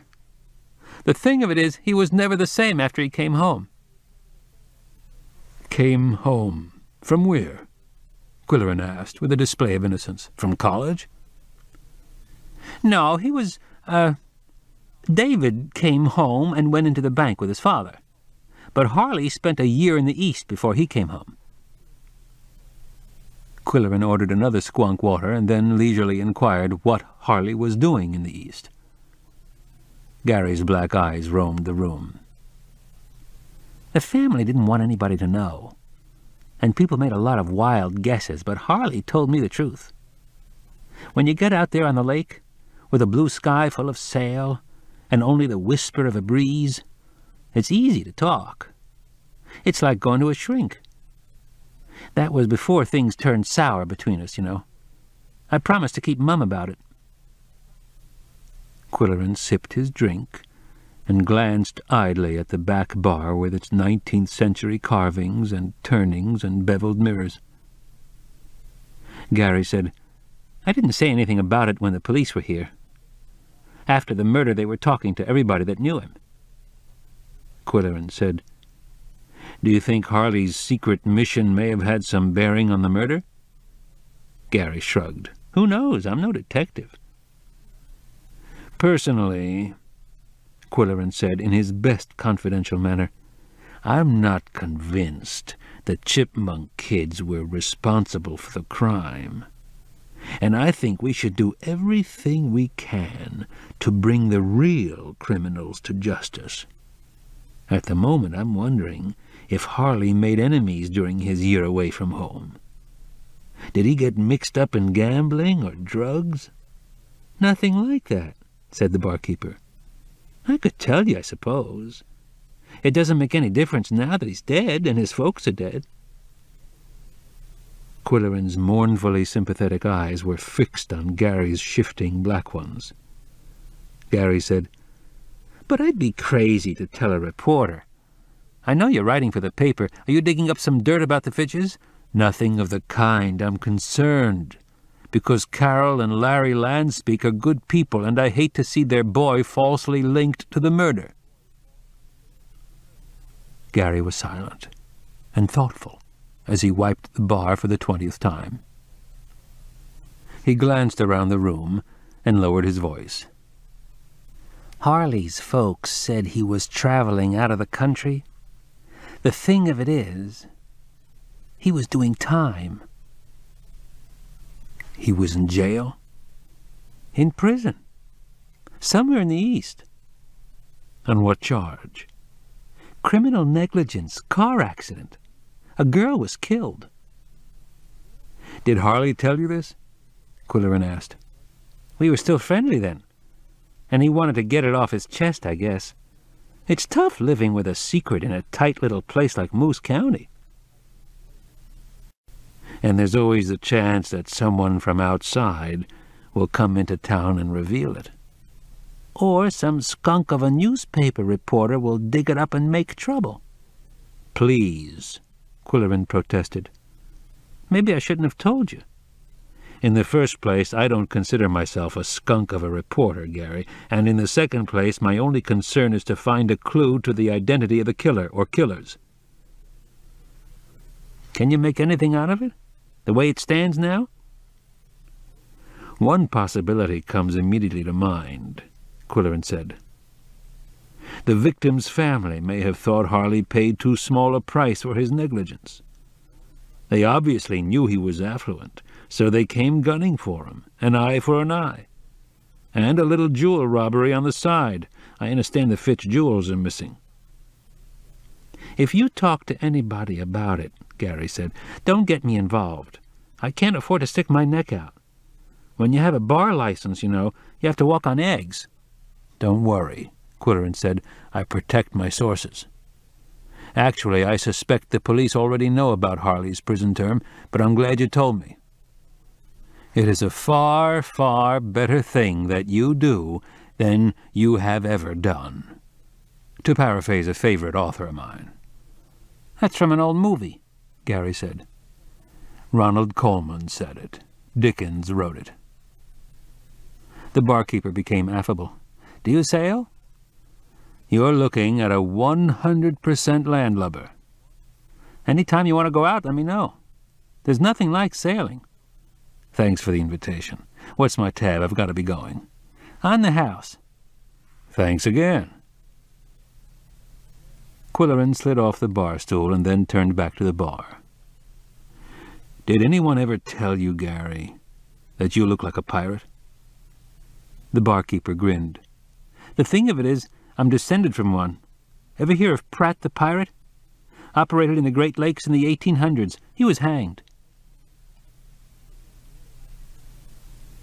On the way out of the cafe, Quillerin gave the Black Bear a formal salute. Then he sauntered out of the hotel, pleased with the information he had gleaned. He ambled to the parking lot, unaware that he was being followed. As he unlocked the car door, he was startled by the shadow of someone behind him. He turned quickly. The man standing there was the blonde barfly with the star sapphire in the melancholy mood. "Remember me?" he asked sullenly. "Pete?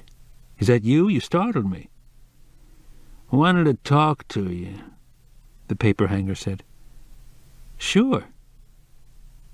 When Pete made no move to begin, Quillerin said, "Your car or mine?" "I walked. I live near here." "Okay, hop in." They settled in the front seat. Pete slumped in an attitude of despair. "What's bothering you, fella?" "Can't get her off my mind." "Belle?" Pete nodded. "It'll take time to get over that horrible incident," Quillerin said, going into the sympathy routine that he did so well. "I understand your grief, and it's healthy to grieve. It's something you have to muddle through one day at a time in order to go on living." He was in good form, he thought, and he felt genuinely sorry for this hulk of a man whose tears were beginning to trickle down his face. "I lost her twice," Pete said. "Once when he stole her away from me, and once when he got her murdered. I always thought she'd come back to me someday, but now—" "The shooting wasn't Harley's fault," Quillerin reminded him. "Both of them lost their lives." "3 of them," Pete said. "3? The baby." "That's right. I had almost forgotten that Belle was pregnant." "It was my kid." Quillerin was not sure he had heard correctly. "That was my kid," Pete repeated in a loud and angry voice. "Are you telling me that you were sleeping with Belle after her marriage?" "She came to me," Pete said with a glimmer of pride. "She said he wasn't doing her any good. She said he couldn't do anything." Quillerin was silent. His fund of sympathetic sentiments was not equipped for this particular situation. "I'd do anything to get the killer," said Pete, snapping out of his dejected mood. "I heard you talking in the bar. I'd do anything to get him." "Then tell me anything you know. Anyone you suspect. Frankly, it might save your hide. You're in a sticky situation. Were you doing any work for Harley and Belle at the time of the murder?" "Papering a bedroom for a nursery." "Were you working that day?" "Just finishing up." "What time did you leave?" "About 5. "Was Harley there?" "She said he was out sailing. He did a lot of sailing. He had a boat berthed at Burr, a 27-footer. "Who was with him, do you know?" Pete shook his head. "He used to go out with Gary from the booze. Then Gary got his own boat, and Harley stopped coming into the bar. I saw him at the Shipwreck Tavern a couple of times, though, with a woman." Quillerin remembered Mildred's tarot cards, a deceitful woman involved. "Do you know who she was?" Pete shrugged. "I didn't pay that much attention." "Okay, Pete, I want you to think about this. Think hard. Think like a cop. And if you come up with anything that might throw suspicion in any direction, you know how to reach me. Now I'll drive you home." Quillerin dropped the paper hanger at a terrace apartment halfway down the hill and waited until the man was indoors. Then he drove home, wondering how much of the story was true. That Pete hated Harley for stealing his girl was undoubtedly a fact. That Pete hated Belle for deserting him was a possibility. That Harley proved to be impotent, and that Belle turned to Pete for solace, might be a wild fantasy in the mind of a disappointed lover. In that case, Pete was a logical suspect. He had the motive and the opportunity. And in Moose County, everyone had the means. Belle was the first to be killed, according to the medical examiner. She and Pete might have argued in the bedroom, and he might have shot her in a fit of passion. But he was cool enough to wreck the room and make it look like burglary. One would suppose that he was about to leave the house with the smoking gun and a few jewels in the pocket of his white coveralls when Harley returned from sailing. They met in the entrance hall. Perhaps they had a few words about the fine weather for sailing and the difficulty of hanging wallpaper in an old house with walls out of square. Then Pete presented his bill, and Harley wrote him a check. Perhaps Harley offered him a drink, and they sat in the kitchen and had a beer, after which they said, "See you next time," and Pete pulled out his gun and eliminated Harley. There was a flaw in this scenario, Quillerin realized. Harley would be wearing sailing clothes, and the newspaper account stated that both victims were in their rehearsal clothes. Also, it was 7:30 when David and Jill approached the mansion and saw a vehicle speeding away on the dirt road, creating a cloud of dust. More likely, Pete was innocent. He left at 5 o'clock with his ladders and paste buckets. Harley came home and changed into rehearsal clothes, while Belle, who was also in rehearsal clothes for some unexplained reason, put a frozen pizza in the microwave. And then the murder vehicle arrived.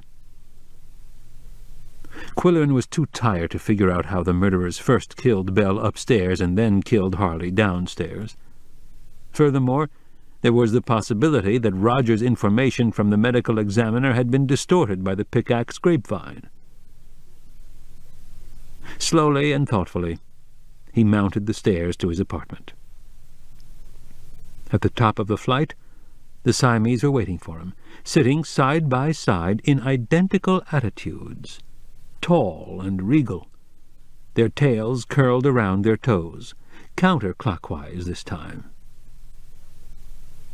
He wondered if the direction had any significance.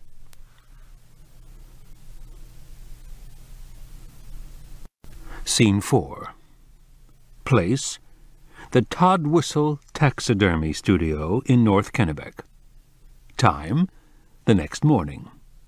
Introducing Mrs. Todd Whistle. In making his appointment with Wally Todd Whistle, Quillerin asked for directions to the studio. "You know how to get to North Kennebec?" Wally asked. "Well, we're east of Main Street. I mean west. You know Tipsy's restaurant? You go past that till you get to Tupper Road. I think there's a street sign, but I'm not sure. If you get to the school, you've gone too far, and you'll have to turn around and come back and turn right on Tupper, or left if you're coming from Pickaxe. You go quite a ways down Tupper. There's a shortcut if you don't mind a dirt road. Not the first dirt road. That one dead ends somewhere. There's another dirt road." A woman's voice interrupted. A throaty voice with a great deal of energy behind it. "I'm Wally's mother. If Wally stuffed owls the way he gives directions, he'd have the feathers on the inside. Got a pencil? Write this down. 2 blocks past Tipsy's, you turn left at the motel and go 9/10 of a mile. Turn left again at the gun club, and we're the 3rd farmhouse on the right, with a sign out in front. Pull in the side drive, the studio's out back." On the way to North Kennebec, Quillerin visualized Mrs. Todd Whistle as a large woman with football shoulders wearing army boots. Wally himself always looked hollow-eyed and undernourished, but he was a nice kid, and talented. He allowed an hour for lunch at Tipsy's, and even had time to stop at the gun club. The pro shop, open to the public, was stocked with rifles, shotguns, handguns, shells, scopes, and camouflage clothes. Here and there were mounted pheasants, ducks, and other game birds. "Help you, sir?" asked the brisk man in charge. "Just passing by, and stopped for a look," Quillerin said. "Are the birds Wally Todd Whistle's work?" "Yes, sir, certainly are." "The sign in the window says you teach the use of firearms." "Certainly do. We don't sell anything to anybody unless they know how to use it. We have classes for children and adults, ladies included. Safety is what we stress, and care of the firearm." "Do you sell many handguns?" "Yes, sir. A lot of hunters are using handguns." "Do you find people buying them for personal protection?" "Our customers are sportsmen, sir." Quillerin priced the handguns, and then went on his way to the taxidermy studio. There was a neat white farmhouse with lace curtains in the windows, and the usual lilac bush by the door, and a modern pole barn in the rear. That was the studio. He was greeted by Mrs. Todd Whistle, with Wally 2 steps behind her. She wasn't what he expected, being short and chunky and aggressively pleasant. "Have any trouble finding us, honey?" she asked. "How about a cup of coffee?" "Later, thanks," he said. "First, I'd like to talk to Wally about his work. I saw the stuffed bear at the Hotel Booze last night." "Mounted bear, honey," the woman corrected him in a kindly way. "We don't stuff animals any more, except birds and small mammals. Wally buys or builds a lightweight form and pulls the skin over it like a coat. It's more accurate and not so gosh darned heavy, is it, Wally? When they used to stuff animals with Excelsior, mice got into them and built nests. My husband was a taxidermist." "I stand corrected," Quillerin said. "Be that as it may, the bear looks great. They've got it spotlighted." "Very bad to have a mounted animal under a spotlight or near heat," she said. "Dries it out. Doesn't it, Wally? And all the smoking in Gary's bar is going to ruin the pelt. It's beautiful work. A shame to spoil it. Wally didn't charge half enough for that job." They were in an anteroom with several specimens on display. A bobcat climbing a dead tree, a pheasant in flight, a coyote raising its head to howl. Quillerin directed a question to the silent taxidermist. "How long have you been doing this work?" His mother was relentless. "He probably doesn't even remember, do you, Wally? He was only a few years old when he started helping his daddy scrape skins. Wally always loved animals, didn't want to hunt them, only preserve them and make them look real. I help him with scraping the meat off the hides, getting the burrs and straw out of the pelts, things like that." "May I ask you a favor, Mrs. Toddwhistle?" Quillerin began, amiably but firmly. "I have a problem. I've never been able to interview two persons at the same time, even though I've been a reporter for 25 years. I have an unfortunate block. Would you mind if I interviewed your son first? After that, I'd like to sit down with you and get your story, and have that cup of coffee." "Sure, honey, I understand. I'll go back to the house. Just give me a buzz on the buzzer when you're done." She bustled from the studio. When his mother had gone, Wally said, "I haven't heard from Fran. What's the club going to do about a summer show?" "No summer show, but they plan to do a serious play in September, with rehearsals beginning in August. No doubt you'll be called upon to build the sets, although I don't know who'll design them. Jill is taking David to South America for a few weeks. He's having difficulty adjusting, and she wants to get him away for a while." "I'm having a hard time accepting it, too," said Wally. "After I heard about the murder, I couldn't work for days. I was so nervous. I'm glad it's all over." "I'm not convinced of that. New evidence may come to light." "That's what my mother says. She used to work for the family when Mr. and Mrs. Fitch lived in Grandpa Fitch's house." "She did?" Quillerin patted his bristling mustache. "She cooked for them after my dad died. That's why the murder hit me so hard.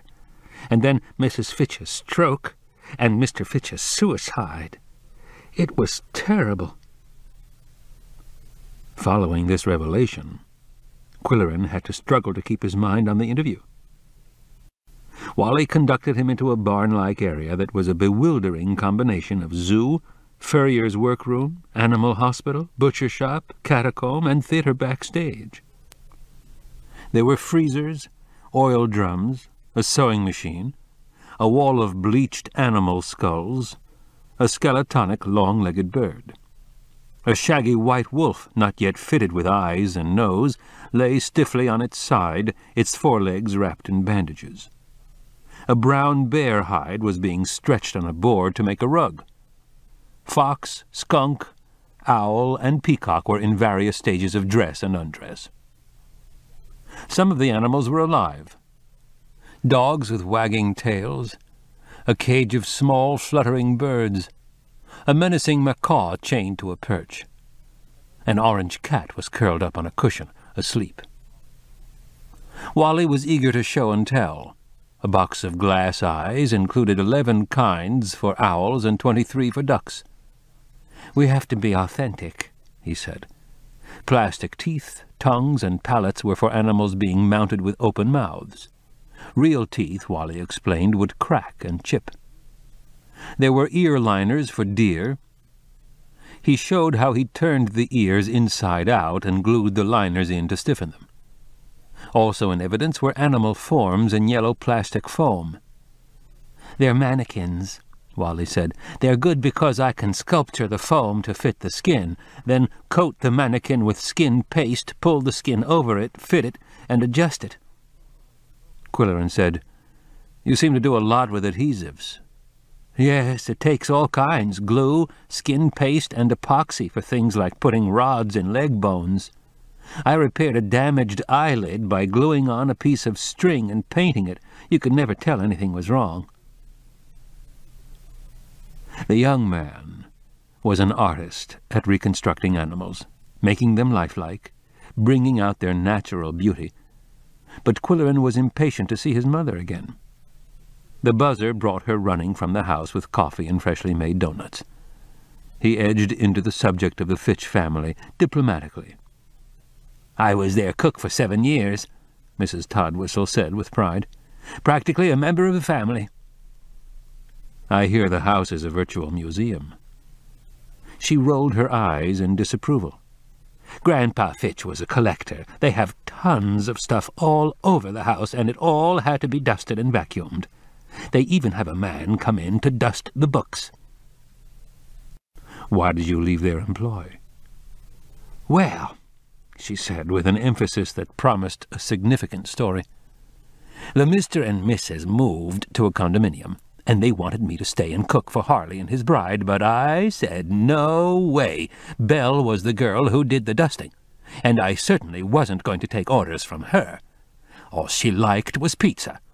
She had eyes set close together. Some men think that's sexy, but I say you can't trust anybody with eyes set close together. Harley only married her to spite his parents. He knew it would embarrass them." Wally said, "Mother, do you think you should talk about that?" "Why not? They're all dead. Everybody knows it anyway." Quickly, Quillerin put in, "Why was Harley antagonistic to his family? He seemed like such an agreeable guy." "Well, you see, Harley was away for a while, and when he came back, he found that David had married his girl. Way back in high school, it was always Harley and Jill, David and Fran, football games, proms, sailing, and everything. It was quite a shock to everybody when Jill married David." "How did Mr. and Mrs. Fitch feel about it?" "It was okay with them. They paid for a big wedding. Jill's folks couldn't have afforded such a blast, although they used to have money. Jill comes from good stock." "I wonder how Fran reacted to the switch." "I don't know. She didn't come around any more after that. She's a nice girl, with a lot on the ball. But I guess the missus thought she wasn't good enough for David." Quillerin combed his mustache with his fingertips. "I didn't know parents dictated their kids' lives anymore. It sounds archaic." "Money, honey," said Mrs. Toddwhistle, making a gimme gesture with her fingers. "Mr. and Mrs. got the boys hooked on high living, boats and cars and all, then doled out just enough money so they'd heal and sit up." One of the dogs trotted over and sat up, expecting a crumb. "Yes, they gave Harley a big sailboat, but it wasn't in his name. The fancy house that David and Jill live in, it's not theirs, not a stick of it." "Wally says you don't subscribe to the chipmunk theory about the murder." "I sure don't. The police ought to talk to that old boyfriend of Belle's. He was plenty mad when he got jilted." "The paper hanger?" She nodded. "He's a quiet kind of fellow, but still waters run deep. Another donut, honey?" After his third donut, Quillerin thanked them for the refreshments and the interview and left, saying, "That's a beautiful cat you have. I have a couple of Siamese at home."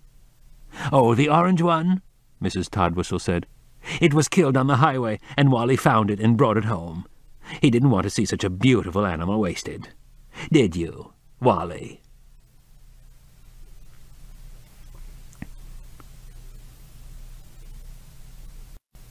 Later in the afternoon, Quillerin sat at his desk in the studio and tried to organize what he had learned about the art of taxidermy.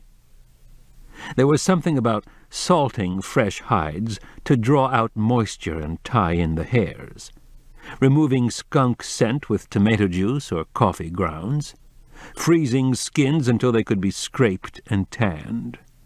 Yet his mind kept returning to Mrs. Toddwhistle's gossip. It threw some light on the Fitch family and explained Francesca's ruined romance. But it did nothing to further Quillerin's unofficial investigation. He was hearing conflicting tales from all sides, and he never knew whether his informants were lying, or guessing, or talking through their hats. Coco, his silent partner in so many previous adventures, seemed to be of no help in pinpointing the truth. Yum-Yum sensed his frustrated mood and sat on the desk with hunched posture and worried eyes. Coco was elsewhere, probably in the living room, on the bookshelves. Quillerin said to her, "All that cat does is sniff book bindings and hang around waiting for an envelope to lick. I think your friend Coco is hooked, and it's affecting his senses." "Yow!" came a loud comment from the living room, and Quillerin went to track it down. Coco was perched on the back of the sofa, tilting the gunboat picture again. Quillerin patted his moustache with sudden comprehension. He would visit the decrepit antique shop in Mooseville, where a bogus sea captain had sold him an original print that was only a copy. Scene 5. Place: the Captain's Mess, an antique shop in Mooseville. Time: Saturday afternoon. Introducing Captain Flog. On Saturday morning, Quillerin took the gunboat print off the wall and drove to the resort town of Mooseville to follow up Coco's obvious clue. The evening before, he had phoned Mrs. Cobb at the museum. "What do you know about the captain's mess?" he asked. "What do you know about Captain Flog?" "Oh, dear, I hope you didn't buy anything from that old quack," she said. Quillerin mumbled something about wanting to write a column on the shop. "Do you know when it's open? There's no listing in the phone book." "It's open when he feels like it. Saturday afternoon would be the safest." "See you Sunday," he said. "I have 2 friends here who are looking forward to your pot roast." Driving up to the lake shore, he recalled buying the gunboat print from the fraudulent Captain Flog. The living room needed a large picture over the sofa, and the 2-by-3-foot print was the best he could find for the money. The captain's asking price was $25, but Quillerin had talked him down to $5, including frame. The shop occupied an old building that was ready to collapse. Both the fire department and the Board of Health wanted it condemned, but local history buffs declared it a historic site, and the Chamber of Commerce considered it a tourist attraction. After all, the worst antique shop in the state was a distinction of sorts. Collectors came from miles away to visit the crooked little shop run by a crooked little sea captain.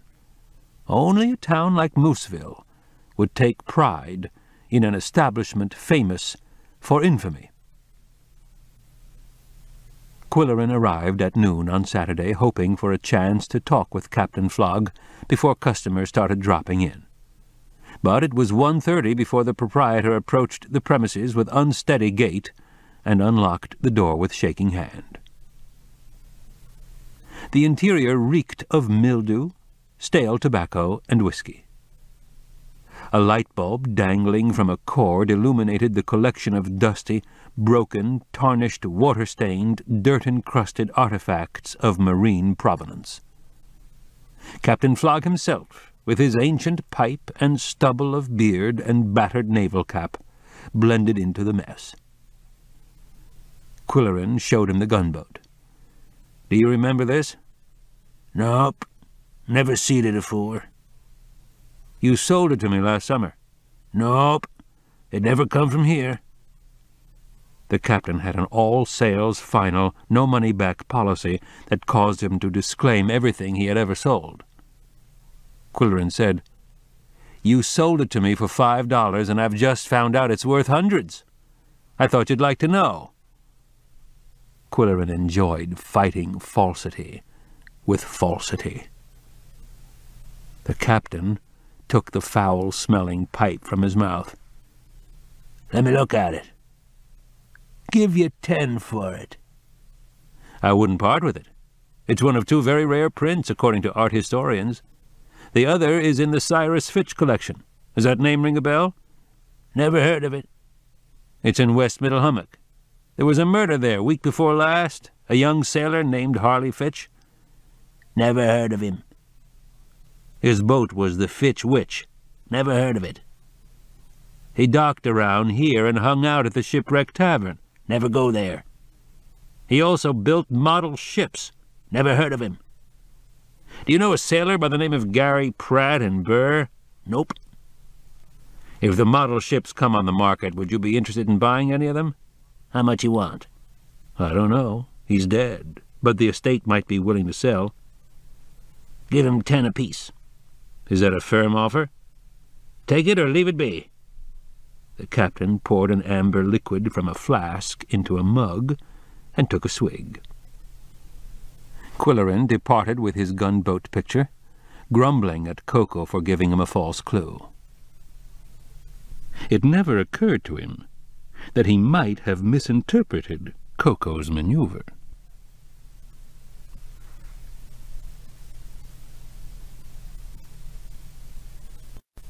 Scene 6. Place, the Goodwinter Farmhouse Museum. Time, Sunday evening.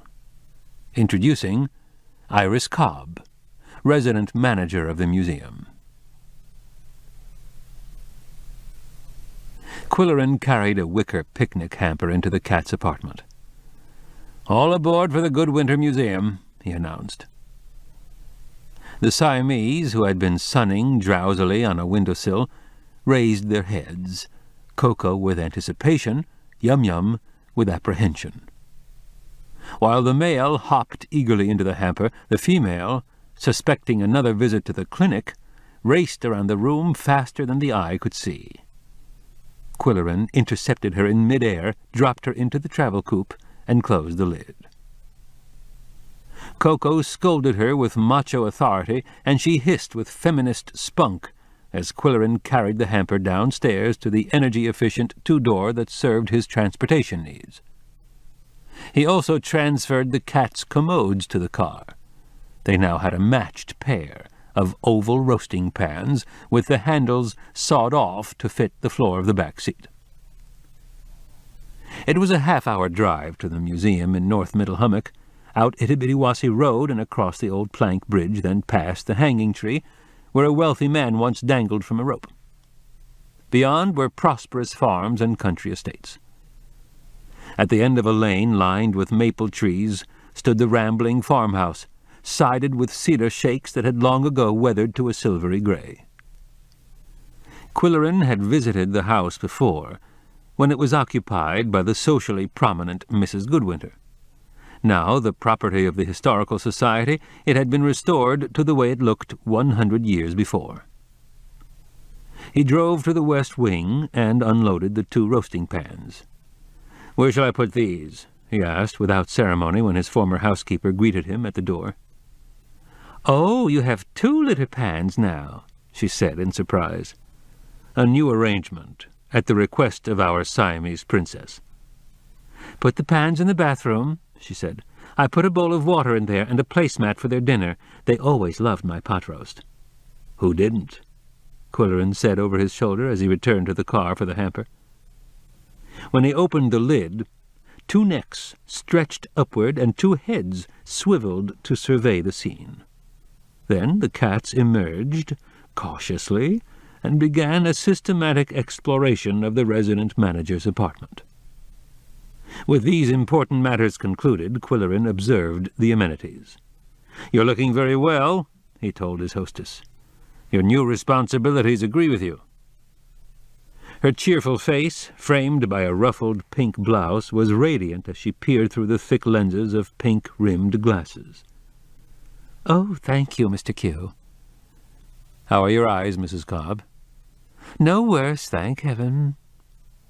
She was a plump and pleasant woman, overly good-hearted, inclined to be sentimental, and brave in the face of the tragedies that had marked her life.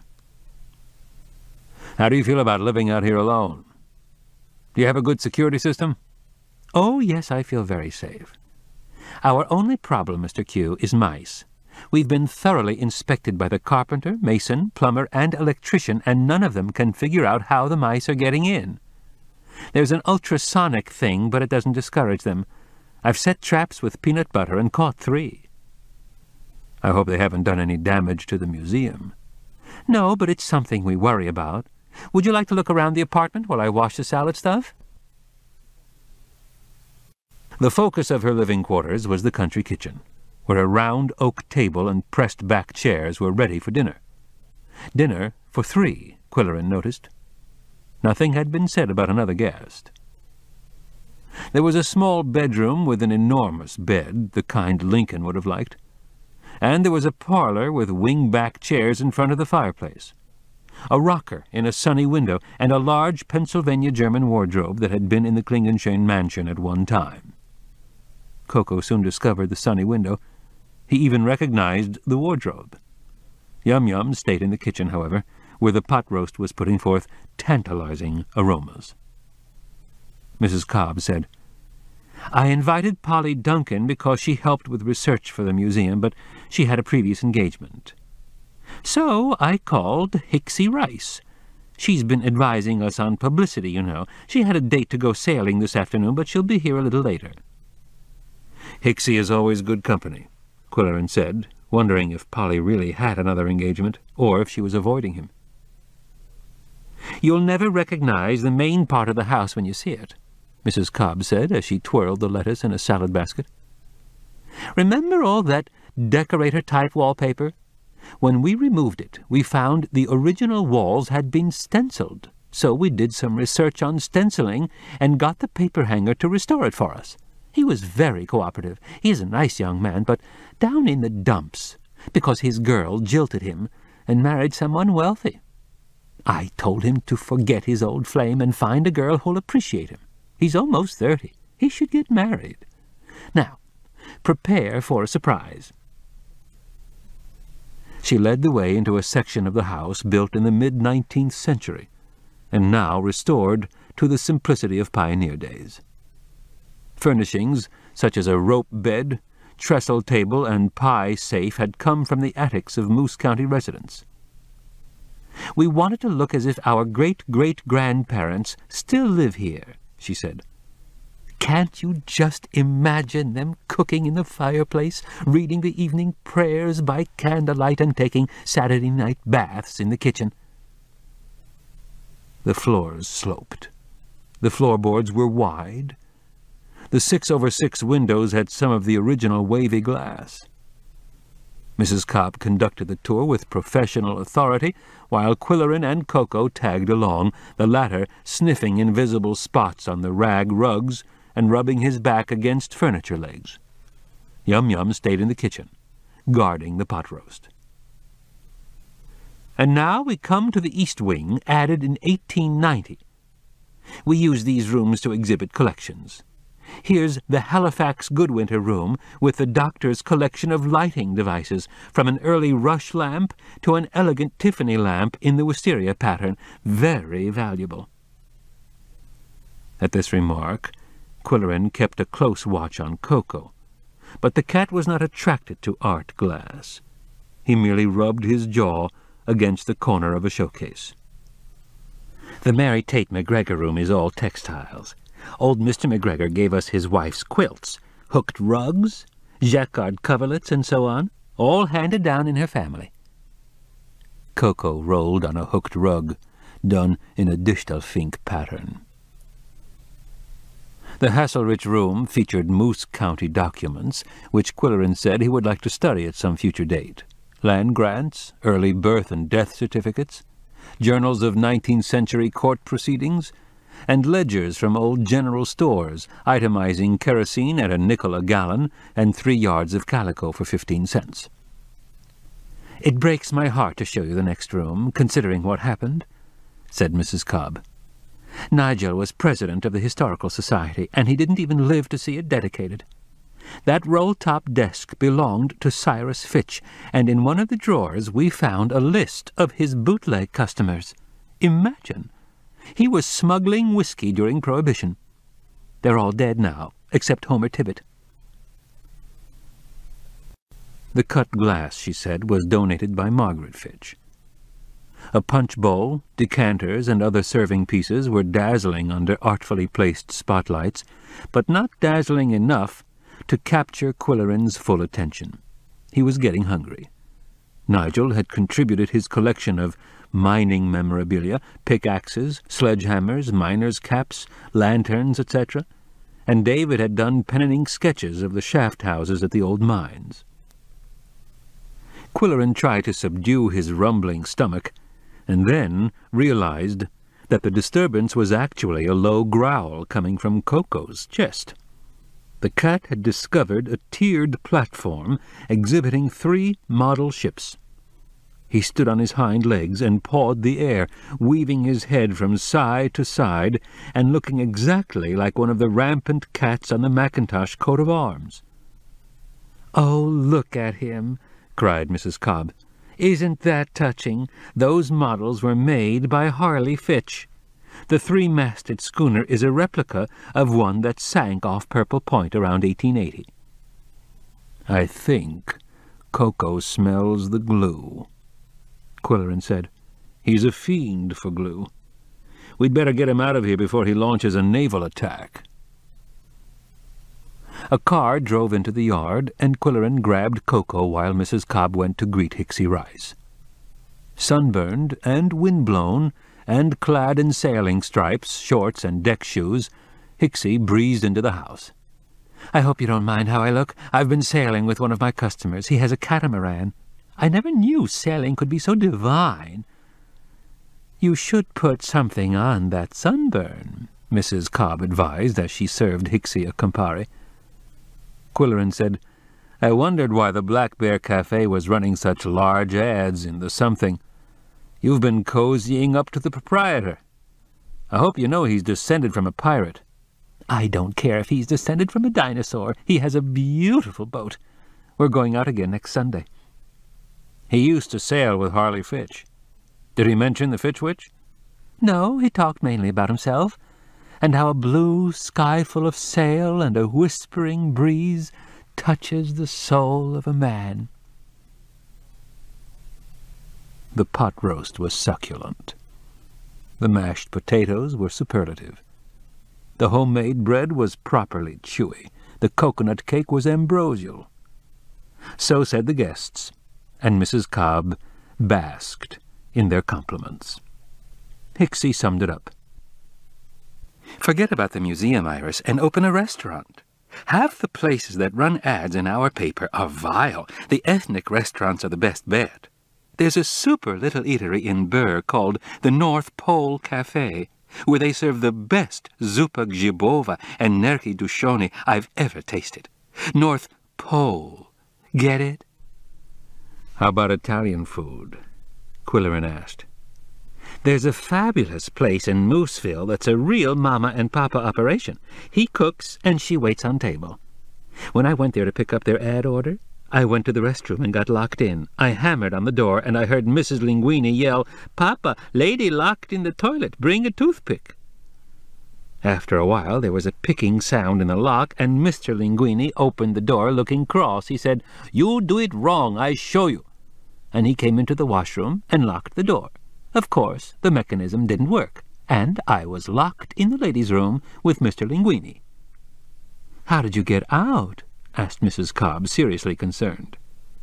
"He hammered on the door and yelled, 'Mama, bring a toothpick.'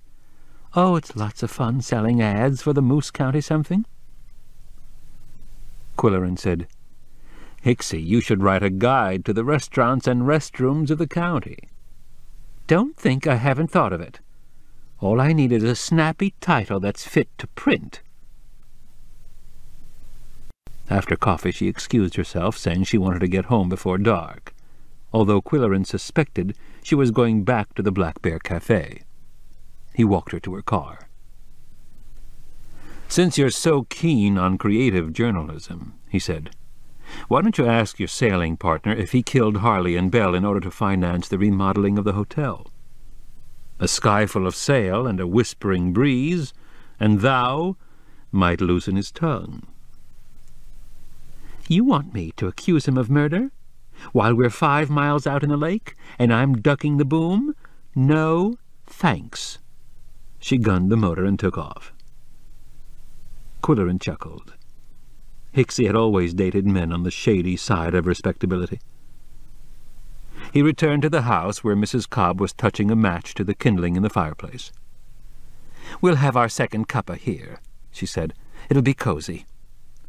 That Hicksy is a clever girl, isn't she? And nice-looking.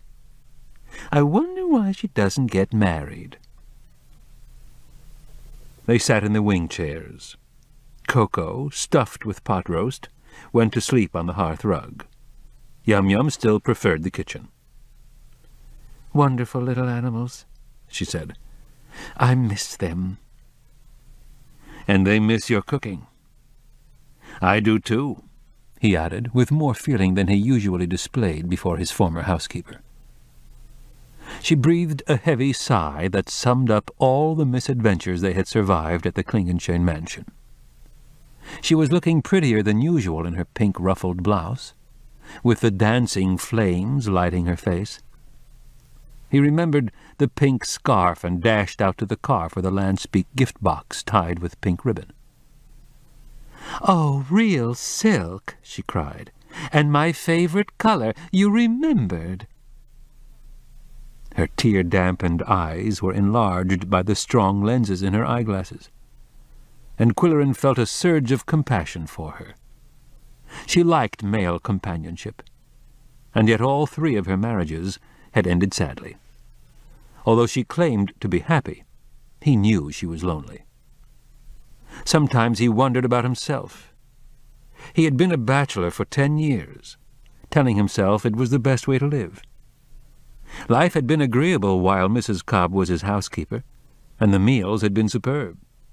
Now he ate in restaurants, and was constantly looking for a dinner companion.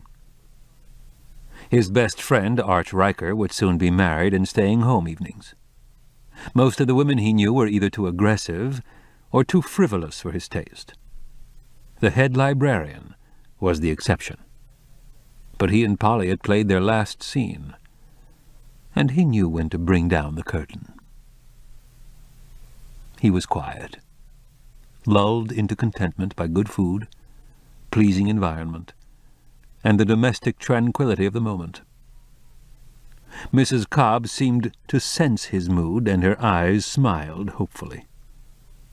Only the crackling of the fire and Coco's heavy breathing broke the silence. Quillerin wanted to say something, but for once he was at a loss for words. She was an amenable woman, a comfortable companion.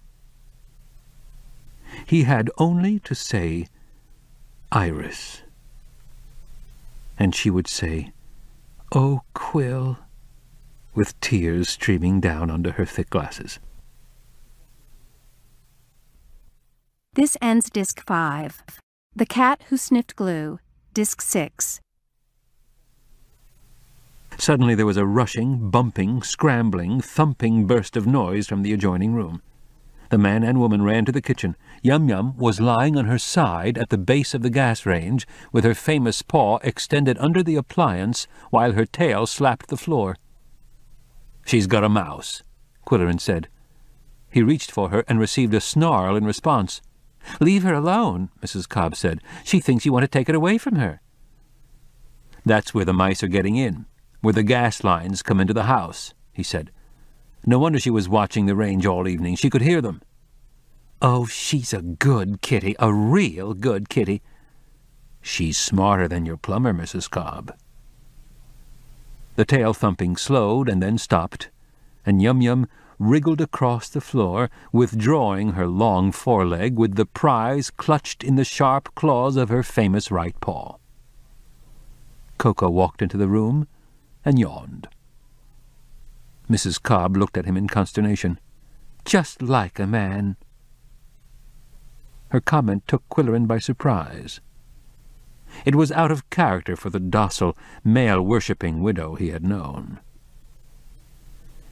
"Time to go home," he said, opening the picnic hamper. "It was a wonderful dinner, Mrs. Cobb, and you're to be complimented on the museum. Let me know if there's anything I can do." With the hamper on the back seat and the 2 commodes on the floor, Quillerin tooted a farewell to his hostess on the doorstep and headed the car toward Pickaxe. He was thankful that Yum-Yum had caught her mouse at an auspicious time, saving him from an amorous slip of the tongue. He needed no more women on his trail, least of all his former housekeeper, who was marriage-oriented and tragedy-prone. All 3 of her husbands had died violent deaths. He drove past the hanging tree and across the old plank bridge and then west on Itibidiwasi Road. There was little traffic. The county had built the road at great expense to accommodate Exbridge's condominium development. Most motorists preferred the shorter, more commercial route, however, and the local wags called the new highway Itibidi Graft. Darkness was falling as he passed the site of the old buckshot mine. It was here, he recalled, that he had suffered a serious bicycle accident a year before. A highly questionable accident. And now, it all happened again.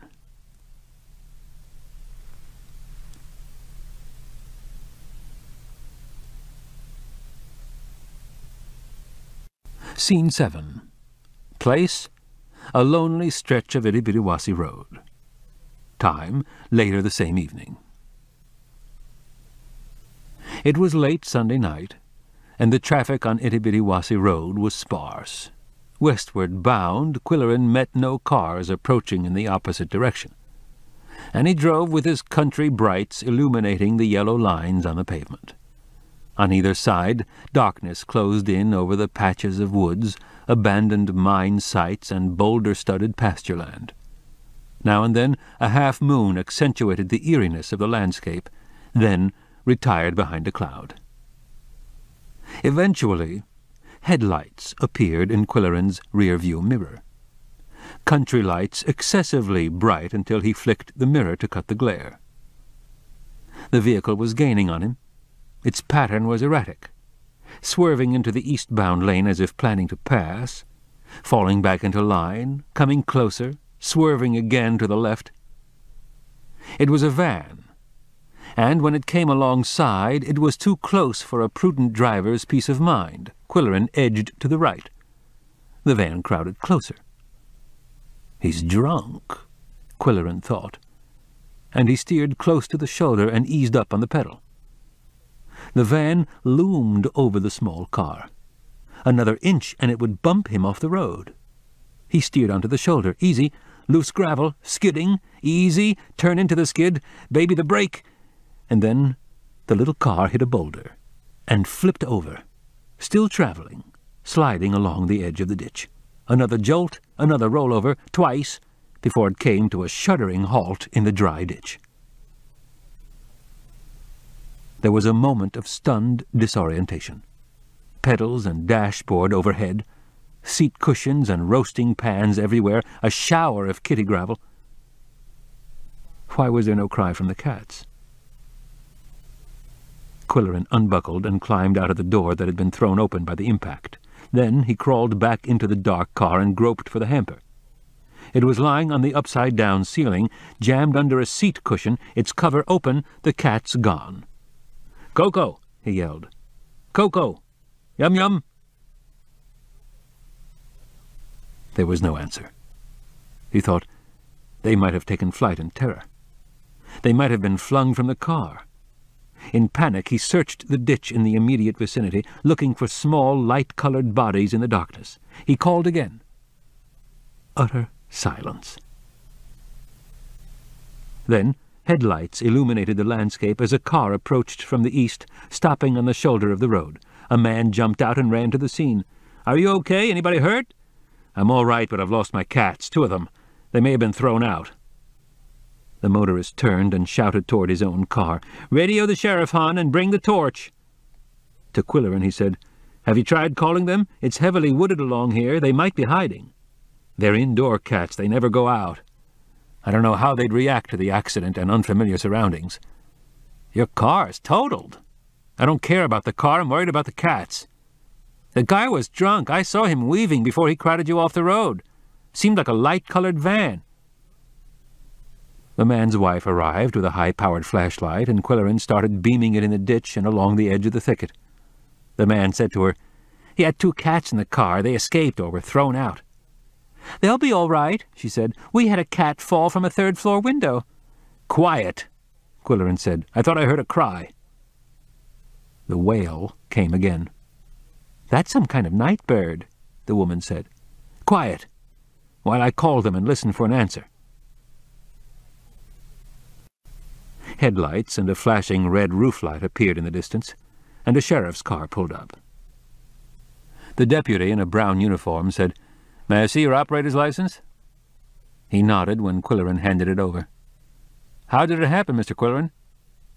The other motorist said, "I saw it all. A drunk driver crowded him off the road and then skipped." Quillerin said, "I had 2 cats in the car and I can't find them." The deputy flashed a light around the wreck. "Could be underneath." The woman said, "We'd better go, honey. The babysitter has to leave at 11:30. "Well, thanks," Quillerin said. "Here's your flashlight." "Keep it," the man said. "You can get it back to me where I work, Smitty's Refrigeration on South Main." The deputy wrote his report and offered Quillerin a ride into Pickaxe. "I can't leave until I find them." "You could be out here all night, sir." "I don't care. After you leave, they may come crawling out of the bushes. I've got to be here when they do." "I'll check back with you on my next round. We're watching this road. I nabbed 4 DWIs last night." He left, and Quillerin resumed his search, calling at intervals and hearing nothing except the night noises of the woods as some small animal scurried through the underbrush, or an owl hooted, or a loon cackled his insane laugh. He extracted the wicker hamper from the wreckage, out of shape but intact. He found the 2 commodes also. The roasting pans had fared better than the body of his car. He was grateful for the flashlight. Another vehicle stopped. "Anybody hurt?" asked the driver, walking over to view the car in the ditch. "Anyone call the police?" Quillerin went through the same script. "No one hurt. The sheriff's been here. No, thanks, I don't need a ride. I've lost 2 cats and I have to wait." "Lots of luck," the man said. "There are coyotes out there and foxes, and an owl can carry off a cat at night." "Just go on your way, please," Quillerin said firmly. "When it's quiet, they'll come back." The car left the scene, but the Siamese did not appear. He snapped off the torch. It was totally dark now. Totally dark, with the moon behind a cloud. He called again in desperation. "Coco! Yum-Yum! Turkey! Turkey! Come and get it!" There was absolute silence.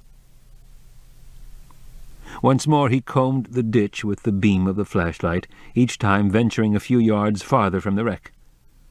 After half an hour of fruitless searching and calling, he groaned as another car pulled up. "Quill! Quill, what are you doing out here?" A woman's voice called out. She left her car and hurried toward him. "Is that your car? What happened? Has anyone called the sheriff? I have a CB." It was Polly Duncan. "That's not the worst," he said, shining the torch on the wreck. "The cats are lost. They may be hiding in the woods. I'm not leaving here till I find them, dead or alive." "Oh, Quill, I'm so sorry. I know how much they mean to you." It was the quiet, soothing voice that had appealed to him during their happier days. He recounted the entire story. "But you can't stay here like this all night." "I'm not leaving," he repeated stubbornly. "Then I'll stay with you. At least you'll have some shelter and a place to sit. I'll turn my lights off. Maybe they'll sense your presence and come out." "If they're still alive," he interrupted. "The sheriff thought they might be pinned under the car. They don't answer when I call their names. Another guy said there are predators out there." "Don't listen to those alarmists. I'll pull my car farther off the highway and we'll sit and wait." "No, I won't listen to any protests. There's a blanket in my trunk. It gets chilly after midnight at this time of year. Put those things in the back seat, Quill." He put the commodes and hamper in her car, and then he and Polly settled in the front seat of the car he had given her for Christmas. His gloom was palpable. "I don't mind telling you, Polly, how much those 2 characters have meant to me. They were my family. Yum-Yum was getting more lovable and loving every year. And Coco's intelligence was incredible. I could talk to him like a human, and he seemed to understand every word I said. He even replied in his own way." "You're speaking in the past tense," Polly rebuked him. They're still alive and well, somewhere. I have enough faith in Koko to know he'll be able to take care of himself and Yum-Yum. Cats are too agile to let themselves get trapped under the car. Flight is their forte, and their best defense. But the Siamese have lived a sheltered life. Their world is bounded by carpets, cushions, windowsills, and laps. You're not giving them credit for their natural instincts. They might even walk back to Pickaxe. I read about a cat whose family took him to Oklahoma for the winter, and he walked back to his home in Michigan, over 700 miles. But he was accustomed to the outdoors, Quillerin said. The sheriff's deputy stopped again, and when he saw Quillerin's companion, he said, "Do you need any potatoes, Mrs. Duncan?" They both laughed. To Quillerin he said, "Glad you've got company. I'll keep an eye on you two." As he drove away, Polly said, "I've known Kevin ever since he was in junior high, bringing his homework assignments to the library. His family had a potato farm." Gradually, she talked him out of his pessimistic mood by introducing other subjects. Nevertheless, every 10 minutes Quillerin left the car and walked up and down the roadside calling. Returning from one disappointing expedition, he said to Polly, "You were out late tonight." "There was a party at Indian Village," she explained. "I usually go home early when I'm driving alone, but I was having such a good time." Quillerin considered that statement in silence. Don Exbridge had a condo in Indian Village. "The party was given," she went on, "by Mr. and Mrs. Hasselrich, honoring the library board, their charming hosts." "I hear Margaret Fitch's place on the board will be filled by Don Exbridge," he said glumly. "Oh, no, Susan Exbridge is a trustee, and it would hardly be appropriate to have her ex-husband on the board. Where did you hear that?" "I don't recall," he lied. "But I noticed you were dining with him at Stephanie's, and I assumed you were briefing him on his new duties." Polly laughed softly. "Wrong. The library needs a new roof, and I was trying to charm him into donating the services of his construction crew. But since you bring up the subject, I saw you dining with a strange woman after you told me you were dining with your architect from Cincinnati." "That strange woman," Quillerin said, "happens to be the architect from Cincinnati. You get 2 black marks for assuming the profession is limited to males." "Guilty," she laughed. The sheriff's car was coming down the highway again, and it stopped on the opposite shoulder. When the deputy stepped out, he was carrying something small and light-colored. He was carrying it with care. "Oh, my God," Quillerin said, and tumbled out of the car, hurrying across the pavement to meet him. "Brought you some coffee," the deputy said, handing over a brown paper bag. "From the Dimsdale Diner. Not the best in the world, but it's hot. Temperature is dropping to 50 tonight. Couple of donuts, too, but they look kind of stale." "It's greatly appreciated," Quillerin said with a sigh of relief as he pulled out his bill clip. "Put that away," the officer said. "The cook at the diner sent it." The kindness of Polly and the deputy and the cook at the diner and the motorist with the flashlight did much to relieve Quillerin's depression, although he still felt a numbness in the pit of his stomach. He wanted to talk about the cats. He said to Polly, "They're always inventing games. Now their hobby is posing like bookends." "Does Koko still recommend reading material for you?" "He was pushing biographies until a few days ago. Now he's into sea stories." "Has he lost interest in Shakespeare?" "Not entirely. I saw him nuzzling the Comedy of Errors and 2 Gentlemen of Verona the other day." "Both of those plays involve sea voyages," Polly reminded him. "I'm sure it's the glue he's sniffing. The subject matter is coincidental, but you have to admit it's uncanny." "There are more things in Koko's head than are dreamt of in your philosophy," said Polly, taking liberties with one of Quillerin's favorite quotations. And so they talked the night away. Quillerin said. "Now that I'm dropping out of the theatre club, Polly, I'm going to review plays for the paper." "You'll make a wonderful drama critic." "It means 2 passes to every opening night, 5th row center. I hope you'll be my steady theatre date." "I'll be happy to accept." "You know, Quill, your columns have been very good. I'm sorry I scolded you about your journalism. I especially liked your profile on Eddington Smith." Incidentally, when Ed and I were discussing the Fitch case, I mentioned the possibility of rare book thieves, and he hemmed and hawed, never would say what was on his mind. "Well, it's a possibility," she said. "I've heard that Cyrus Fitch owned some pornographic books that certain collectors would commit any crime to possess. They're said to be locked up in a small climate-controlled room, along with George Washington's farewell address and Gould's Birds of Great Britain. If Ed lets me go to the mansion to help him dust books, I'll check out the hot stuff," Quillerin said. And then she told him something that caused him to wince. "I'm leaving for Chicago Wednesday. A library conference. I'm catching the morning shuttle." She added a questioning glance. It was customary for him to drive her to the airport, but he and Fran were also leaving on the Wednesday morning shuttle. He thought fast. "Wait, I think I heard something." He jumped out of the car and walked a few paces, stalling for time. Here was a ticklish situation. He and Polly were rediscovering their old camaraderie. They had shared the blanket during the chilly hours before dawn. He had hoped for reconciliation. How would she react to a jaunt to Chicago with her rival? As far as he was concerned, it was a business trip to select furniture.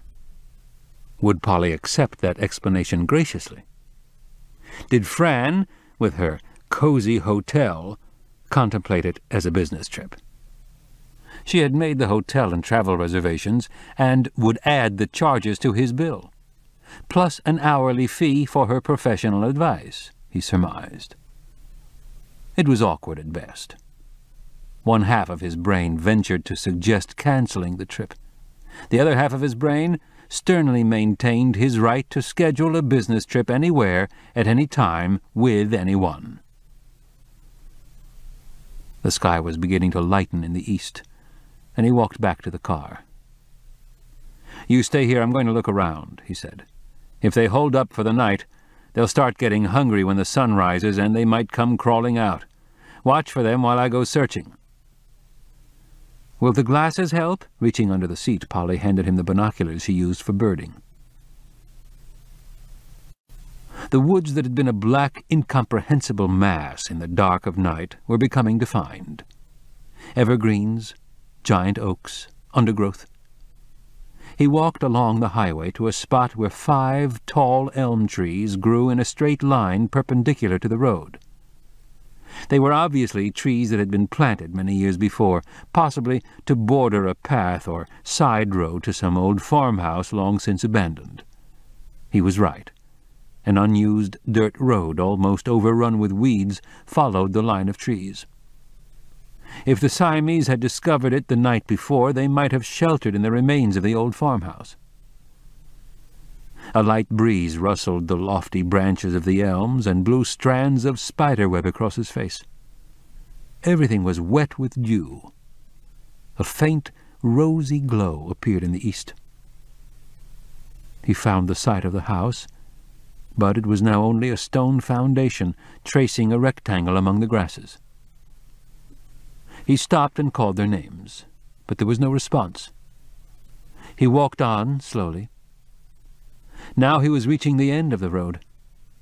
Ahead were the withered trees of a long-neglected orchard, rising in grotesque shapes from a field of weeds. He scanned the orchard with the binoculars, and his heart leaped as he saw a bundle of something on the branch of an old apple tree. He walked closer.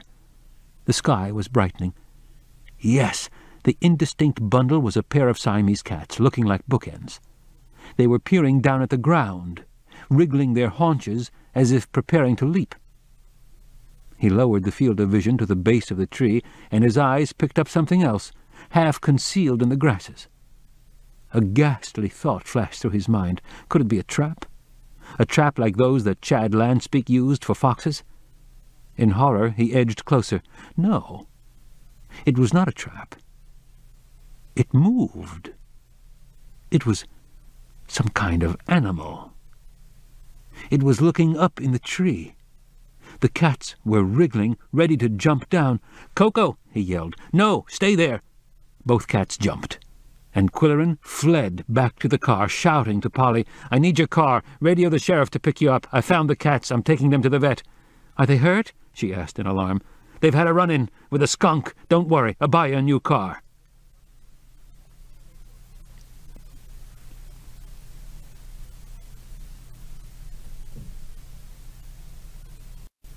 Scene 8. Place, Quillerin's apartment.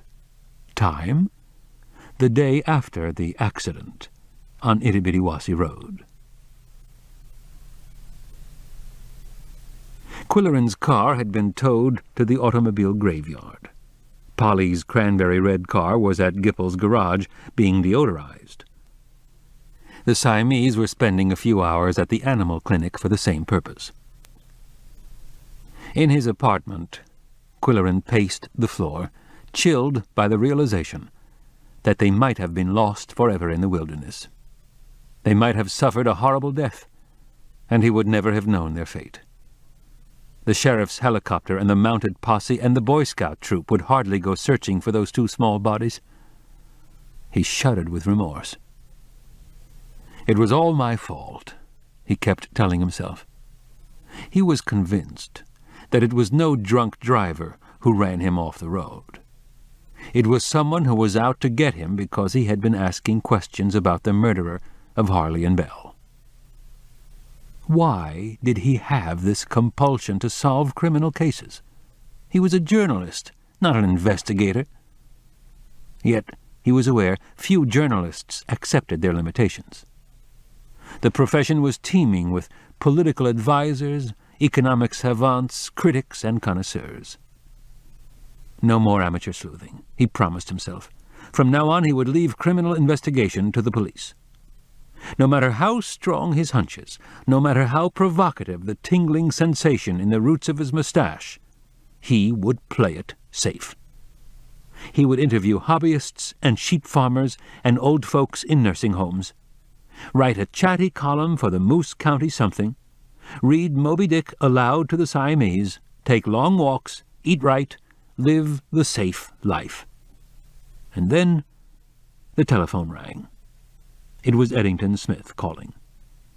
"I talked to the lawyer, and he said I should check the books against the inventory. You said you'd like to help with the dusting. Do you want to come with me tomorrow?" Quillerin hesitated for only the fraction of a moment. What harm would there be in visiting the Fitch Library? Everyone said it was an interesting house, virtually a museum. "You'll have to pick me up," he told the bookseller. "I've wrecked my car."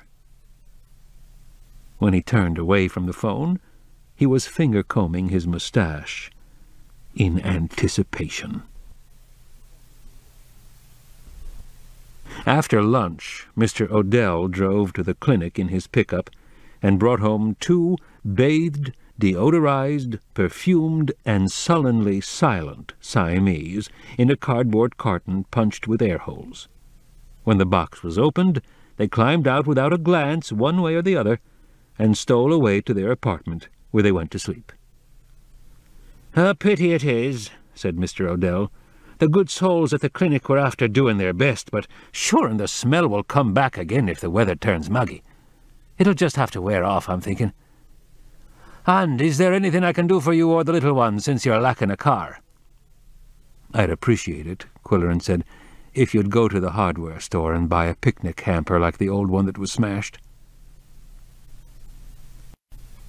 The Siamese slept the sleep that follows a horrendous experience. Every half hour, Quillerin went to their apartment and watched their furry sides pulsating. Their paws would twitch violently, as if they were having nightmares. Were they fighting battles? Running for their lives? Being tortured at the animal clinic? Earlier, Fran Brody had telephoned. "I hear you rolled over last night, Quill." Where did you hear that? "On the radio. They said you weren't seriously hurt, though. How are you?" Fine, except when I breathe. I get a stitch in my side. "Now you'll have to drive that limousine you inherited." She enjoyed teasing him about the pretentious vehicle in his garage. "I got rid of it. It was a gas guzzler and hard to park. And it looked like a hearse. It was only standing in the garage losing its charge and drying out its tires while I was paying insurance and registration fees every year. I sold it to the funeral home."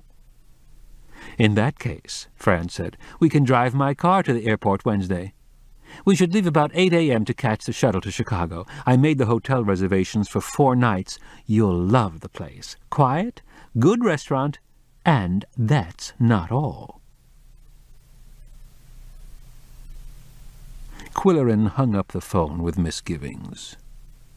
Burdened with other concerns, he had given no thought to this particular dilemma. Shortly after that, Polly had called to inquire about the cats. He said, "It's been a blow to their pride. They usually carry their tails proudly, but today they're at half-mast. Gipple is working on your car, Polly, but I want you to have a new one, and I'll drive the red job."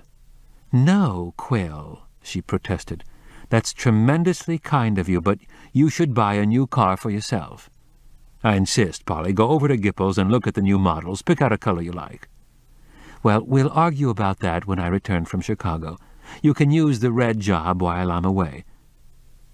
What time do you want to pick me up Wednesday morning? I'll be staying in town at my sister-in-law's."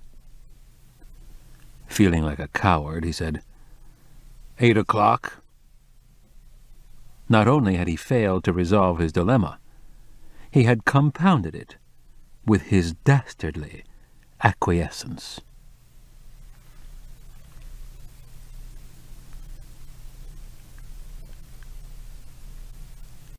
Scene 9.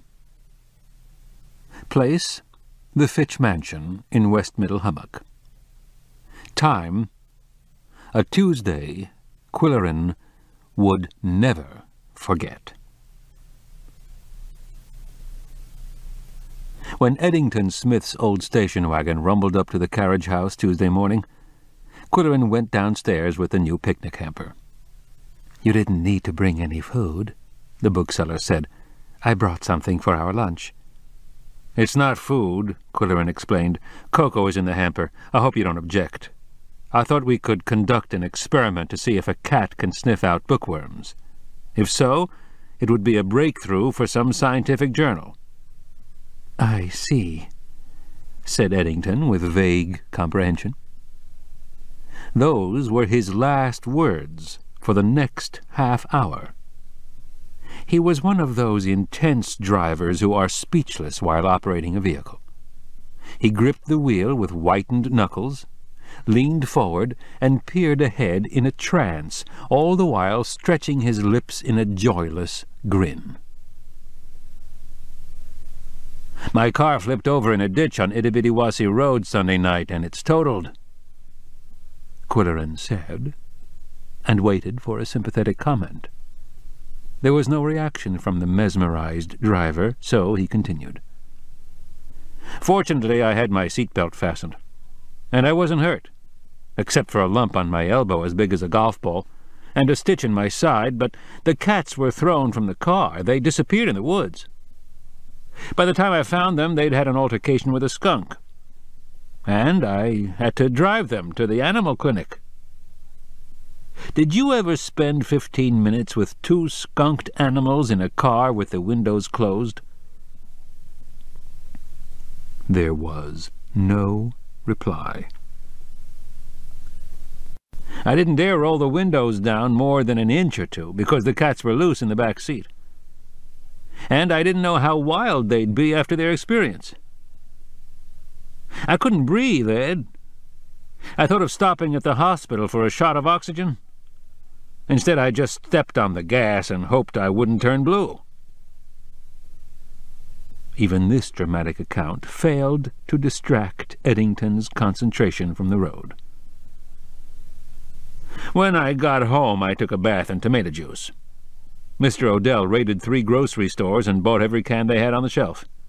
He had to burn my clothes and the cat's coop. Their commodes were in the car when it flipped, and they rattled around like ice cubes in a cocktail shaker. One of them conked me on the head. I'm still combing gravel out of my hair and mustache. Quillerin peered into Eddington's face with concern. He was conscious, but that was all. The cats were deodorized at the clinic, but there's no guarantee it'll last. I may have to buy a gallon of Old Spice. I'm trying to keep them downwind. After a while, Quillerin tired of hearing his own voice, and they drove in funereal silence until they reached the Fitch mansion. Eddington parked the car at the back door in a service yard enclosed by a high stone wall. If the murderers had parked there, Quillerin observed, their vehicle would not have been visible from either of the approach roads. On the other hand, if they had stationed a lookout in the vehicle, he couldn't have seen David and Jill approaching. The lookout may have been patrolling the property with a walkie-talkie, he decided. Eddington had a key to the back door, which led into a large service hall, the place where Harley's body had been found. Doors opened into the kitchen, laundry, butler's pantry, and servant's dining room. Quillerin was carrying the wicker hamper, Eddington was carrying a shopping bag, and after groping in its depths he produced a can of soup and 2 apples and left them on the kitchen table. Then he led the way to the great hall. Although lighted by clerestory windows 30 feet overhead, the hall was a dismal conglomeration of primitive spears and shields, masks, drums, a canoe carved from a log, shrunken heads, and ceremonial costumes covered with dusty feathers. Quillerin sneezed. "Where's the library?" he asked. "I'll show you the drawing-room and dining-room first," Eddington said, opening large double doors. These rooms were loaded with suits of armor, totem poles, stone dragons, medieval brasses, and stuffed monkeys in playful poses. "Where are the books?" Quillerin repeated. Opening another great door, Eddington said, "And this is the smoking room. Harley cleared it out and moved in some of his own things." Quillerin noted a ship's figurehead, carved and painted and 7 feet tall, an enormous pilot wheel, a mahogany and brass binnacle, and an original print of the 1805 gunboat, signed and obviously better than his reproduction. There were several sailing trophies, and on the mantel, on shelves and on tables, there were model ships in glass cases. The hamper that Quillerin was clutching began to bounce and swing. He said, "Coco is enthusiastic about nautical things. Would it be all right to let him out?" Eddington nodded his pleasure and approval. "Enthusiasm is the fever of reason," as Victor Hugo said. It was the liveliest display of spirit that Coco had shown since his ordeal. He hopped out of the hamper and scampered to a 2-foot replica of the HMS Bounty, a 3-masted ship with intricate rigging and brass figurehead. Then he trotted to a fleet of 3 small ships, the Nina, the Pinta, and the Santa Maria, all under full sail with flags and pennants flying. When he discovered a 19th-century gunboat with brass cannon, Coco rose on his hind legs, craning his neck and pawing the air. "Now, where's the library?"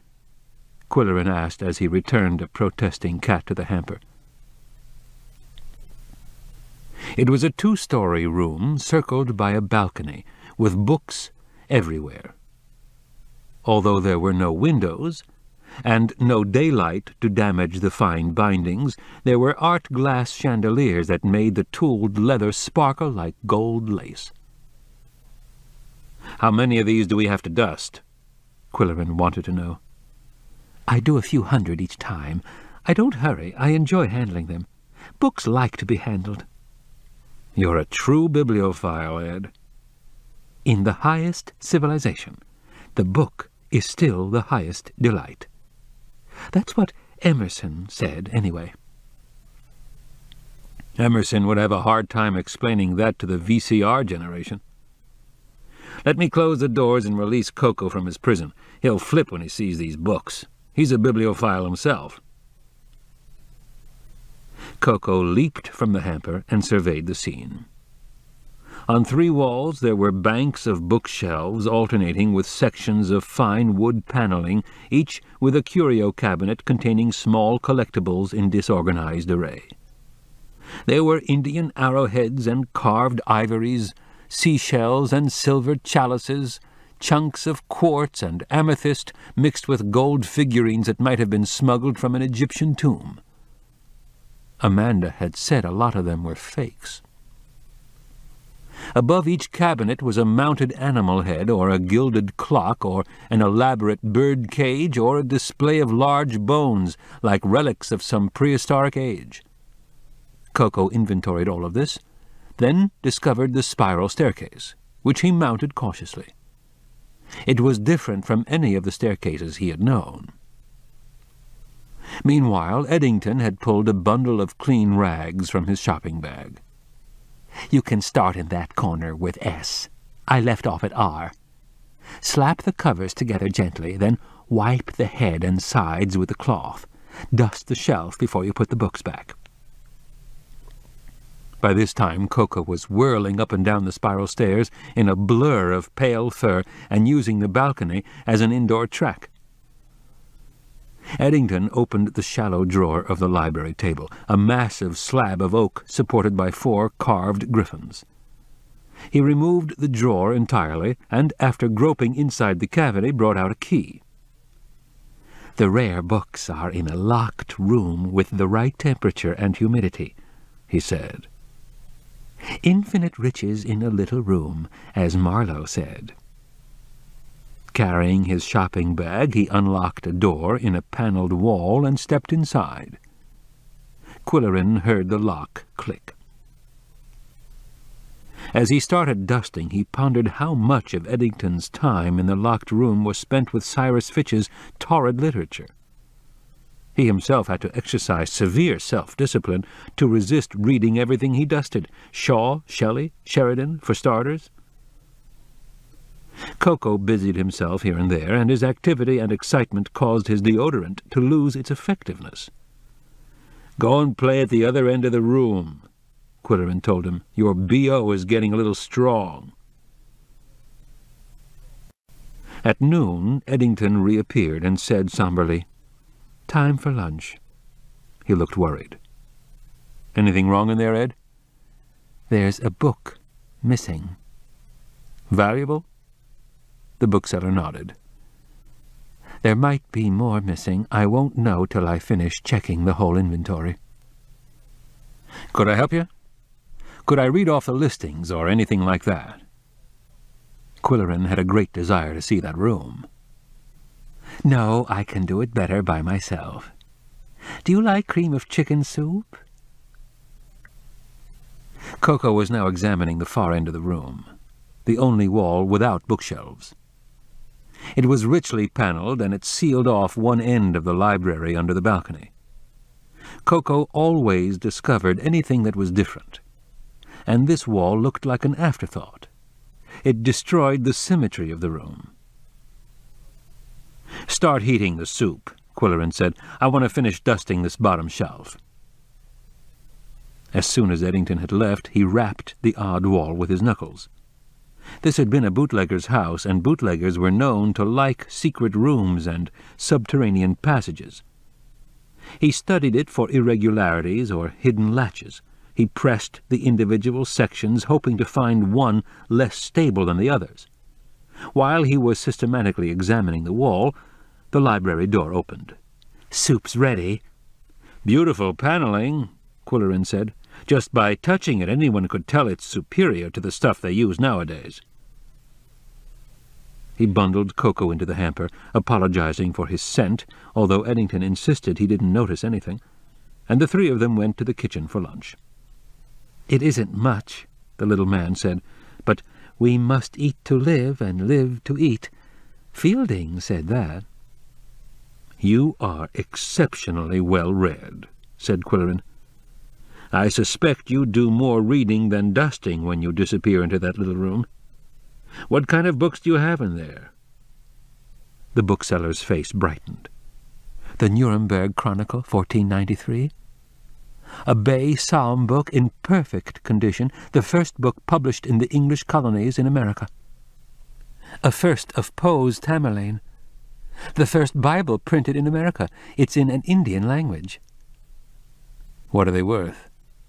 "Some of them could bring a price in 5 or 6 figures. "If one were stolen, would it be difficult to sell? Are there fences who handle hot books?" "I don't know. I never thought about that." "Which book is missing?" "An early work on anatomy, very rare." "A family member may have borrowed it to read," Quillerin suggested. "I don't think so. It's in Latin." "I'm amazed at your knowledge of books, Ed. I wish I could remember everything I've read and come up with a trenchant quote for every occasion." Eddington looked guilty. "I haven't done much reading," he confessed. "I took Winston Churchill's advice. He said, 'It's a good thing for an uneducated man to read books of quotations.'" After the meagre lunch, Cocoa had a few bits of chicken from the soup, the party returned to the library. Eddington locked himself in the little room while Quillerin resumed his dusting. Tennyson, Thackeray, Twain, and Cocoa resumed his explorations. The hush in the library was almost unnerving. Quillerin could hear himself breathe. He could hear Cocoa padding across the parquet floor. He could hear a sudden creaking of wood at the far end of the room. Cocoa was standing on his hind legs and resting his paws on the panelled wall that was different from the others. A section of it was moving, swinging open. Cocoa hopped through the aperture. Quillerin hurried to the spot. "Cocoa, get out of there!" he scolded, but the Inspector General had found something new to inspect and was totally deaf. The secret door opened into a storage room, windowless, airless, stifling, and dark. Quillerin groped for a light switch but found none. In the half-light slanting in from the library chandeliers, he could see ghostly forms in the shadows, life-size figures of marble or carved wood, a huge Buddha, crude pottery ornamented with grotesque faces, a steel safe, and a brass bugle. It was the one he would have used in the theatre club production if the show had not been cancelled, and he resisted the impulse to shatter the silence with a brassy blast. In the close atmosphere, Cocoa's unfortunate aroma was accentuated. He was prowling in and out of the shadows, and one of the items that attracted him was an attaché case. Quillerin had learned not to take Cocoa's discoveries casually, and he grabbed the case away from the purring cat. Kneeling on the floor in a patch of dim light, he snapped the latches, opened the lid eagerly, and sucked in his breath at the sight of its contents. As he did so, a shadow fell across the open case, and he looked up to see the silhouette of a man in the doorway, a man with a club. Lunging for the bugle, Quillerin raised it to his lips and blew a deafening blast. At the same moment the man came through the door, swinging the club. Quillerin bellowed and struck at him with the bugle. In the semi-darkness both weapons missed their mark. The club descended again, and Quillerin ducked. He swung the bugle again with both hands, like a ball bat, but connected with nothing. The two men were flailing blindly and wildly. Quillerin was breathing hard, and the stitch in his side felt like a knife thrust. Dodging behind a cigar-store Indian, he waited for the right moment and slashed again, with all his strength. He missed the man, but he struck the club. To his amazement, it crumbled. Instantly he swung the brass bugle at his assailant's head, and the man sank dizzily to the floor. Only then did Quillerin see his face in full light. "David!" he shouted. Outside the door, a hollow voice roared, "Stop, or I'll shoot!" Quillerin froze and slowly raised his hands. From the corner of his eye he could see a handgun. It was pointed at the crumpled figure on the floor. "Ed, where'd you get that?" he gasped. "It was in my shopping bag," said the little man, reverting to his usual shy delivery. For the first time in his life he had projected his voice. "Keep him covered while I call the police, Ed. He might come around and start trouble again." As he spoke, Coco emerged from the shadows and stalked the supine figure on the floor. He was purring mightily as he rubbed his head against the sprawled legs. He climbed on the man's chest and sniffed nose to nose. The man stirred and opened his eyes, saw two blue eyes staring into his own, caught a whiff of Coco's aroma, and passed out again.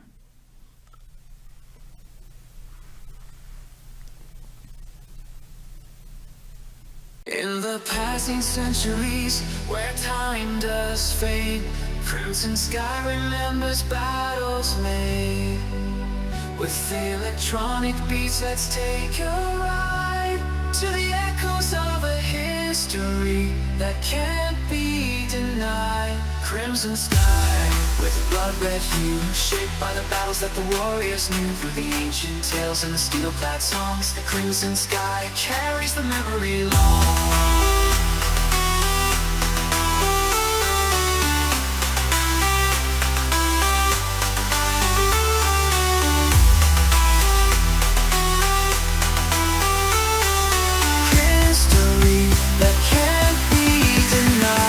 Crimson sky, in the heart of night, with the echoes of swords and the fierce fight, in the fiery glow of the martial call. Crimson sky, it remembers all.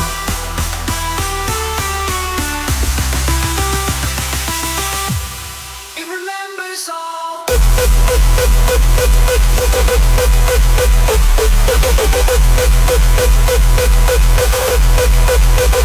Crimson sky.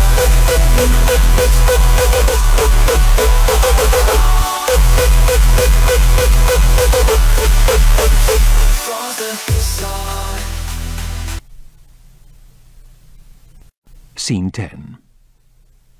Place: back at Quillerin's apartment over the garage. Time: later the same day. No one talked on the way back to Pickaxe. Eddington Smith was frozen to the wheel. Quillerin was still aghast at his recent discovery, and Coco was asleep in the hamper, which was placed at the extreme rear of the station wagon with all the windows open. "Thanks for the ride, Ed. Thanks for the good lunch," Quillerin said when they arrived.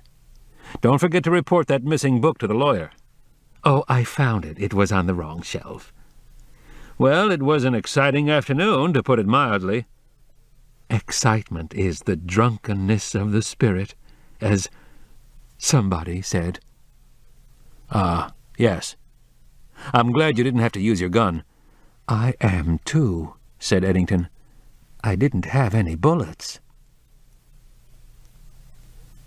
It was then that Quillerin noticed Francesca's car in the drive, and it reminded him that his troubles were not over.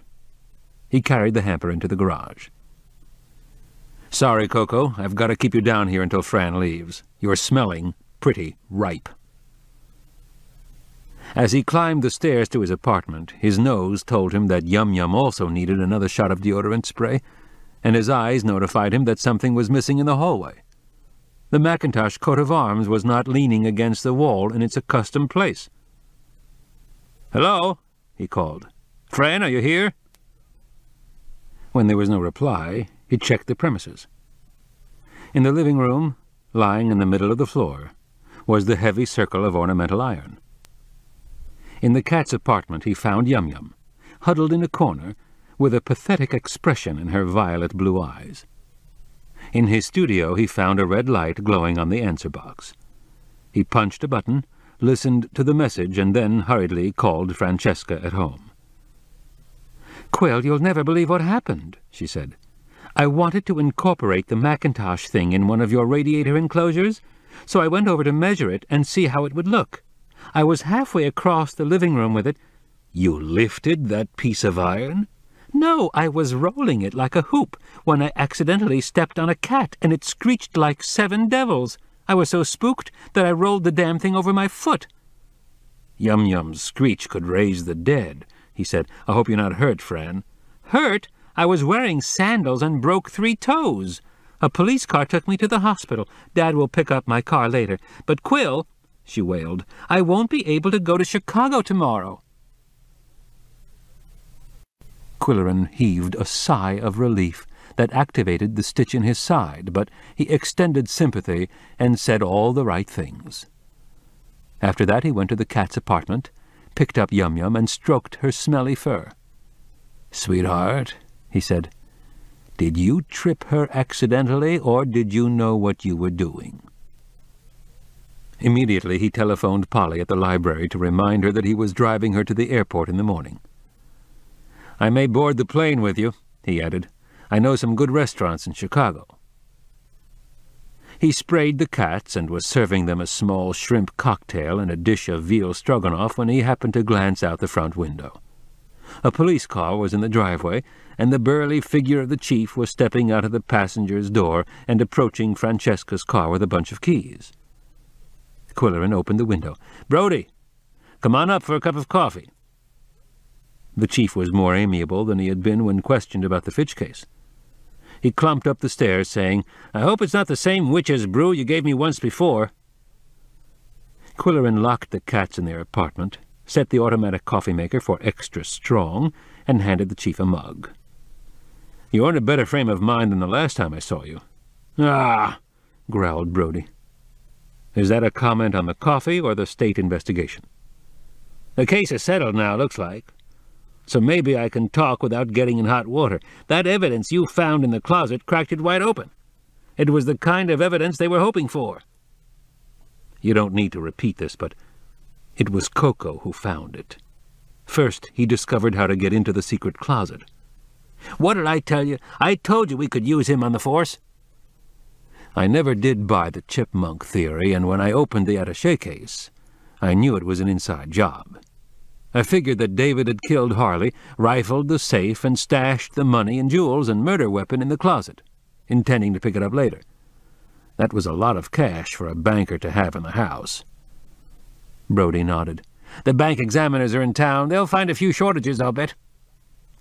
"I didn't know who it was when he attacked me in the dark storage room, but I knew I was fighting for my life. He had killed twice, and I had found the evidence.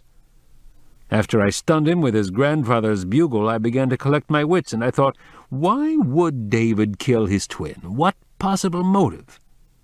At that moment, Coco walked over to him, purring like a helicopter. When he sniffed the guy's mustache, I said to myself, that's not David on the floor. That's Harley." Quillerin paused and caressed his mustache with satisfaction. Coco could smell the spirit gum. The mustache was false, glued on the guy's upper lip. "Yow!" came a stentorian cheer from down the hall. "He knows we're talking about him," said Quillerin. Brody said, "So you think you know the motive now?" "I'm pretty sure. From what I've heard on the Pickaxe grapevine, I've constructed a scenario. See if you think it'll play. Scene 1.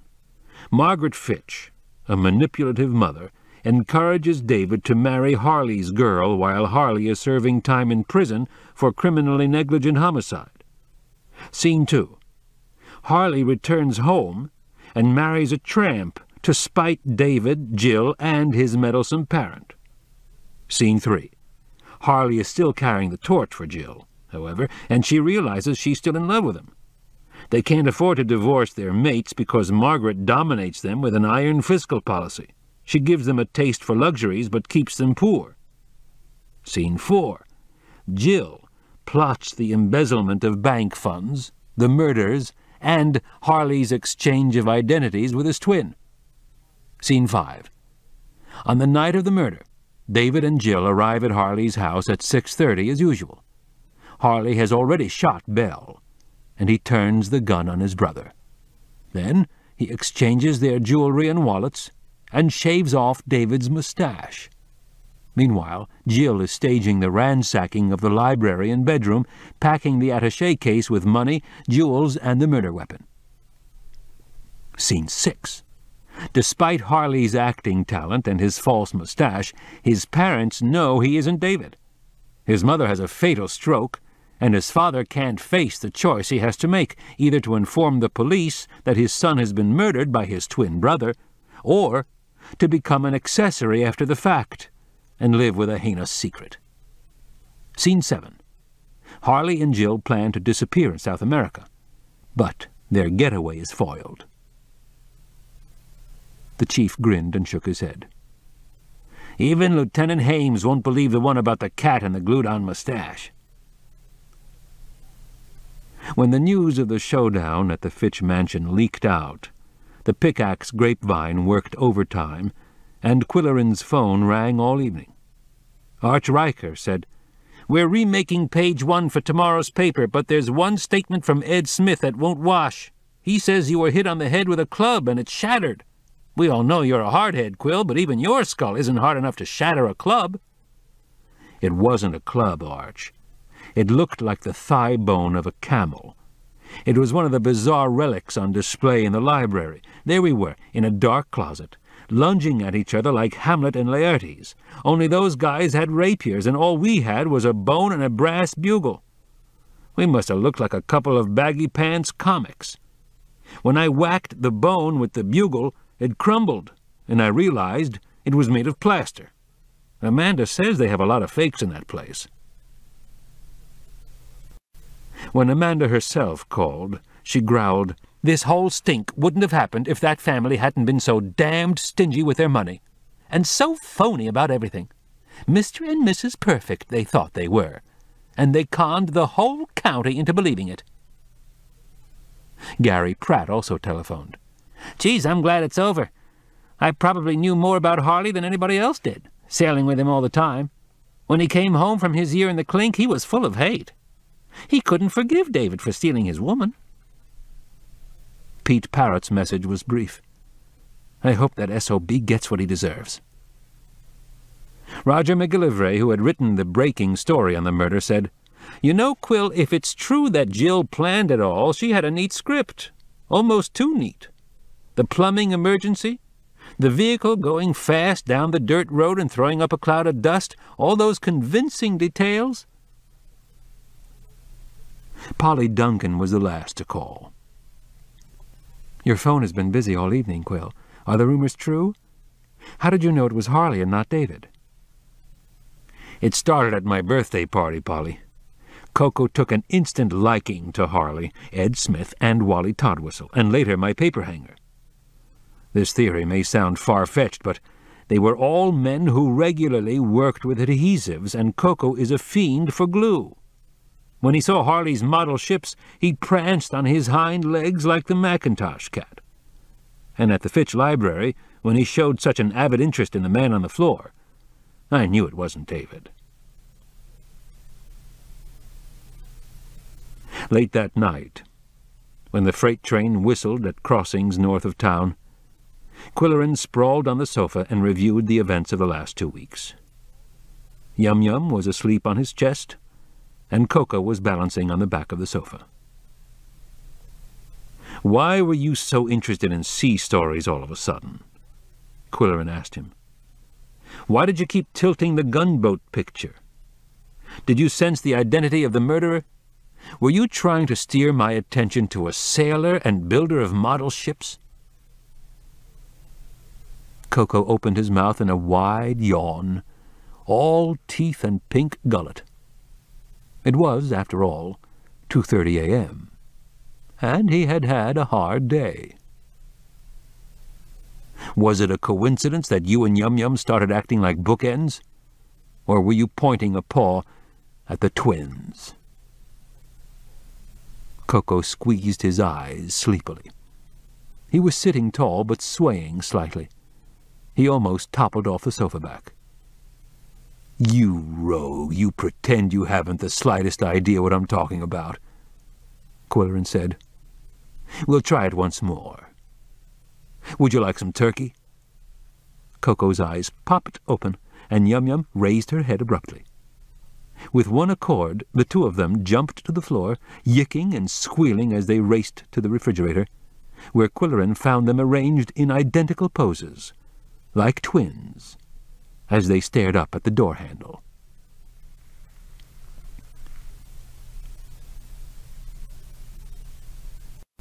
Epilogue. The prosecutor is seeking a change of venue for the trial of Harley and Jill, arguing that it will be impossible to seat an objective jury in Moose County, where the citizenry is still under the spell of the Fitch mystique. According to Jill, who is cooperating with investigators to save her own neck, they staged the vandalism at the dental clinic to destroy the twins' dental records. Quillerin no longer employs the services of Francesca Brodie, and Yum-Yum has reverted to her fastidious habits in the commode. The Siamese, using their own built-in deodorant applied with long pink tongues, have dispelled the memory of the black-and-white kitty on Itty-Bitty-Wassy Road. Quillerin is reading Moby Dick aloud to the cats and spending weekends at Polly Duncan's cozy house in the country. The Klingenschein Theatre will open with an original review written by Quillerin and Hixie Rice. The hit number is sure to be "I Left My Heart in Pickaxe City." Coco is learning how to turn the television off. Final curtain.